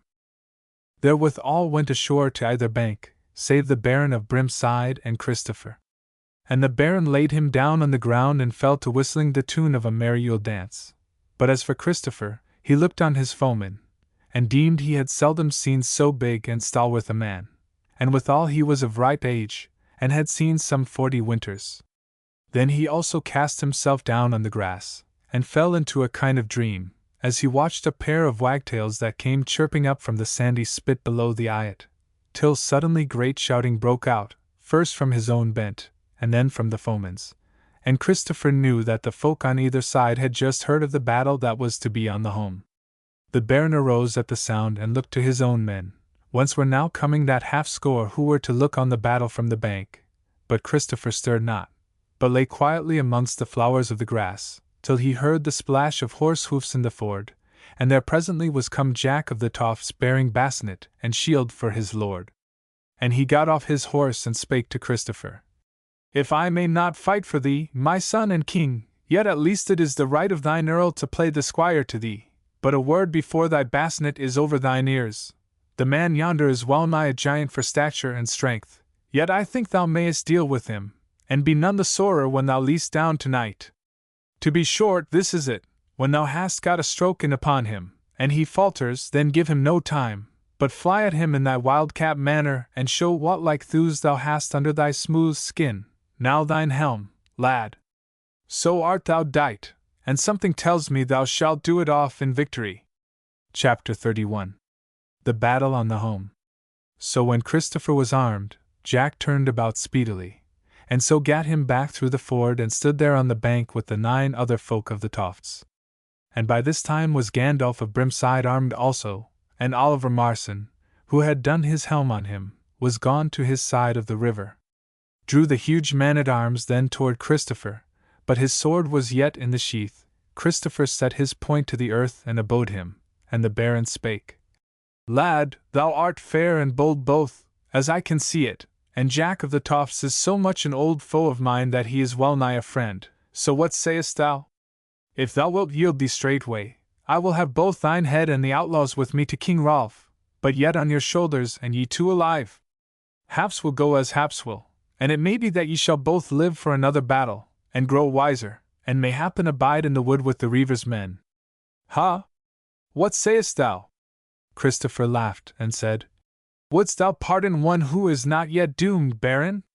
And yet thy word is pleasant to us, for we see that if we win thee, thou shalt be good liegeman of us. Now, Baron, sword and fist! Gandalf drew his sword, muttering, Aha! He is lordly and kingly enough, yet may this learn him a lesson. Indeed the blade was huge and brown and ancient, and sword and man had looked a very terror save to one great-hearted.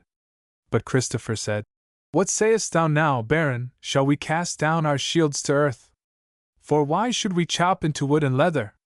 The Baron cast down his shield, and said, Bold are thy words, lad, if thy deeds go with them, it may be better for thee than for me. Now keep thee.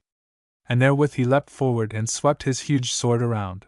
But Christopher swerved speedily and enough, so that the blade touched him not, and the huge man had overreached himself, and ere he had his sword well under sway again, Christopher had smitten him so sharply on the shoulder that the mails were sundered and the blood ran, and withal the Baron staggered with the mere weight of the stroke.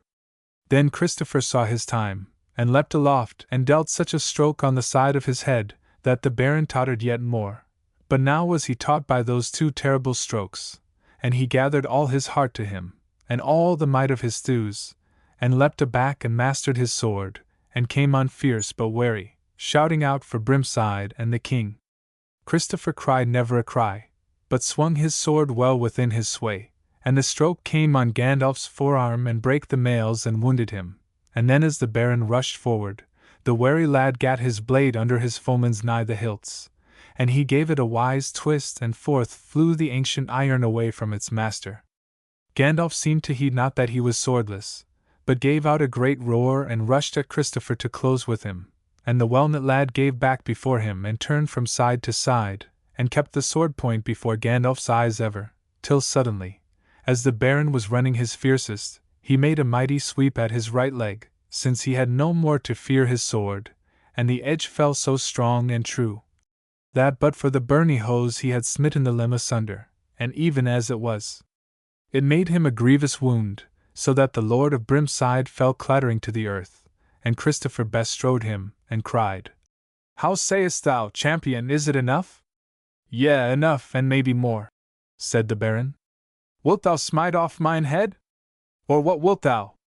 said Christopher. "Here hath been enough smiting, meseemeth, save thy lads and ours have a mind to buckle to, and lo thou! Men are running down from the bents towards us from both sides, yet not in any warlike manner as yet. Now, Baron, here cometh thy grim squire that I heard called Oliver, and if thou wilt keep the troth, thou shalt bid him order thy men so that they fall not upon us till the battle be duly pitched. Then shalt thou be borne home, since thou canst not go, with no hindrance from us."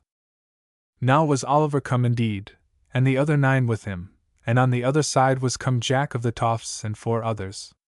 Then spake the Baron of Brimside, "I may do better than thou biddest me, for now I verily trow herein, that thou art the son of Christopher the Old, so valiant as thou art, and so sad a smiter, and withal that thou fearest not to let thy foeman live. So hearken all ye, and thou specially, Oliver Marson, my captain. I am now become the man of my lord King Christopher, and will follow him whereso he will, and I deem that will presently be to Oakenham, and the king's seat there. Now look to it that thou, Oliver, order my men under King Christopher's banner, till I be healed, and then if all be not over, I shall come forth myself, shield on neck and spear in fist, to do battle for my liege lord, so help me God and St. James of the Water." Therewith speech failed him and his wit therewith. So betwixt them they unarmed him and did him what leech down they might do there and then, and he was nowise hurt deadly. As for child Christopher, he had no scratch of steel on him. And Oliver knelt before him when he had dight his own lord, and swore fealty to him then and there, and so departed, to order the folk of Brimside and tell them the tidings, and swear them liege men of King Christopher. Chapter 32. Of Goldilind and Christopher. Now Jack of the Toffs said a word to one of his men, and he rode straightway up into the field under the wood, and spake to 3 of the captains of the folk, and they ranked 100 of the men, of those who were best dight, and upraised amongst them the banner of Oakenrealm, and led all them down to the river bank, and with these must needs go Goldilind, and when they came down thither, Christopher and Jack were there on the bank to hail them. And they raised a great shout when they saw their king and their earl standing there, and the shout was given back from the wood side, and then the men of Brimside took it up, for they had heard the bidding of their lord, and he was now in a pavilion which they had raised for him on the mead, and the leeches were looking to his hurts, and they feared him, but rather loved than hated him, and he was more to them than the king in Oakenrealm, and they were all ready to do his will. But as to Goldilind, her mind it had been, as she was going down the meadow, that she would throw herself upon Christopher's bosom and love him with glad tears of love. But as she came and stood over against him, she was abashed, and stood still looking on him, and spake no word, and he also was ashamed before all that folk to say the words whereof his heart was full, and longed for the night, that they might be alone together. But at last he said, "Lady and Queen, thou sayest that we be well beloved that they rejoice so much in a little deed of mine." And still she spake not, and held hand in hand. But Jack of the Toffs spake and said, "By St. Hubert, the deed may be little, though there be men who would think no little of overcoming the biggest man and the fellest fighter of Oakenrealm, but at least great things shall come thereof. King, thy strokes of this day have won the Oakenrealm, or no man I know in field, and many a mother's son have they saved from death. For look thou yonder over the river, Goldilind, my lady, and tell me what thou sayest." She turned to him and said, "Lord Earl, I see warriors a many." "Yea," said Jack, "and stout fellows be they for the more part, and hard had been the handplay had we met, ere they had turned their backs. But now, see thou, we shall wend side by side toward Oakenrealm, for our Lord there hath won them to his friends, and doubt thou not that when they see him and thee and I, they shall be friends indeed." "What? Dost thou weep for this? Or is it because he hath done the deed and not thou? Or rather, because thine heart is full for the love of him?" She smiled kindly on Jack, but even therewith she felt 2 hands laid on her shoulders, and Christopher kissed her without any word. Chapter 33. A Council of Captains. The host comes to Broadleys, and makes for Woodwall. That night, though there was some little coming and going between the Tofters and the Brimsiders, yet either flocks slept on their own side of the river. Moreover, before the midst of the night, cometh David to the wood side, and had with him all men defensible of the tofts and the houses thereabout, and most of the women also, many of whom bore spear or bow, so that now by the wood side, what with them of the tofts and the folk who joined them thereto from the country side about Hazeldale, there were well nigh 10 hundreds of folk under weapons, and yet more came in the night through. For the tidings of the allegiance of Brimside was spreading full fast.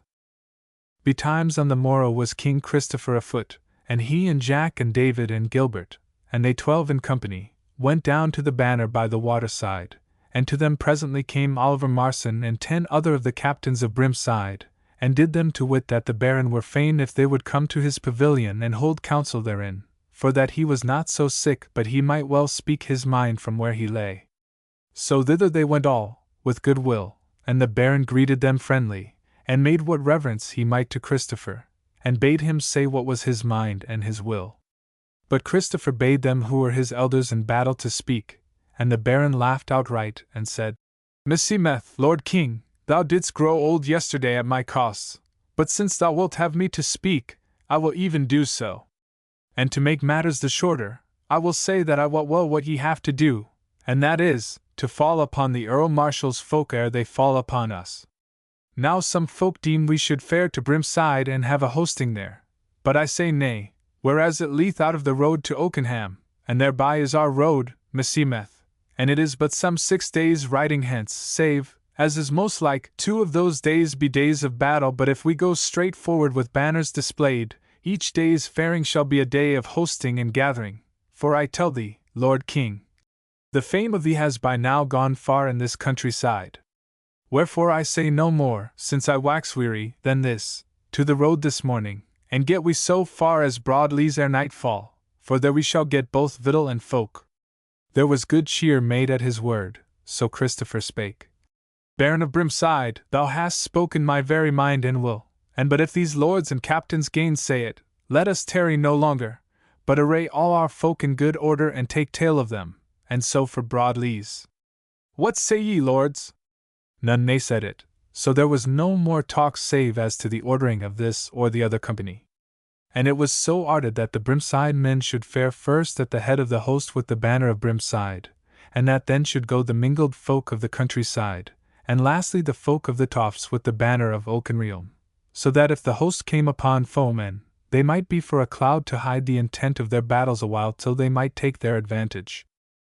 So went the captains to their companies, and the tofters and their mates crossed the river to the men of Brimside, who gave them good cheer when they came amongst them, and it was hard to order the host for a while, so did the upland folk throng about the king and the queen, and happy were they who had a full look on Goldilind, and yet were some so lucky and so bold that they kissed a hand of her, and one there was, a very tall young man, and a goodly, who stood there and craved to kiss her cheek, and she did not gainsay him, and thereafter naught was good to him save an occasion to die for her.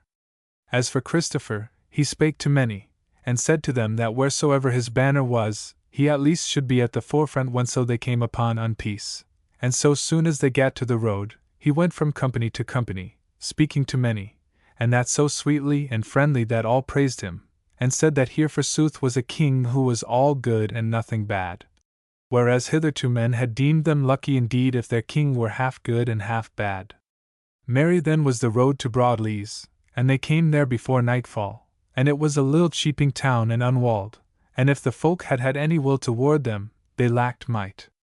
But when they found they were not to be robbed, and that it was but the proclaiming of King Christopher in the marketplace, and finding victual and house room for the host, and the mayor taking a paper in payment thereof, none stirred against them, and a many joined the host to fight for the fair young king. Now not as yet had they heard at Broadleys of any force stirring against them. But in the morning when they went on their ways again, and were bound for Cheaping Woodwall, which was a fenced town, they sent out well-horsed riders to espy the road, who came back on the spur 2 hours after noon, and did them to wit that there was a host abiding them beneath the walls of Woodwall under the banner of Walter the White, an old warrior and fell fighter. But what comfort he might have from them of Woodwall they wot not. But they said that the tidings of their coming had gone abroad, and many folk were abiding the issue of this battle ere they joined them to either host. Now on these tidings the captains were of one mind, to wit, to fare on softly till they came to a defensible place not far from the foemen, since they could scarce come to Woodwall in good order before nightfall, and if they were unfoughten before, to push forward to battle in the morning. Even so did they, and made a halt at sunset on a pleasant hill above a river some 3 miles from Woodwall, and there they passed the night unmeddled with. Chapter 34. Battle before Woodwall. When morning was, the captains came to King Christopher to counsel, but while they were amidst of their talk came the word that the foe was anigh and come close to the river bank, whereat was none abashed, but to all it seemed wisdom to abide them on the vantage ground. So then there was girding of swords and doing on of helms. As for ordering of the folk, it was already done, for all the host was ranked on the bent side, with the banner of Auchenrealm in the midst, on its left hand the banner of the Tofts, and on the right the banner of Brimside. Now when Christopher was come to his place, he looked down, and saw how the foemen were pouring over the river, for it was nowhere deep, and there were 4 quite shallow fords, many more were they than his folk, but he deemed that they fared somewhat tumultuously, and when the bowmen of the Tofts began shooting, the foemen, a many of them, stayed amidst of the river to bend bow in their turn, and seemed to think that were nigh enough already, nay, some went back again to the other bank, to shoot thence the surer and the drier, and some went yet a little further back on the field. So that when their sergeants and riders were come on to the hither bank, they lacked about 1/5 of all their host, and they themselves, for all they were so many, had some ado to make up their minds to go forward. Forsooth, when they looked up to the bent and saw the 3 banners of Auchenrealm and the Tofts and Brimside all waving over the same ranks, they knew not what to make of it. And Christopher's host, when they saw them hang back, brake out into mocking whoops and shouts, and words were heard in them. "Come and dine at Brimside, good fellows! Come up to the Tofts for supper and bed! A Christopher! A Christopher!" and so forth. Now all King Christopher's men were afoot, saving a band of the riders of Brimside, who best strode strong and tall horses, and bore jack and salet and spear, but no heavy armor. So Christopher heard and saw, and the heart rose high in him, and he sent messengers to the right and the left, and bade the captains watch till he waved his sword aloft, and then all down the bent together, and he bade the Brimside riders edge a little outward and downward, and be ready for the chase, and suffer not any of the foemen to gather together when once they fell to running. For he knew in his heart that the folk before him would never abide their onfall. And the day was yet young, and it lacked 4 hours of noon. King Christopher abode till he saw the foemen were come off the level ground, and were mounting the bent slowly, and not in very good order or in ranks closely serried. Then he strode forth 3 paces, and waved his sword high above his head, and cried out, "A Christopher! A Christopher! Forward, banner of the realm!" And forth he went, steady and strong, and a great shout arose behind him, and none shrank or lagged, but spears and bills, and axes and swords, all came on like a wall of steel, so that to the foemen the earth seemed alive with death, and they made no show of abiding the onset, but all turned and ran, save Walter the White and a score of his knights, who forsooth were borne down in a trice, and were taken to mercy. Those of them who were not slain at the first crash of weapons. There then ye might have seen great clumps of men making no defense, but casting down their weapons and crying mercy. And forsooth so great was the throng, that no great many were slain, but on the other hand, but few gat away across the water, and on them presently fell the Brimside riders, and hewed down and slew and took few to mercy.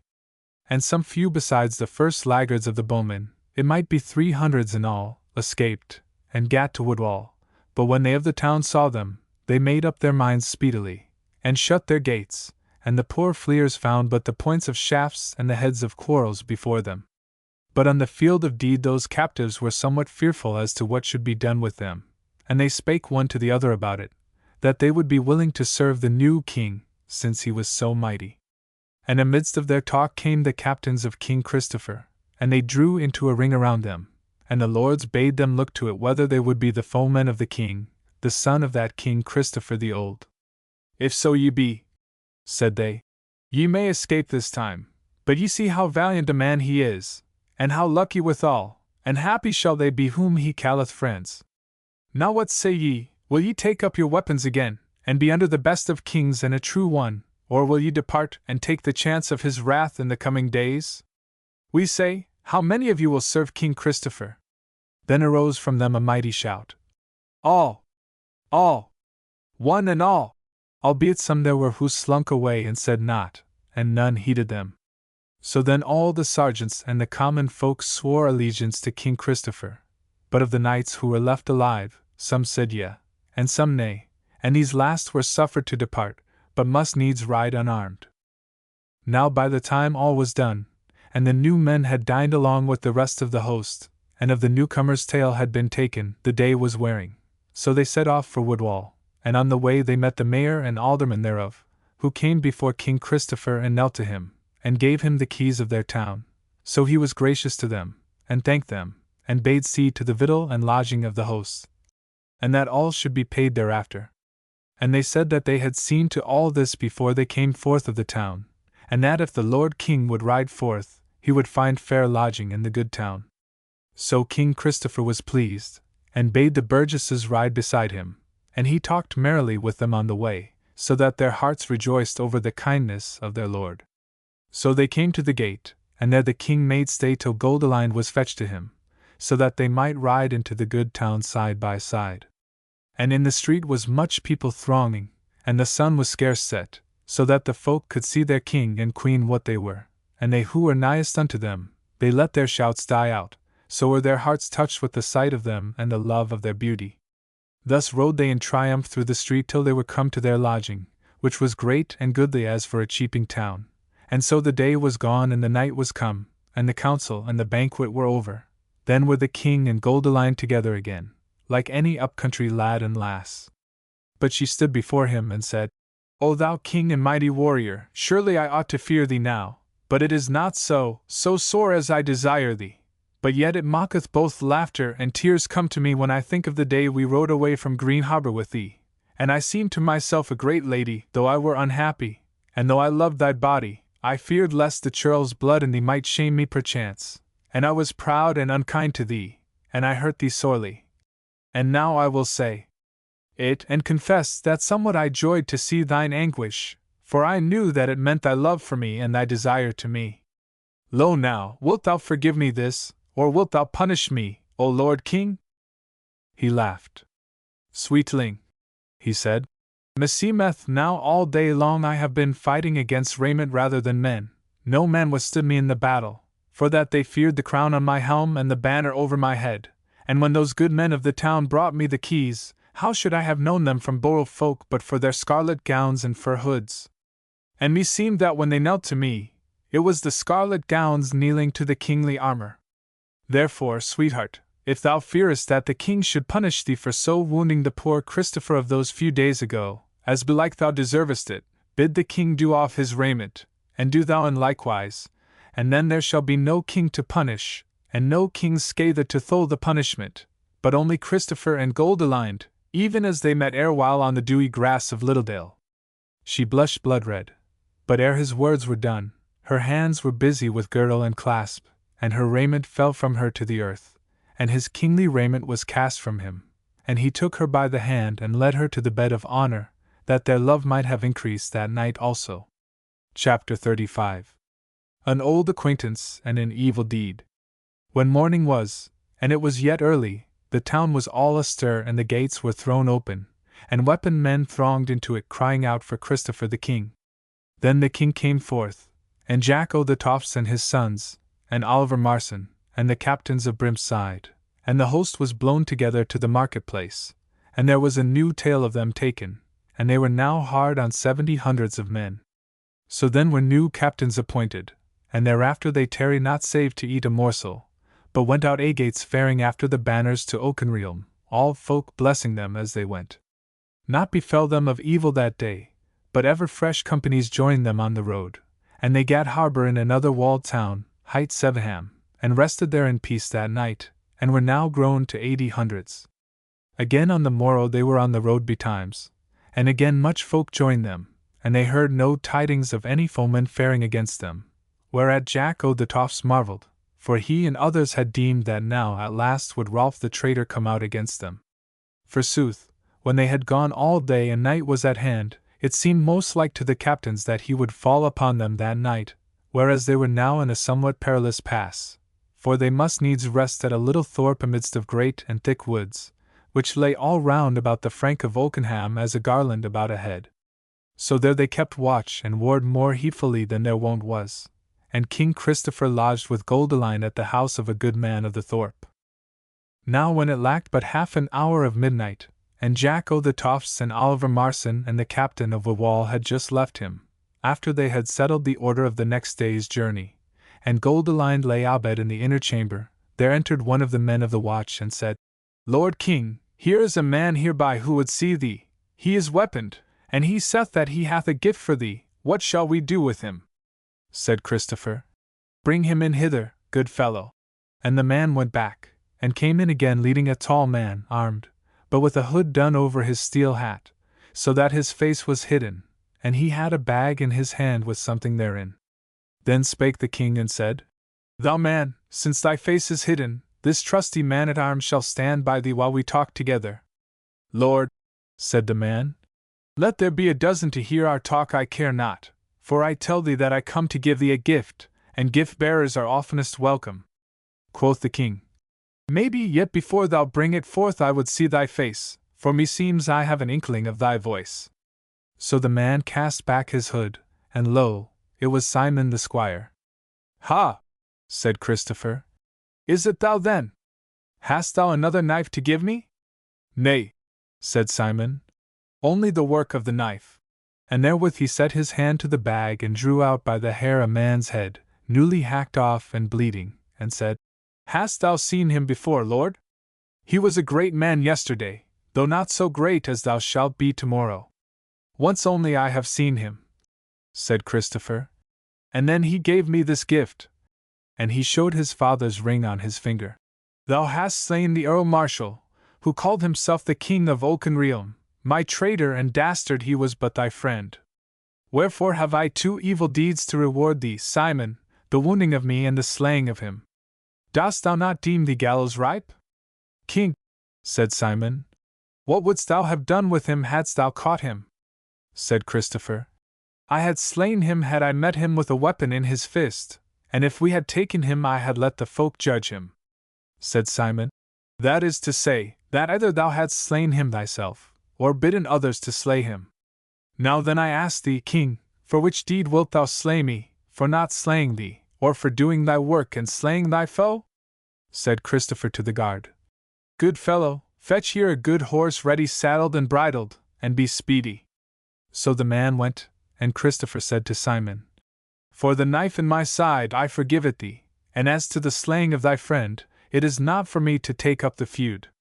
But this is no place for thee. If Jack of the Tofts, or any of his sons, or one of the captains findeth thee, soon art thou sped, wherefore I rede thee, when yonder lad hath brought thee the horse, show me the breadth of thy back, and mount the beast, and put the most miles thou canst betwixt me and my folk, for they love me.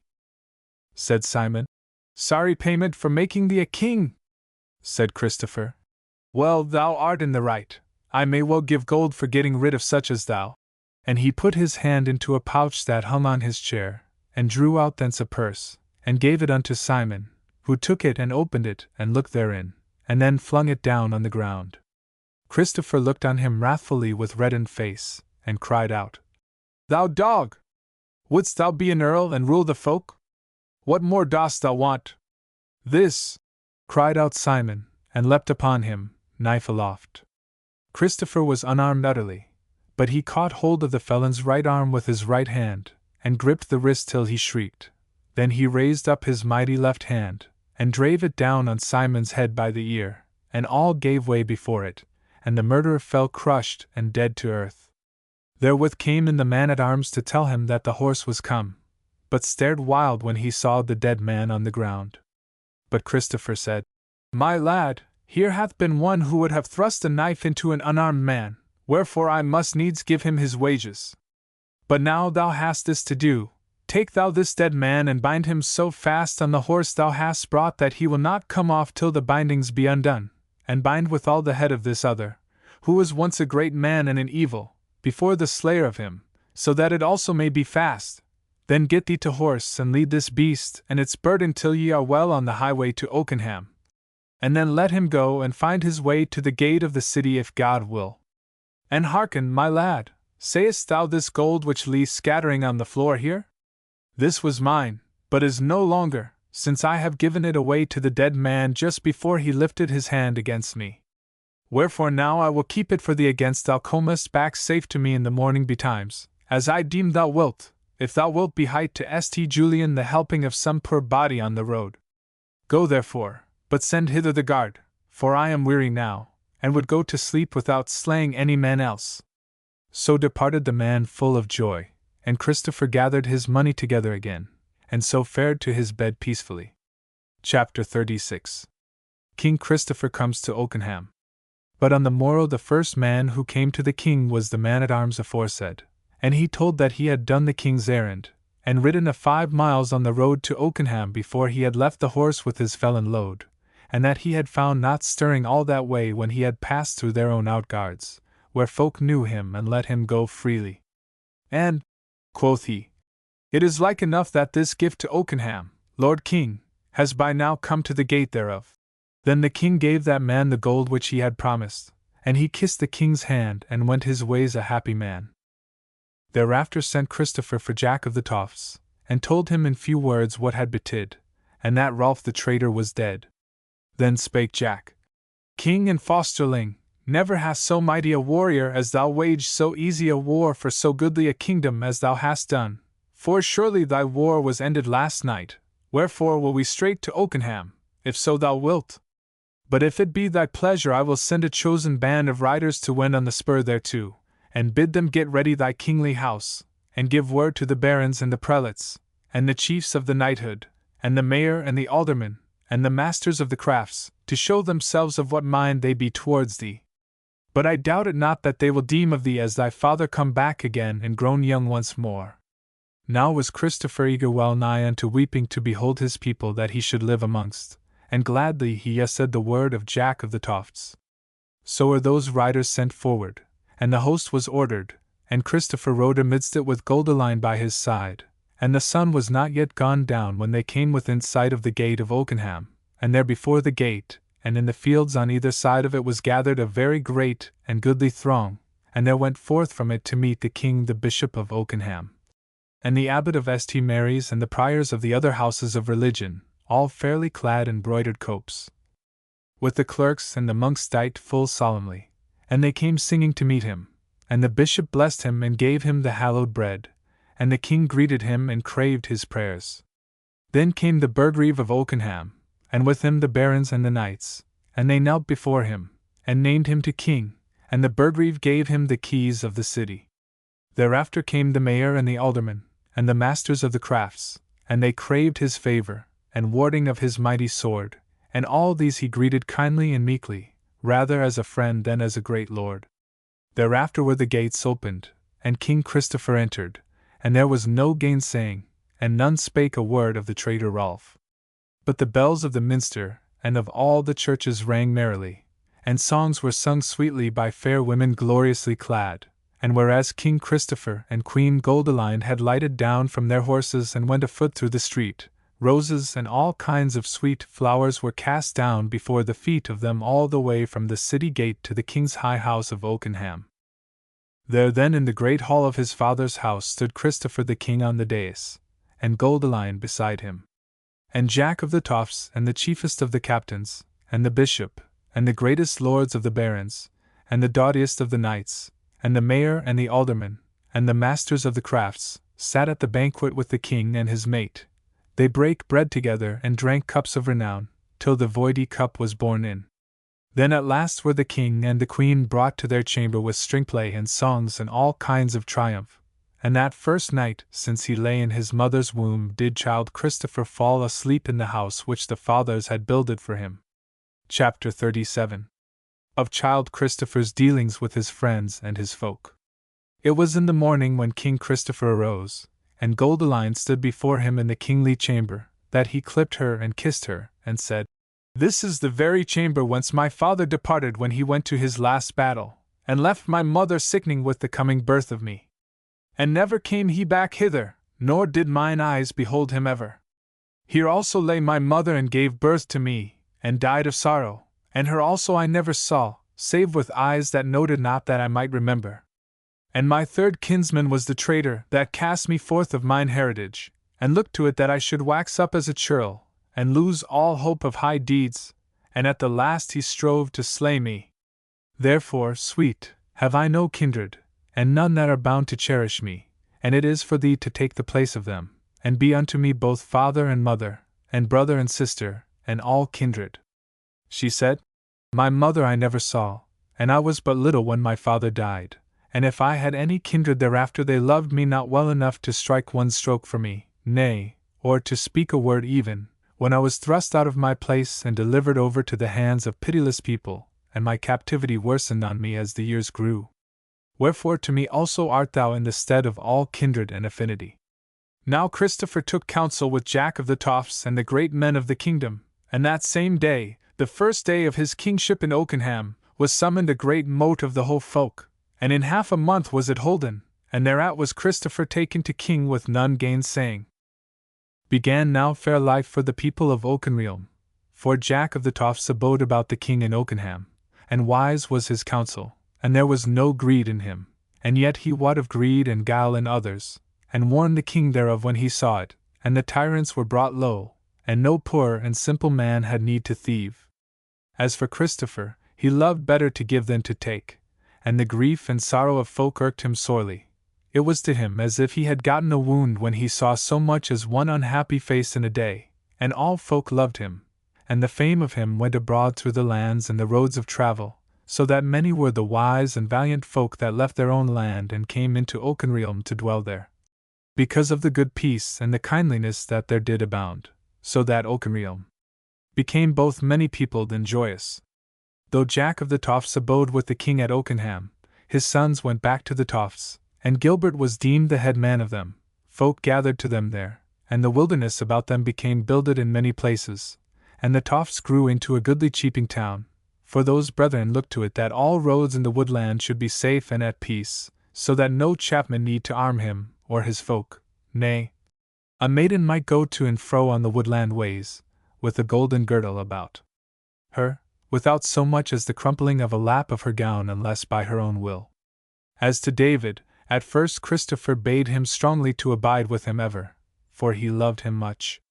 But David naysaid it, and would go home to the Tofts, and when the king pressed him sore, at last he said, "Friend and fellow, I must now tell thee the very sooth, and then shalt thou suffer me to depart, though the sundering be but sorrow to me. For this it is, that I love thy lady and wife more than meet is, and here I find it hard to thole my desire and my grief, but down in the thicket yonder amongst my brethren of the woods, and man and maid, and wife and babe, nay, the very deer of the forest, I shall become a man again, and be no more a peevish and grudging fool, and as the years wear, shall sorrow wear, and then, who knows but we may come together again."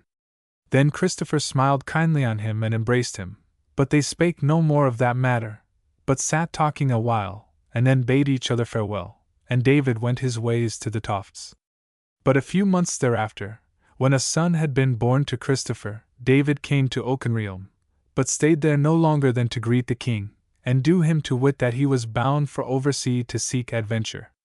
Many gifts the king gave him, and they sundered in all loving kindness, and the king said, "Farewell, friend, I shall remember thee and thy kindness forever." But David said, "By the roof in Littledale and by the hearth thereof, thou shalt be ever in my mind." Thus they parted for that time. But 25 years afterwards, when child Christopher was in his most might and majesty, and Goldilind was yet alive and lovely, and sons and daughters sat about their board, it was the Yule feast in the king's hall at Oakenham, and there came a man into the hall that none knew, big of stature, grey-eyed and hollow-cheeked, with red hair grizzled, and worn with the helm, a weapon man, chieftain-like and warrior-like. And when the serving men asked him of his name, and whence and whither, he said, "I have come from overseas to look upon the king, and when he seeth me he will know my name. Then he put them all aside and would not be gainsaid, but strode up the hall to the high seat, and stood before the king and said, Hail, little King Christopher! Hail, stout babe of the woodland! Then the king looked on him and knew him at once, and stood up at once with a glad cry, and came round unto him, and took his arms about him and kissed him, and led him into the high seat, and set him betwixt him and Goldilind, and she also greeted him and took him by the hand and kissed him. And Jack of the Tofts, now a very old man, but yet hale and stark, who sat on the left hand of the king, leaned toward him and kissed him and blessed him. For lo! It was David of the Tofts. Spake he now and said, Christopher, this is now a happy day. Said the king, David, whither away hence, and what is thine heart set upon? On the renewal of our youth, said David, and the abiding with thee. By my will no further will I go than this thine house. How sayest thou? As thou dost, said Christopher, that this is indeed a happy day. Drink out of my cup now, to our abiding together, and the end of sundering till the last cometh. So they drank together, they two, and were happy amidst the folk of the hall. And at last the king stood up and spake aloud, and did all to wit that this was his friend and fellow of the old days. And he told of his doughty deeds, whereof he had heard many a tale, and treasured them in his heart while they were apart, and he bade men honor him, all such as would be his friends. And all men rejoiced at the coming of this doughty man, and the friend of the king. So there abode David, holden in all honor, and in great love of child Christopher and Goldilind. And when his father died, his earldom did the king give to David his friend, who never sundered from him again, but was with him in peace and in war, in joy and in sorrow. Chapter 38. Of Matters of Meeham. Goes the tale back now to the time when the kingship of child Christopher was scarce more than 1 month old, and tells that as the king sat with his queen in the cool of his garden on a morning of August, there came to him a swain of service, who did him to wit that an outland lord was come, and would see him and give him a message. So the king bade bring him into the garden to him straightway. So the man went, and came back again leading in a knight somewhat stricken in years, on whose green surcoat was beaten a golden lion. He came to those twain and did obeisance to them, but spake, as it seemed, to Goldilind alone. Lady and Queen of Meadham, said he, it is unto thee, first of all, that mine errand is. Then she spoke and said, Welcome to thee, Sir Castellan of Green Harbour, we shall hear thy words gladly. Said the newcomer, Lady, I am no longer the Burgreave of Green Harbour, but Sir Gisbert, Lord of the Green March, and thy true servant and a suitor for thy grace and pardon. I pardon thee not, but thank thee for what thou didst of good to me, said Goldilind, and I think that now thine errand shall be friendly.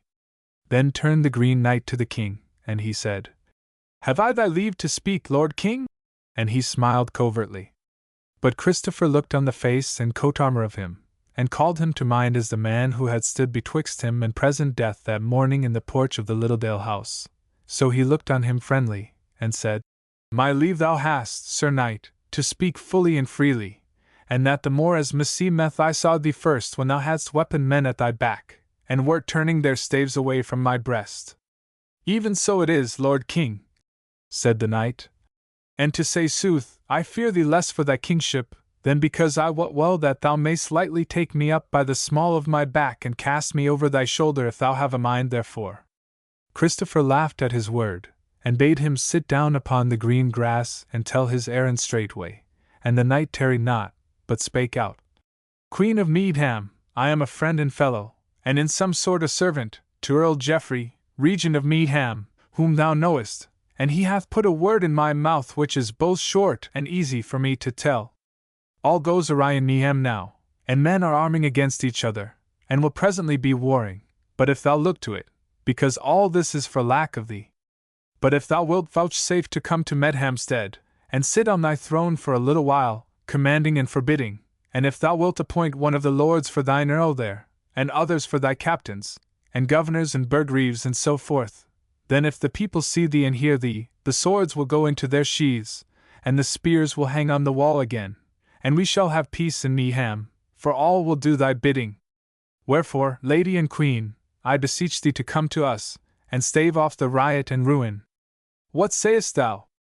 Goldilind made answer in a while. Sir Gisbert, true it is that I long to see my people, and to look once more on my father's house, and the place where he was born and died. But how know I but this is some while of Earl Geoffrey, for he hath not been abounding in trustiness toward us. But Sir Gisbert swore on his salvation that there was no guile therein, and they were undone save Goldilind came unto them. Then spake Christopher. Sir Knight, I am willing to pleasure my lady, who, as I can see, longeth to behold her own land and people, and also by thy voice and thy face I deem that thou art not lying unto me, and that no harm will befall the lady. Yet will I ask thee right out what thou and thy lord would think thereof if she come into Meeham accompanied, to wit, if I rode with her, and had 500 of good riders at my back. Would ye have guesting for so many and such stark lads? The knight took up the word eagerly, and said, Wilt thou but come, dear lord, and bring 1,000 or more, then the surer and the safer it would be for us. Said the king, smiling. Well, it shall be thought on, and meantime be thou merry with us, for indeed I deem of thee, that but for thy helping my life had been cast away that morning in Littledale. So they made much of the Meeham man for 3 days, and thereafter they rode into Meeham and to Medhamstead, Christopher, and Jack of the Tofts, and Goldilind, in all honour and triumph, they and 700 of spears, and never were lords received with such joy and kindness as were they, but it were on the day when Christopher and his entered Oakenham. The Earl Geoffrey was not amongst them that met them, but when as they sat at the banquet in the hall, and Goldilind was in the high seat, gloriously clad and with the kingly crown on her head, there came a tall man up to the dais, grey-headed and keen-eyed, and he was unarmed, without so much as a sword by his side, and clad in simple black, and he knelt before Goldilind, and laid his head on her lap, and spake. Lady and Queen, here is my head to do with as thou wilt, for I have been thy dastard, and I crave thy pardon, if so it may be, for I am Geoffrey. She looked kindly on him, and raised him up, and then she turned to the chief of the serving men, and said, Fetch me a sword with its sheath and its girdle, and see that it be a good blade, and all well adorned, both sword and sheath and girdle. Even so it was done, and when she had the sword, she bade Sir Geoffrey kneel again before her, and she girt him with the said sword and spake. Sir Geoffrey, all the wrong which thou didst to me, I forgive it thee and forget it, but wherein thou hast done well, I will remember it, for thou hast given me a mighty king to be my man, nay, the mightiest and the loveliest on earth, wherefore I bless thee, and will make thee my earl to rule all Meeham under me, if so be the folk gainsay it not. Wherefore now let these folk fetch thee seemly garments and array thee, and then come sit amongst us, and eat and drink on this high day, for a happy day it is when once again I sit in my father's house, and see the faces of my folk that loveth me. She spake loud and clear, so that most folk in the hall heard her, and they rejoiced at her words, for Sir Geoffrey was no ill ruler, but wise and of great understanding, keen of wit and deft of word, and a mighty warrior withal, only they might not away with it that their lady and queen had become as alien to them. So when they heard her speak her will, they shouted for joy of the peace and goodwill that was to be. There then sat Geoffrey at the banquet, and Christopher smiled on him, and said, See now, Lord, if I have not done as thou badest when thou gavest me the treasure of Green Harbour, for I have brought the wolf heads to thy helping and not to thy scathing. Do thou as much for me, and be thou a good earl to thy lady and mine, and then shalt thou yet live and die a happy man, and my friend. Or else. There shall be no else, Lord King, quoth Geoffrey. All men henceforth shall tell of me as a true man. So they were blithe and joyous together. But a 7 days thence was the almonds mote gathered to the woodside without Medhamstead, and thronged it was, and there Goldilind stood up before all the folk and named Sir Geoffrey for earl to rule the land under her, and none gainsaid it, for they knew him meet thereto. Then she named from the baronage and knighthood such men as she had been truly told were meet thereto to all the offices of the kingdom, and there was none whom she named but was well pleasing to the folk, for she had taken counsel beforehand with all the wisest men of all degrees. As for herself, all loved and worshipped her, and this alone seemed hard unto them, that she must needs go back to Oakenrealm in a few days. But when she heard them murmur thereat, she behight them, that once in every year she would come into Meeham and spend 1 whole month therein, and were it possible, ever should that be the month of May.